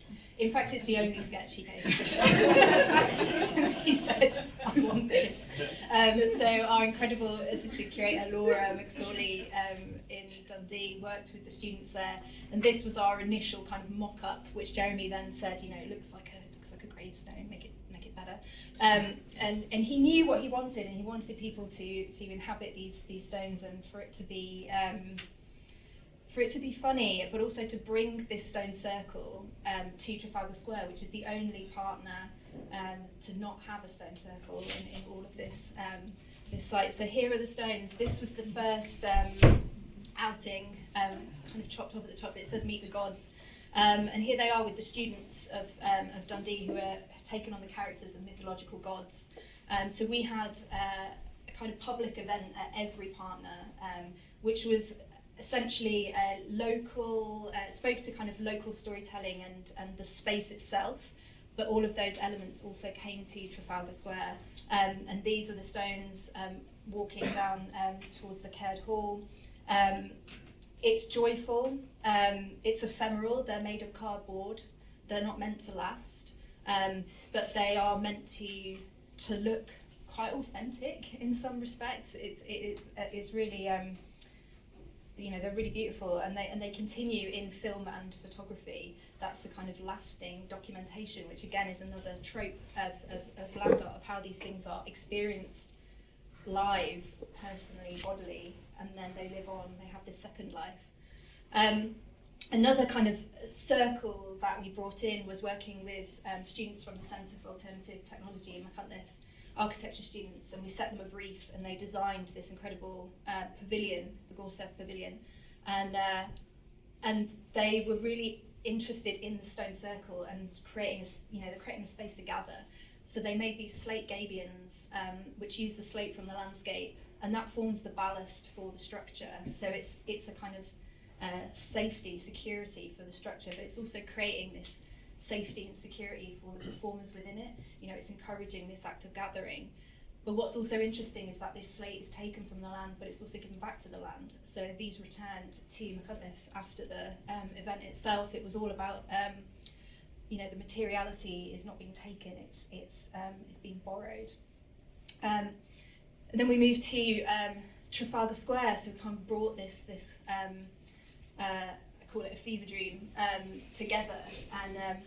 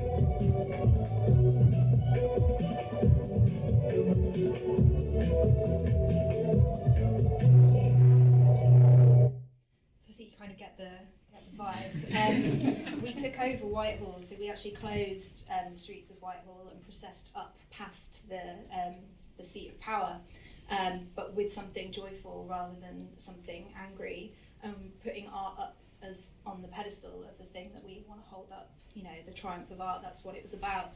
And as the Stones and Boss Morris, who was incredible, Maurice Fancy and Troupe kind of took over that space. You know, something that Jeremy kept saying throughout the project is I want to make something ancient and something contemporary at the same time, which was often really difficult to explain to people what that meant. But I think once you see it, you get it. You know, it's about these things that are very much of the past, of our history, of our shared history, that kind of transcends a lot of borders and boundaries, but is also very now speaking to kind of these moments of how important it is to come together. We brought over 350 collaborators from across the nations to Trafalgar Square, to London for the project, and I think that kind of ritual journey is something that again is has a lot of parallels with land art. It's about the kind of the pilgrimage almost that you're doing to this space. You know, the Stones are ephemeral, but they have a temporary life. They're living on with Boss Morris for the time being. But I think, yeah, Jeremy was very keen for the public to inhabit this bit of land that's often not actually that accessible anymore for many people. On the day itself, we had 20,000 visitors on the square, which was a fantastic moment of having a public bacchanal, a curious, laughing and applauding group that came together from all over the city at that moment. They joined in, so there was again a moment of encounter, a moment of gathering, a moment of coming together, dancing, celebrating. The Dancing Stones of Dundee did not aim to represent a unified historical whole, and instead of a monolithic, rational, Athenian past, Jeremy Diller took on, in a way, the mantle of Robin Goodfellow, presenting a bacchanalian collective present.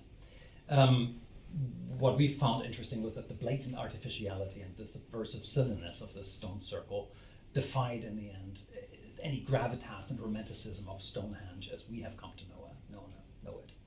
And instead, Della's creation of an ever-expanding and contracting circle of joyful individuals without a center, consistently shifting, adapting and joining each other in dance and music became something completely else. And that aspirational image of collaboration, organization, and thus not of a political past, but hopefully pointing towards a political future.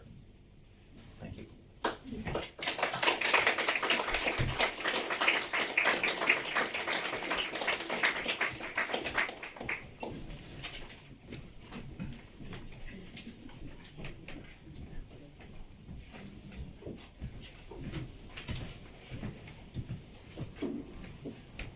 Hi. Oh.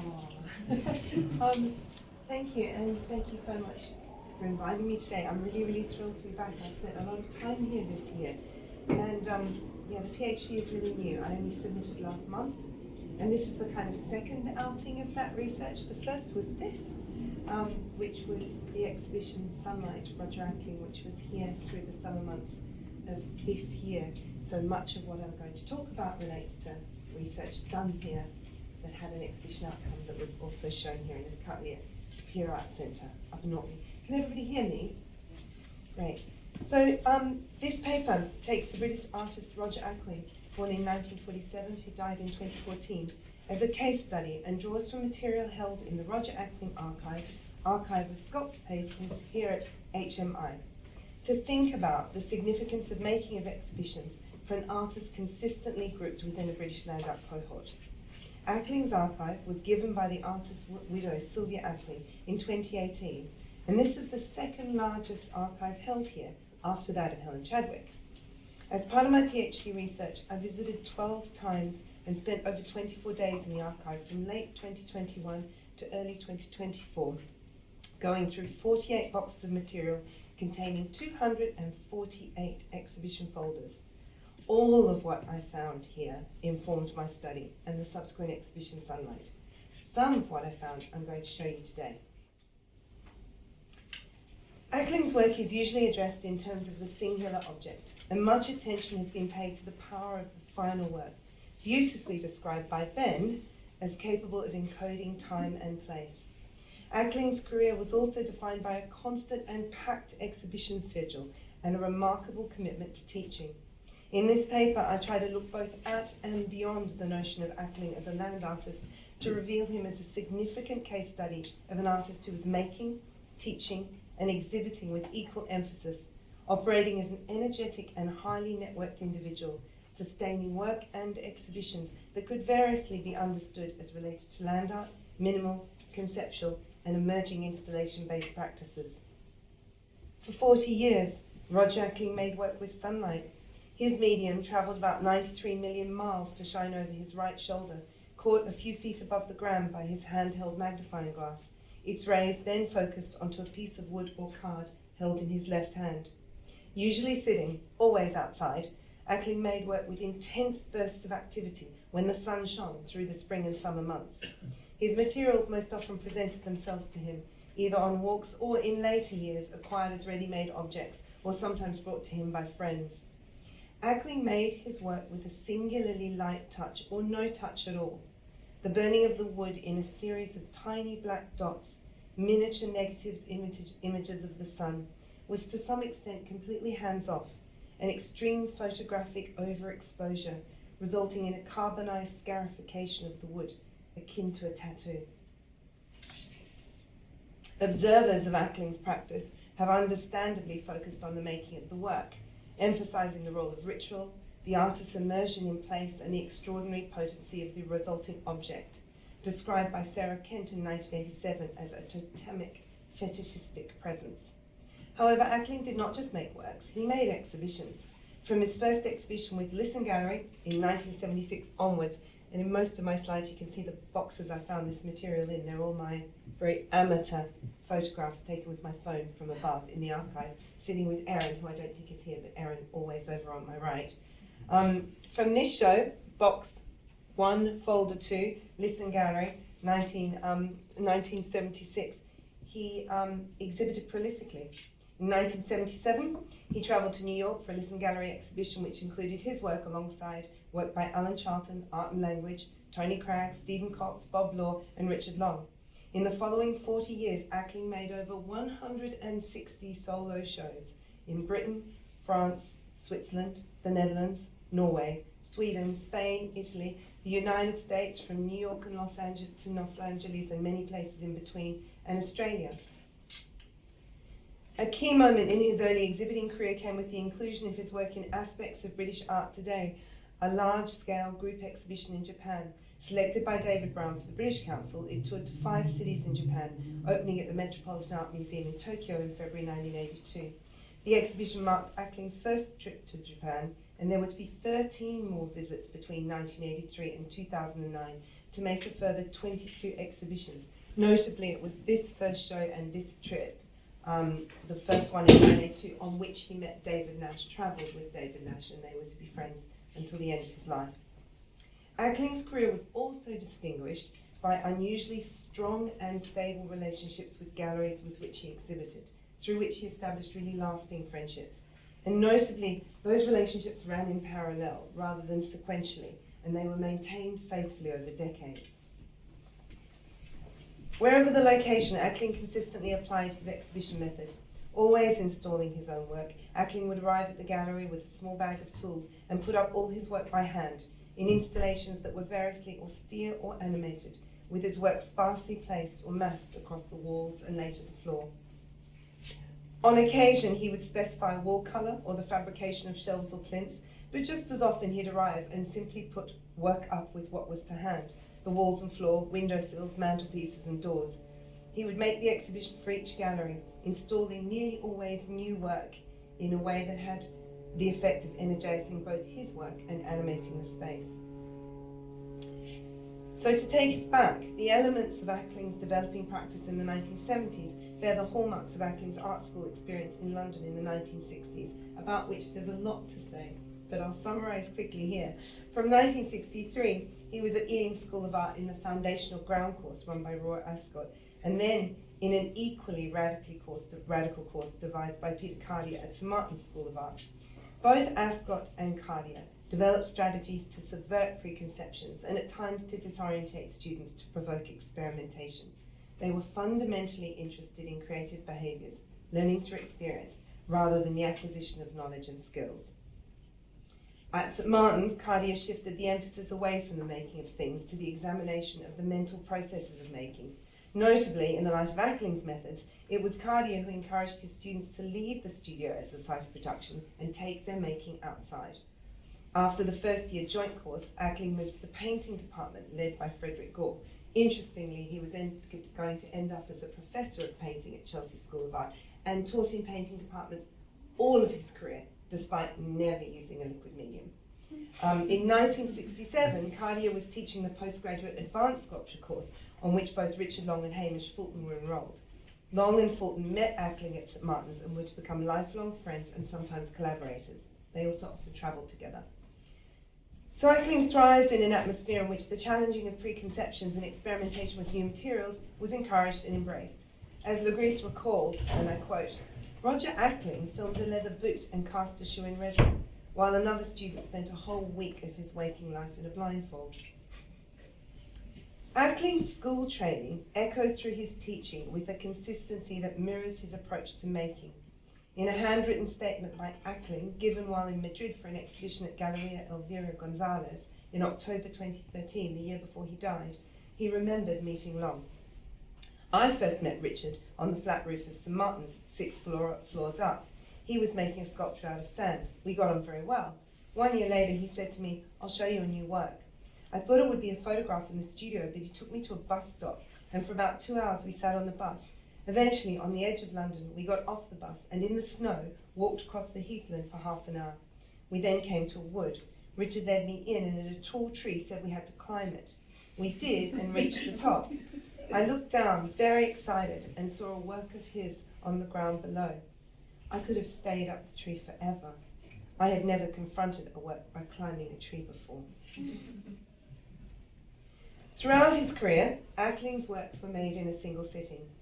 Early works document his testing of the possibility of this method, often recording in the title of the works either the location or the duration of making. If Ackling's use of the magnifying lens to burn materials can be dated to the early 1970s, with the first works dated as 1974, They're made in a period of expanded attention to the landscape and how work might be made in it or in response to experience and materials encountered outside. Nicholas Alfrey, in his 2018 article, 1973 and the Future of Landscape, notes the ways in which, and I quote, these strategies included an emphasis on process as well as on the production of a finished work of art, an acknowledgement of the close relationship between text and image in the making and understanding of landscape, an interest in the interdependence of document and artwork, and above all, an awareness of the limits of purely optical experience. Each component of Alfrey's concise list of the emerging attributes of land art is manifest in this work, Ackling's work of 1978, 5 Sunsets in 1 Hour, which is in the Tate collection.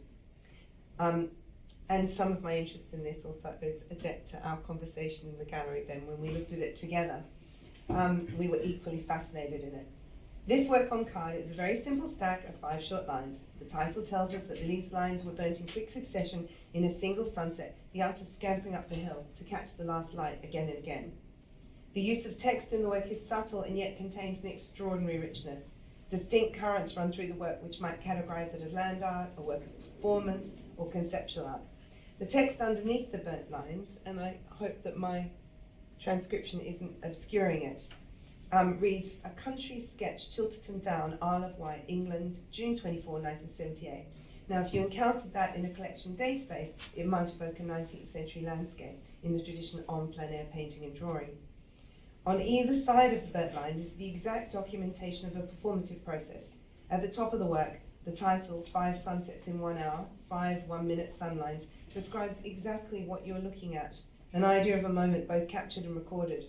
The conceptual conceit, the punchline, is perhaps that this work, more than any other, draws our attention to the fact that to make this record of the closing of the day, Ackling had his back to the sun. He didn't see the sunset. Oh, sorry, thank you. There, let's go back to Roger. In 1987, Roger and Sylvia bought a Coast Guard's cottage which is perched some 20 metres from the cliff from the sea at Weyburn, Norfolk. Though life and teaching in London continued, in the following decade, Ackling spent a great deal of time at the Coast Guards, and it became a very important location for his work, not least because there his material came to him, washed up on the beach as driftwood. There he is standing directly outside the front door of the cottage.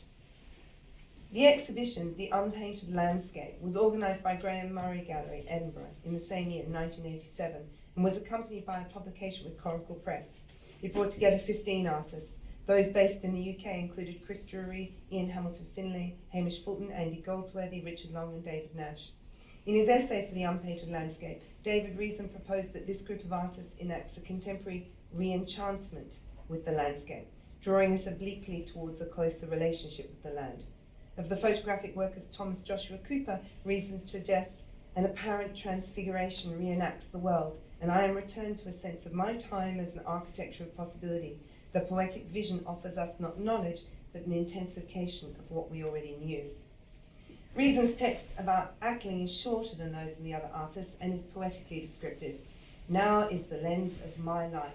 Roger Ackling's burning glass welds wood, person, place and time in a flux of light.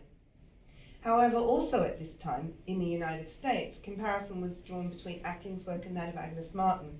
In a review for the New York Times of Ackling's 1989 exhibition at PPOW, New York, Michael Brenson described Ackling's work as, and I quote, like the striped paintings of Agnes Martin, they put no pressure on the viewer, they're simply and quite wonderfully there.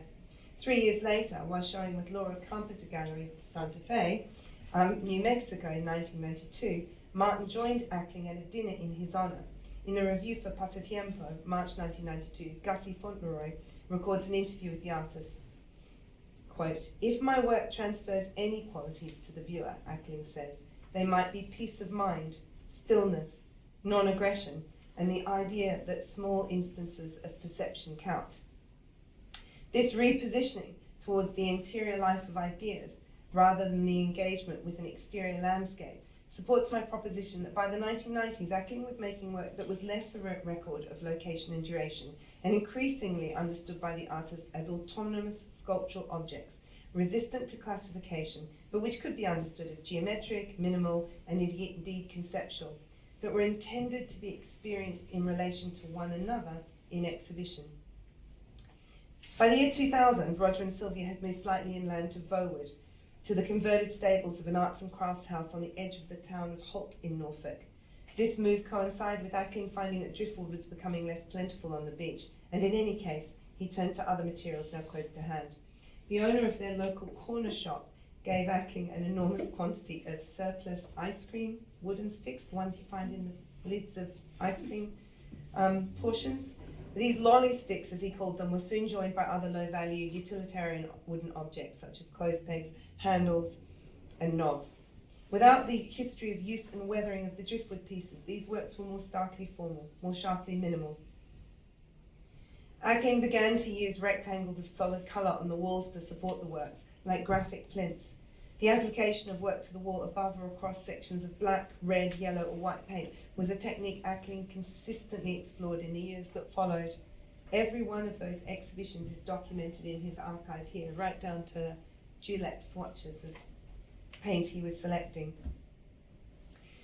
So this paper and my selection of images from the archive is not so much an argument in support of the significance of making exhibitions for Ackling's practice, but to signal how making, exhibiting, and teaching might have been interwoven strands of a single approach.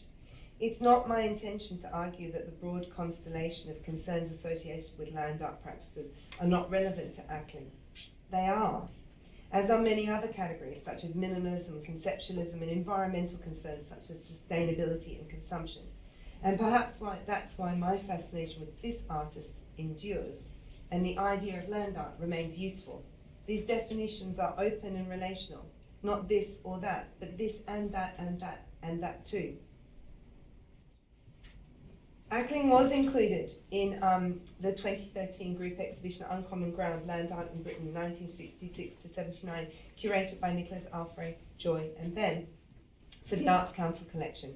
The exhibition toured to 4 venues in the UK with Hayward touring. Ackling was one of 24 artists selected, all of whom had spent significant time in the UK and made work that engaged conceptually with the landscape. In the catalogue for their exhibition, a description of Ackling's working method is followed by this observation, which in some ways put in a nutshell some of the core concerns of my PhD. The most enduring legacy of Ackling's contribution to art in Britain may well prove to be the example that his attitude to work and life has given to a generation of artists, notably through his teaching at Chelsea School of Art in London and Norwich School of Art and Design. So it seems fitting to end with some of Ackling's notes for teaching, in which dichotomies are key and consistently repeated. Start, stop, time, place, outside, inside. These were written to accompany a project undertaken with students in Norwich in 2009 called Light. There is much in his teaching that's also centred not on medium, material, method, scale, or encounter, but on the fundamental strategies that might allow one to be an artist. He wrote consistently about belief, often using biographical devices to signal a personal methodology to his students. So I'd like to close with the final pages of Ackling's talk for students at Kyoto University in June 1996. It was titled "The Sun is But a Morning Star," a talk in 4 short parts for Mr. Toda. It was very, very many pages long, and these are the last 2. And he wrote, "I like the word doing and what it means for me. It's a thing. It isn't going somewhere. It just seems to soak up time. Doing, like being in time. Using life. Using now. We don't need anything else. We don't have to have something to say, something directional. Of course, I could say I've been working for almost 30 years with sunlight and wood, that I've worked with smoke, with fire, but I haven't. The only thing I've been doing is dealing with myself, my feelings, my doubts, my insecurity. I could tell you, describe places I have visited, influences, things I've seen, extraordinary events, of intimacies shared, of simple things, but it would be dishonest, and the spell from those things would be broken by the spoken word. I think what I've been doing, and as quietly and as gently as possible, in my own naive but persistent way, is this. I think I've been killing time." Thank you.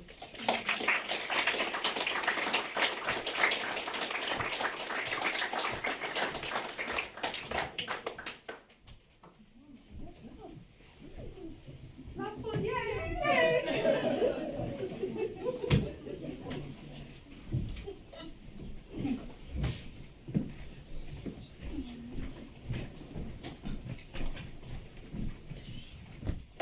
Oh, here's the. Yeah.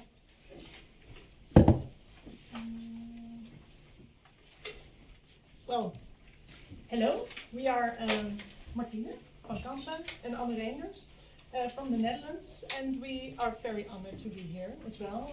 Very honored to be invited, and we really thank the organization, Sean and Adam and Christy for organizing it. We really enjoyed all the presentations so far, discussions and talks, and hope to continue this dialogue in the future. We are the organizers, a set of Land Art Lives, Land Art Lives. It has a double meaning, and we will explain during our presentation. It is an ongoing international program and growing network on the future of land art. Since its start in 2024, the program has collaborated with content partners like the National Heritage Agency in the Netherlands, University of Amsterdam, Stroom Den Haag, of which Vincent de Boer is also present today, Holtzmissen Foundation and Land Art Contemporary. In the program, we zoom in on issues concerning existing original works of land art, as well as new contemporary forms of art in and about land. Flevoland, with its unique and international renowned collection of land art, is the logical central hub of Land Art Lives. We'll explain later. In the absence of an existing institution in the Netherlands that holds the knowledge and expertise required to care for these works, several individuals, organizations, and initiatives have joined forces to gather, exchange, and further develop this expertise within the program. In our field of work, we encountered different and similar issues related to land art as an art form outside of the museum walls, and also felt that land art as an ideal still resonates in contemporary art and landscape design practices, and for that reason is still relevant for today. With the Land Art Lives program, we want to open a dialogue about the future of land art with a variety of people and organizations that all have some kind of commitment to land and land art. It could be owners, it could be artists, it could be art historians, educators, stewards, policymakers, landscape designers, land art lovers, and maybe even the land itself and everything that's contained in it. We will show a short clip of an artist, well known to you all, I think, and he talks about the future of his work in Flevoland and the Netherlands. I don't know, does it start? Just Adam or? I think I've messed up, and there isn't a clip in there. Oh, is it not there? Oh. Maybe we can show it later. Okay. Yeah. It was a little clip of Anthony Gormley talking about the future of his land art work in Flevoland. The central question in the program revolves around the future of land art. Both the future of still remaining, sometimes monumental artworks, how to deal with preservation of this art form, of which decay and transformation are important elements. And also about the future of the movement. To what extent are the ideas of land art, or call it its legacy, still significant for contemporary art and landscape design practices? Does land art have an afterlife? In our presentation, we will tell you more about the Dutch situation of land art, how it is related to spatial developments in the country, and how land art as an impulse or idea, in our opinion, is still relevant today. But let us first take you on a short ride through land art in the Netherlands. And I will give the word to Martina. Yeah. Thank you, Thank you, everyone. It's nice to be here as well. So we've seen this picture today already by Dennis Oppenheim. It's a work he made commissioned by a farmer in the Netherlands, and this farmer is often mentioned as sparking land art in the Netherlands, kind of an origin myth. He decided at some point land art was a great thing. He was very curious about it, and he said, I'm going to give my land to land art. Empty the shed, he said, out with the cows, in with the art. And he, I don't know if he really knew them, but inadvertently he kind of sparked something. So next slide, this one. Yeah. He was also part of this program. This is another very important starting point of land art in the Netherlands. where a lot of international artists came to a place called Arnhem, Sonsbeek 71. It was a sculpture exhibition, and they decided for that edition, because of them wanting to highlight land art, to do several projects throughout the Netherlands by some famous land artists. So Richard Long actually made a work in one of the northern islands that we suppose is no longer there. And so several artists worked on that exhibition. It's a landmark exhibition. And one of them was Robert Smithson, also already featured today. It's called Broken Circle Spiral Hill. It was made in a working sand quarry in the province of Drenthe, a place called Emmen. Robert Smithson liked liked Drenthe because of its geological composition, but he also liked the fact that it was a working sand quarry where he could be making work. He was quite bothered by the stone, which was there. The stone was already there, and it was impossible to move it. So then he decided, okay, I'll put it in the center of the work. Also, lots to tell here, but we will move on. From another view. So you see the spiral hill and the broken circle. And also in the Sonsbeek exhibition was a work by Robert Morris, another American artist, which he made for Velzen, a place near the coast in the Netherlands, in 1971. This work had to move at some point because there was a development of housing in that area, and so they started to look for new land. New land was being built, which I will talk about starting the next slide. And they decided, wouldn't it be nice to have this land artwork in the province of Flevoland, which is what kind of sparked the collection there. So here you see, just to explain a little bit the Flevoland area. Here you see the map of the Netherlands, which you all know, of course. Thank you. So there was, that's the Flevoland area. It's a large land reclamation project. So this land was not there before the 1930s.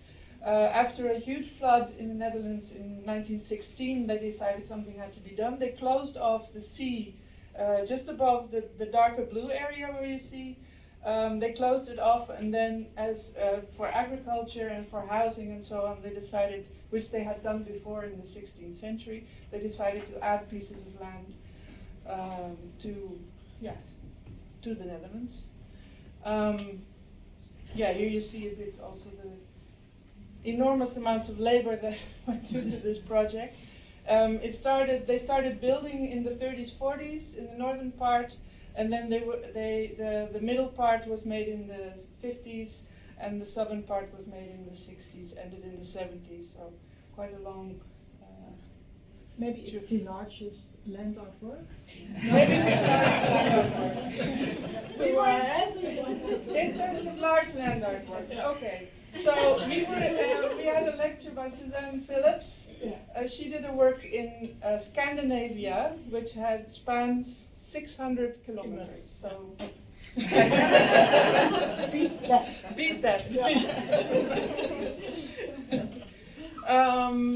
So here is it started as the second work in the Flevoland collection in the Netherlands, the Green Cathedral by Marinus Boezem.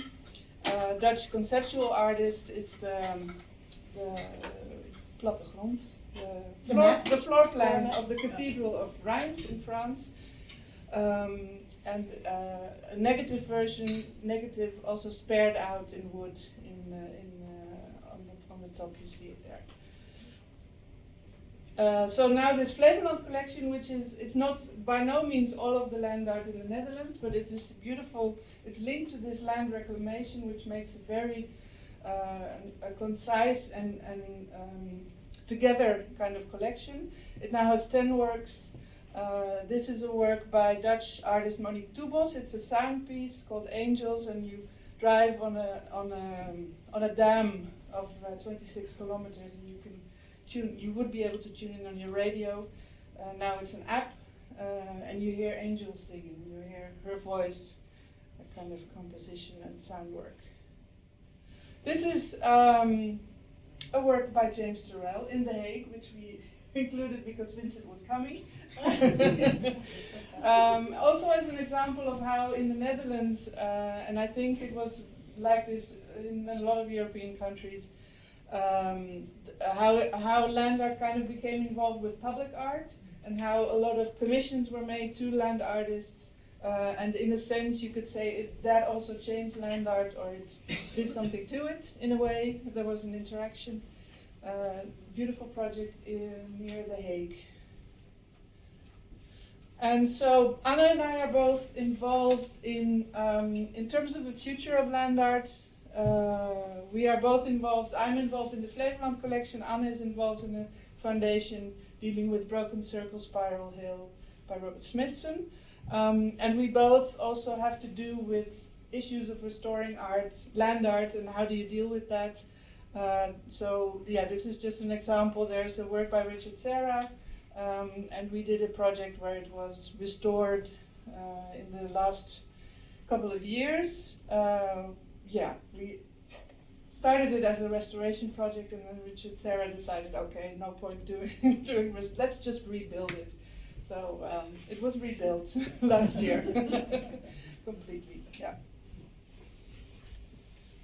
And then you. Yeah, maybe what you, I don't know if you said it, but I think it's very important to say that most of these artworks in the Netherlands are publicly accessible, so 24 hours a day, and owned and maintained by public organizations like municipalities, cities, and nature organizations, or a combination of both, but not by art institutes. So that's also a reason why we have joined a little bit forces.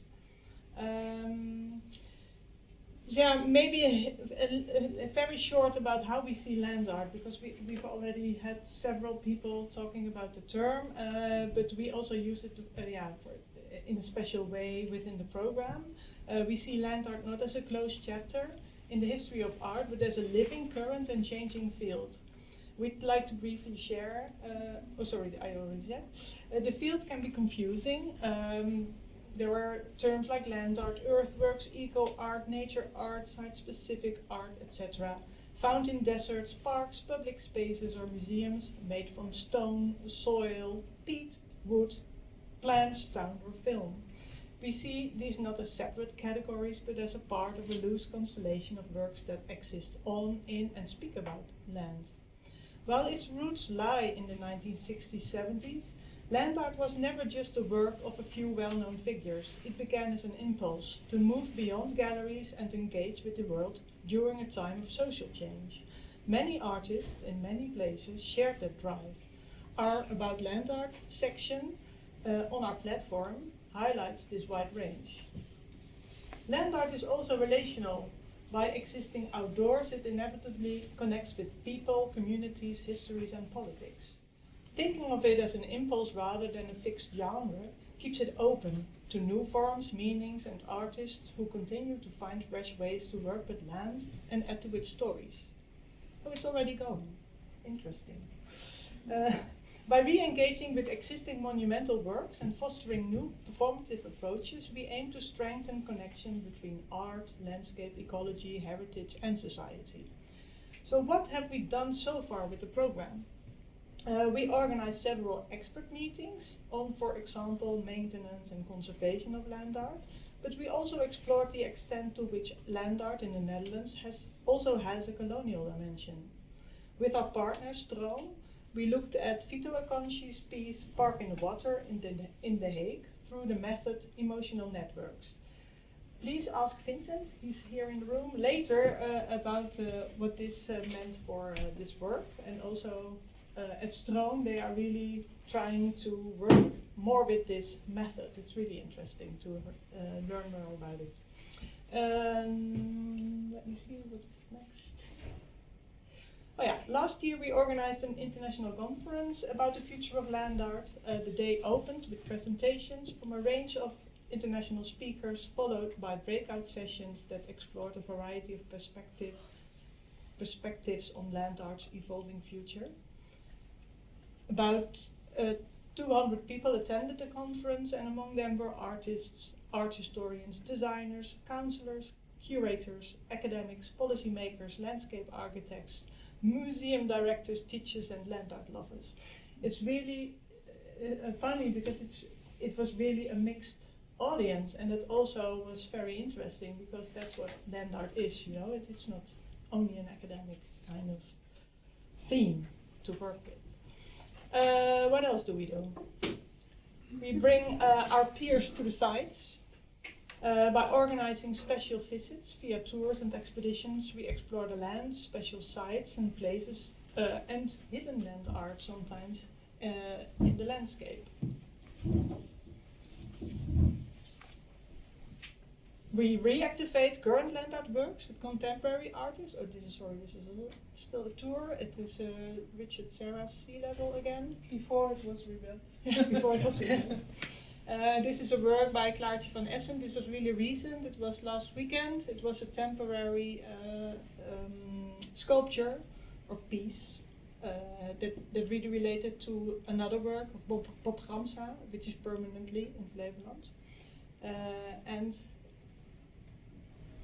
there's also Land Art Flevoland also organized a land art live performance program, and with that program, you really tried to zoom into the social aspects of different land art works and asked performance artists to reflect on that. Another thing we did, we already did it twice, maybe some of you have joined in, and it was a live event where we connected the Spiral Jetty and the Broken Circle Spiral Hill in a live stream. It was called From Dawn Till Dusk, and both earthworks could be seen live at the same time. And with this event, we wanted to create a digital space for an encounter between these two earthworks. And we wanted to provide an opportunity to explore and discuss how media influence our perception of sculpture and landscape over time. We followed these two iconic artworks by Robert Smithson from First Light in Utah until it was pitch dark in Ammon, and it's 7 hours. People from all over the world joined in via our website. The first experiment, I don't know if anyone tuned in, but it failed a little bit because it was too stormy, so it was also kind of nice. But it was also a shame because Tacita Dean was joining us in Ammon to tell everybody what she found, what she thought interesting about Broken Circle Spiral, and that we only probably heard, and not everybody could tune in that, so that was a little bit of shame. But that's also interesting about maybe images or live stream. We collect and publish knowledge and information on a dynamic knowledge platform where we also report on our meetings, and so you can really, can follow still the conference if you want to have a look. What we want to do in the near future? For example, we want to get the story about land art in the Netherlands straight. It is presented as a history of monumental works of art in the landscape made by man, but this is the whole story, or can we add other storylines as well? Furthermore, we want to keep on stimulating research and knowledge development on maintenance, conservation and restoration issues by sharing our experiences with other stewards of land art, both in the Netherlands and abroad. We want to further explore the land and landscape in Flevoland in relation to other lands and make connection with artistic practices of artists working with land and land-based art practices. In this way, we keep the heritage of land art alive and add meaning and storylines, and at the same time stimulate and present the further development of contemporary artistic practices that deal with the land.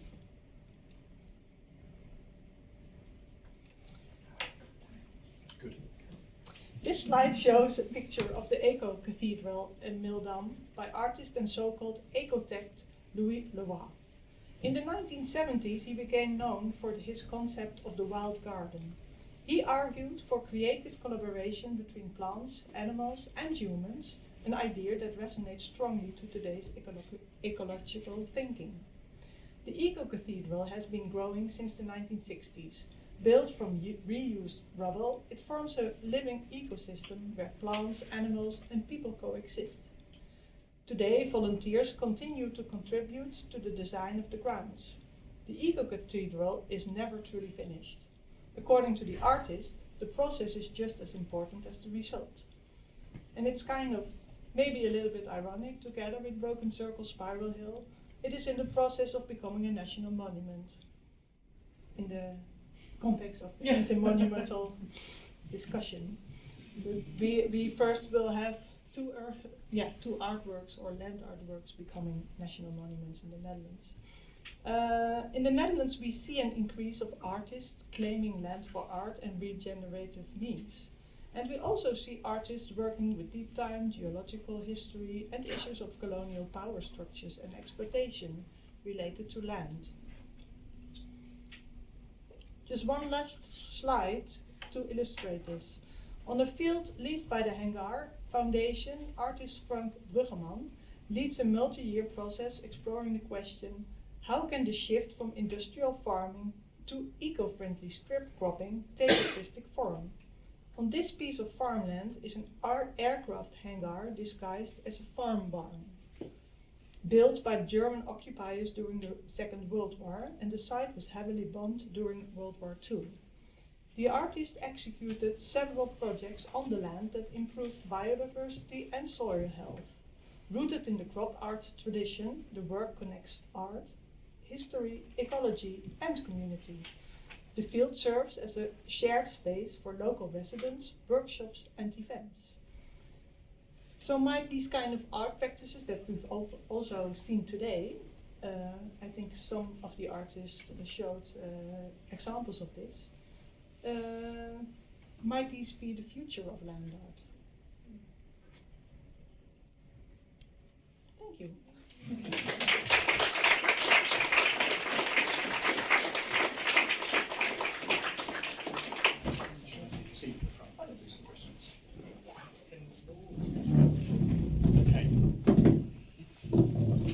What I'd like to do is let's do a few questions for the panel and have our own conversation. We've then got a bit of time to open things up to general reflections in the room. I'm sure people have burning questions that might not relate to the panel. After we've had a bit of focus on the panel, let's open things up and let's see if we can organically progress into a more general discussion and reflections on the whole day. And it has been a cracking day. Thank you to all the speakers. I have a question to kick things off, but if anyone really wants to get in first, I'm happy to hear that. Any hands? No, okay. Amanda, I wanted to pick up on. Well, it starts with acting. It starts with acting, but it will open up out to the others as well. One of the phrases that jumped out for me was from the unpainted landscape. This idea of a re-enchantment with the landscape. That seems to me to speak also to Jeremy Deller and this idea of re-enchantment with a slightly kind of folky territory of monuments and stone circles, and then to bring it back to these national monuments. I'm thinking here about imagined pasts, imagined communities, these like the public imagination of ethnic unity that you described, Daniel.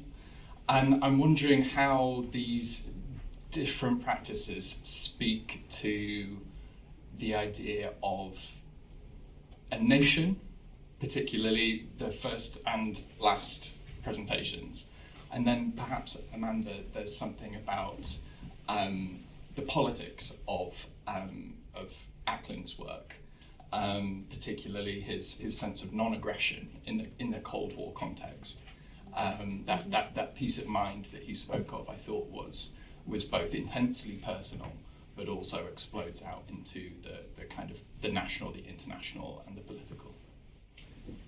Yes. Yes, indeed. I think what really struck me, sort of looking at commentaries on Ackling's work, particularly in the first 2 decades of his career, was there was a number of things going on. One of the things we talked a bit about today was relationship, friendship, peer group, cohort, people having similar sensibilities. And that very firmly identified him with a broader group of people who were discussed in terms of land art.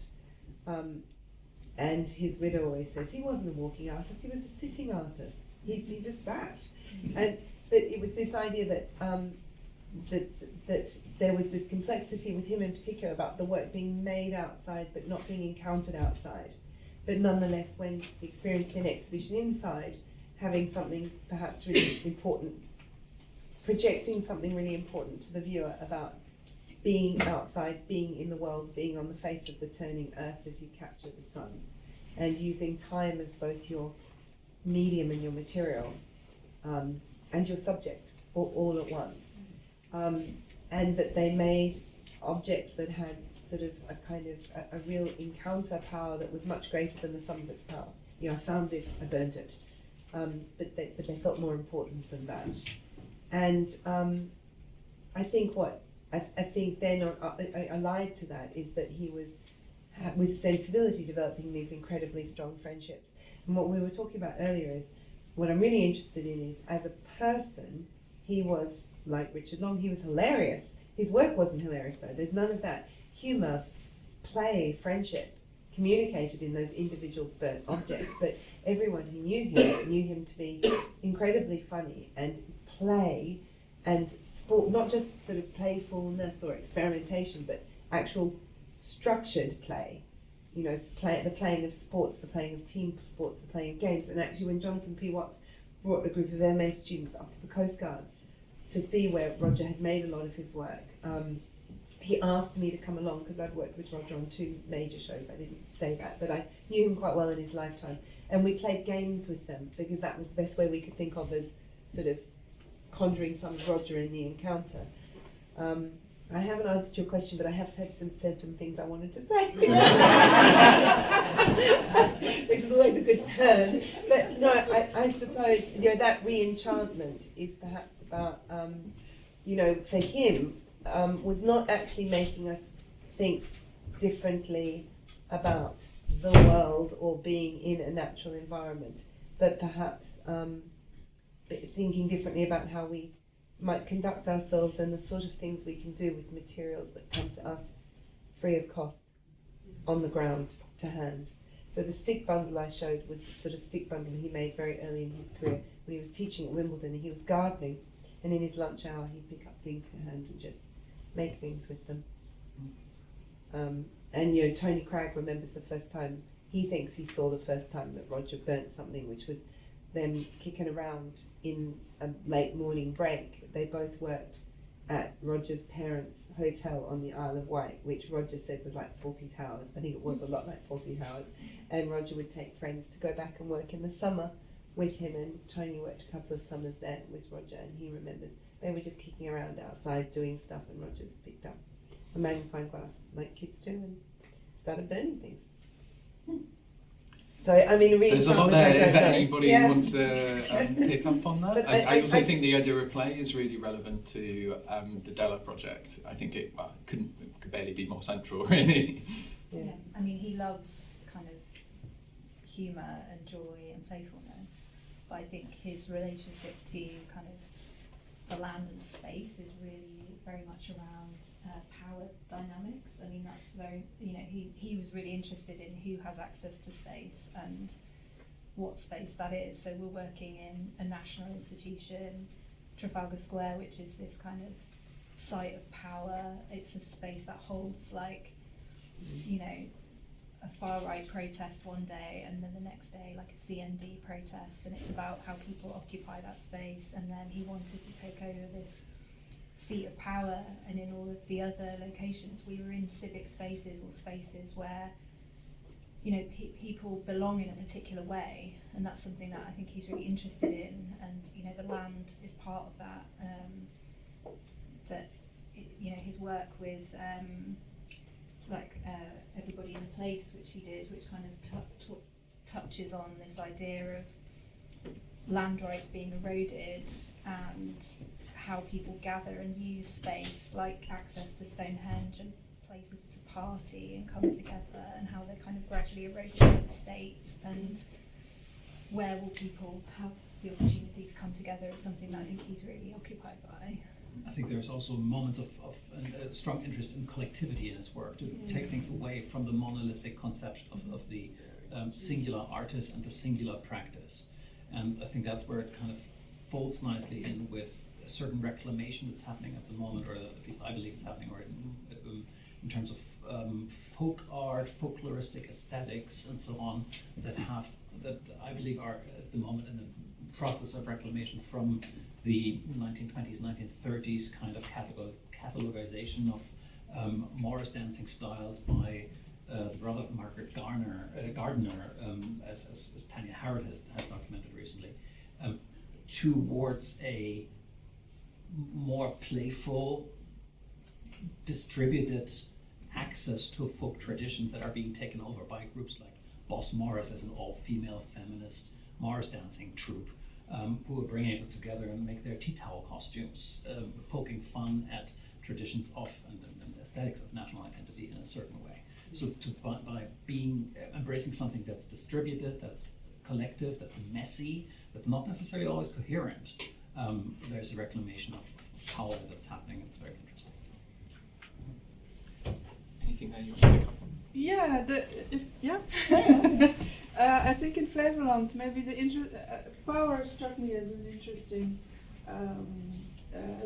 concept there. We were talking over lunch with an engineer, and in Flevoland was created by engineers, and working there for the last decade or so made me realize how much engineering in the Netherlands is connected to power. So it would be a national project, this making of the polder, and the people making it would have also the political power in the beginning. Later it was transferred, but in the beginning they would have the political power.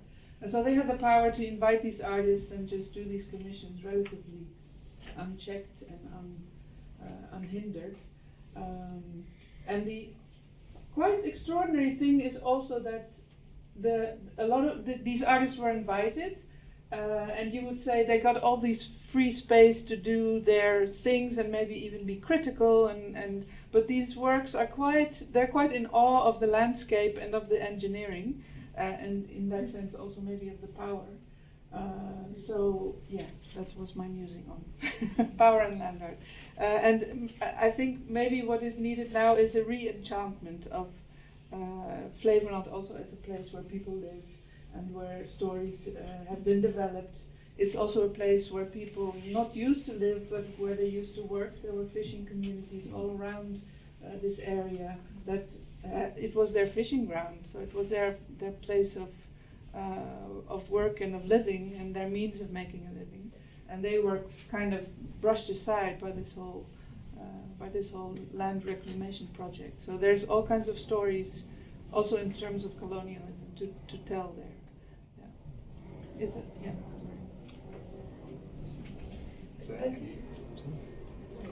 I think there was also, I think what was quite difficult about, you talking about power structures and sort of how we relate and talk about things.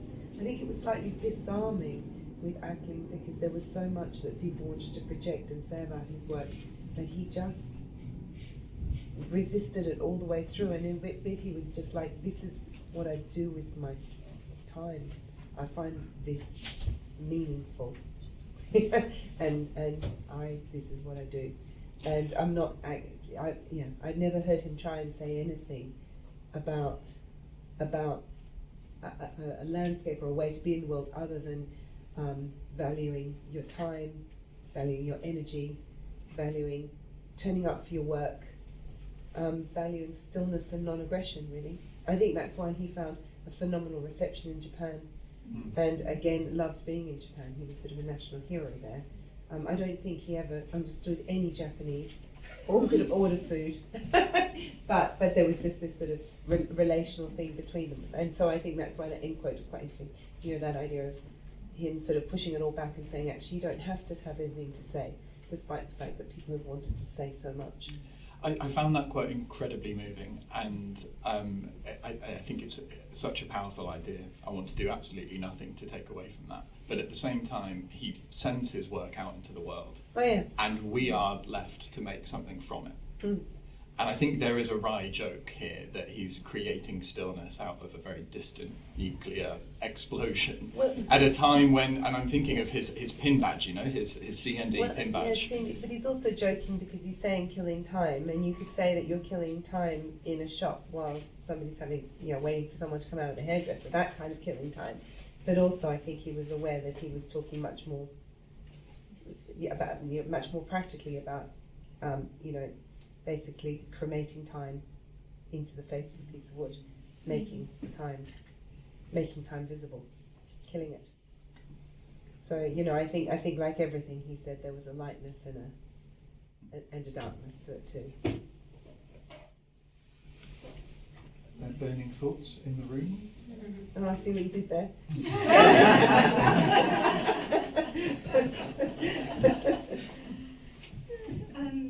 Sorry, just listening to you talk about Ackland then, and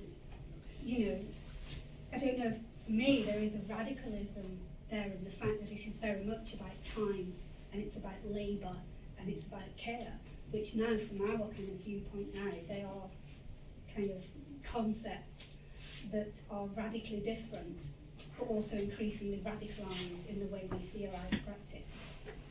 Does that make sense? Yeah, absolutely. I mean, I think he's really striking amongst his generation when you're looking at, energy, works that look like to be about the environment, with the amount of fossil fuel and energy and machinery being used to move things around, and many of his peers in the painting department. I mean, it was great. We thought it was wonderful time, but just we never thought of acrylic as plastic, did we? This idea of this massive use of materials all the time. And that, he gave very little off, but a whiff of smoke to the air,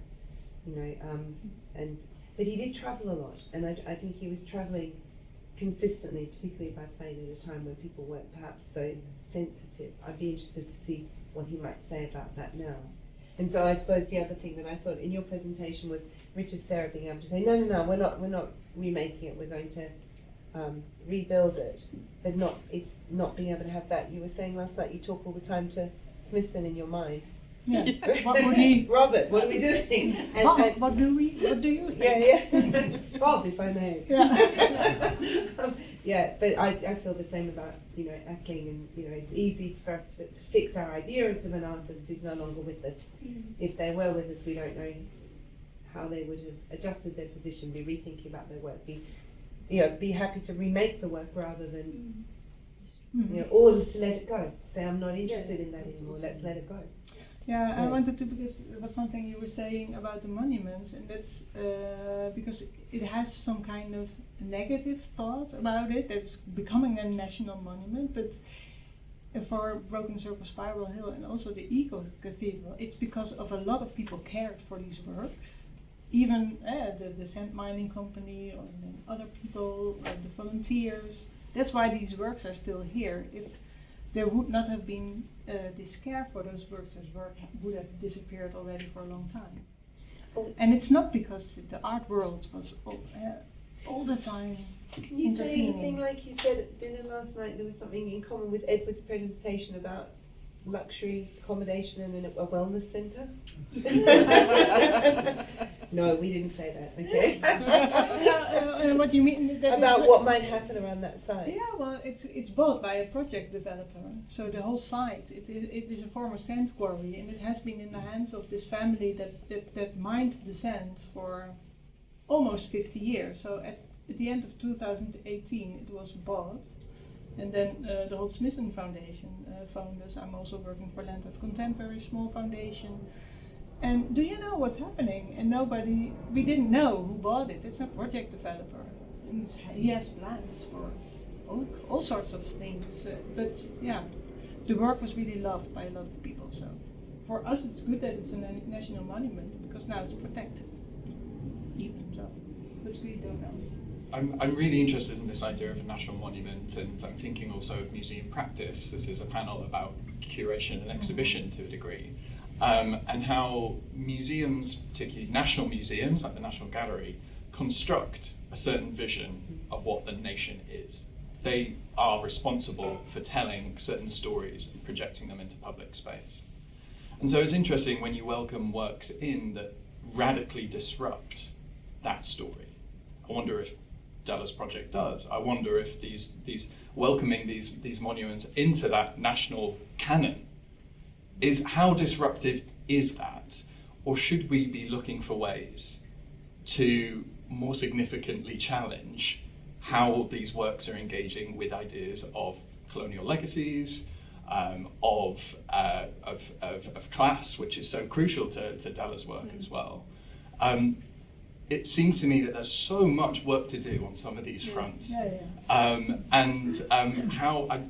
don't want to instrumentalize. We were talking about instrumentalizing these artworks earlier in the day. Don't want to push that too far. They have to be able to exist as works, but their political agency as well is key here, isn't it? Yeah, I mean, Della's project certainly pushed the National Gallery in lots of ways about its thinking around how art practice happens, who it involves. You know, we had to push at the beginning a lot to get that to be a national project. That wasn't necessarily always a given, and to then recruit 4 assistant curators who are based in those partner locations and have them be National Gallery members of staff and all the benefits that come with that, but they live in those spaces, and you know, that's quite radical for the National Gallery to do, and to have that kind of you know, to physically be present in those spaces, like that act of travel that we did, I think was really vital. And again, that's not something that I think the National Gallery does often. It's very much about power sharing. Yeah. And I think that's something that that was quite interesting about the project. It was about dispersing decision making and dispersing budget, dispersing decisions themselves and how to organize that. So it was about a question of how to collaborate and what is appropriate for an institution of this kind when working with the other home nations. And that is, I think there were a lot of lessons that were learned and still have to be analyzed. Yeah, maybe that's interesting for us to add that we've been like really figuring out, because now it's a program, yeah, and we call it a program because then it's like quite kind of open. But also we are searching for how to organize ourselves within the cultural sector in the Netherlands to care for these works, but also to work with artists that are really working with the land. But because it's not existing in the Netherlands, not in that sense. So we really We're just 10 days away from the 10th anniversary of Gustav Metzger's call for all creatives to remember nature. And he was an auto-destructive artist, and in theory at least believed that no artwork should last for more than 20 years, and that it should be publicly made. So I'm just really interested about the discussion this morning started with this. What's the meta? What's the relationship between an artwork like that and Gaia and the universe and our position in it?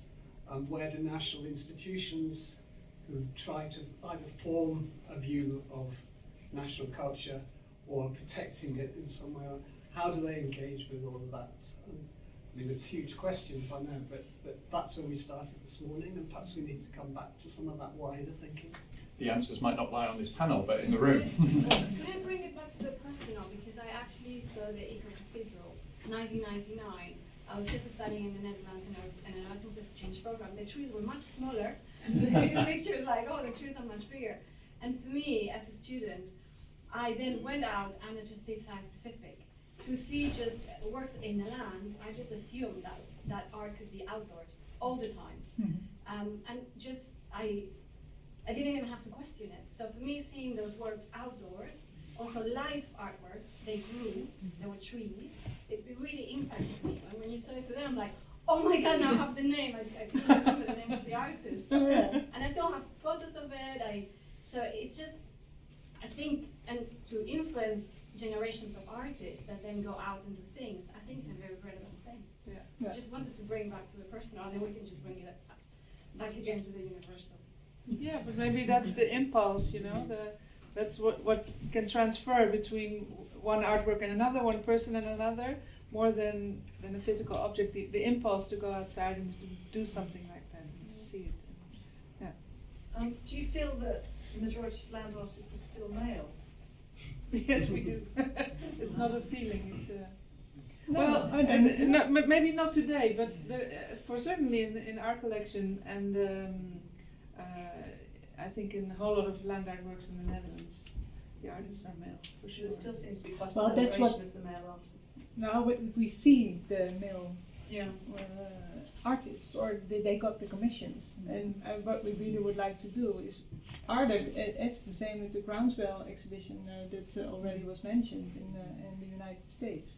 It would be interesting to research in the Netherlands what kind of female artists were there during that time that we don't know of, because Well, they're not represented. We don't know. Even them. the ones we know of are not Yeah. represented. Yeah. But it's in that sense, the power that I was talking about with the engineers doing the initiatives. At a certain point, there were committees coming with landscape architects and city members and policymakers. And in Flevoland, these are all men. Sporadically, there's a woman in these groups, and they tend to choose for men. The 8th work or the 9th work in the collection, we were involved in the process of selecting the artist, and we had decided, okay, in order for there to be a woman artist coming out of this process, we need to start with the idea that this should be a woman coming out of this process, and we make a long list with only women. And so this was proposed, and the committees were uncomfortable, but okay, let's do it, let's try it. And then the proposals came in, and they decided these were not interesting enough. We would like one proposal of a man to be added to these proposals. These were renowned international women, and this is nothing against this, but in the end he was chosen. Nothing against this proposal. It's an amazing artwork, but for me it completely everything. Schellen vielen van mijn ogen. My eyes kind of fell out. This is the way it works. This is the way it works, and this is what we're up against. So yeah. And, sorry. Yeah. No, it's okay. That was Veronica. I'm sort of bursting to say something. I mean, I run an art gallery dedicated to the environment, and the majority of artists I've shown have been women for 10 years. Yes. And it depends where you situate land art. And I mean, we've been talking a lot about these great monumental outdoor earth-moving works today, but also we've been talking about ephemeral, performative, embodied work. And a lot of that kind of thing is the prerogative of women. And there are a lot of women using straw, I don't know, ephemeral materials, earth, that's also totally about land, and helps us think differently about land as well. And I think we probably need to reframe the whole concept. We've been talking about all day, really, rethinking the whole concept of land art. But what type of land and where and how it happens, and to what extent it's permanent, to what extent it's ephemeral, and reflects the way people are thinking about the environment. A lot of what we've been talking about today also has been a bit not in tune with environmentalism, to some extent in opposition to that. So all of those things need to be thrown into the mix, I think. Yes. I don't mean this in a defensive way at all, but the gesture downstairs in the exhibition, including Testadine and Anya Galaccio, they're working in really very different processes to the land art that they're in conversation with, both in that space and in Dean's case with Spiral Jetty. And that gesture was just to kind of indicate that there can be an opening out to what you're saying, Veronica, and the versions of land art are perhaps infinite. To go back to the fantastic paper on I can't remember the name of it. The Smithson work. Hotel Palenka. Thank you. Yeah. Any other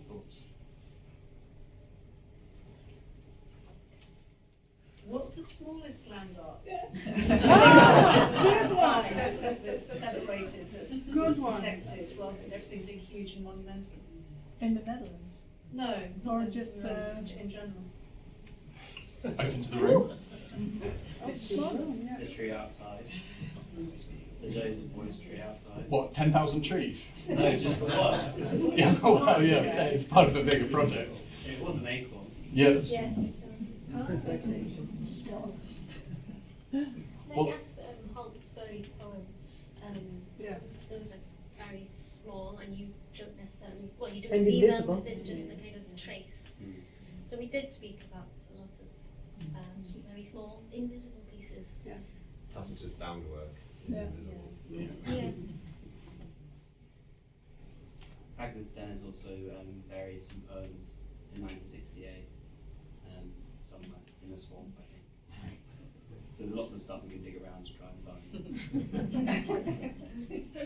Okay, well, maybe let's start digging then. Let's get out into the world. But first, some wine and a round of applause to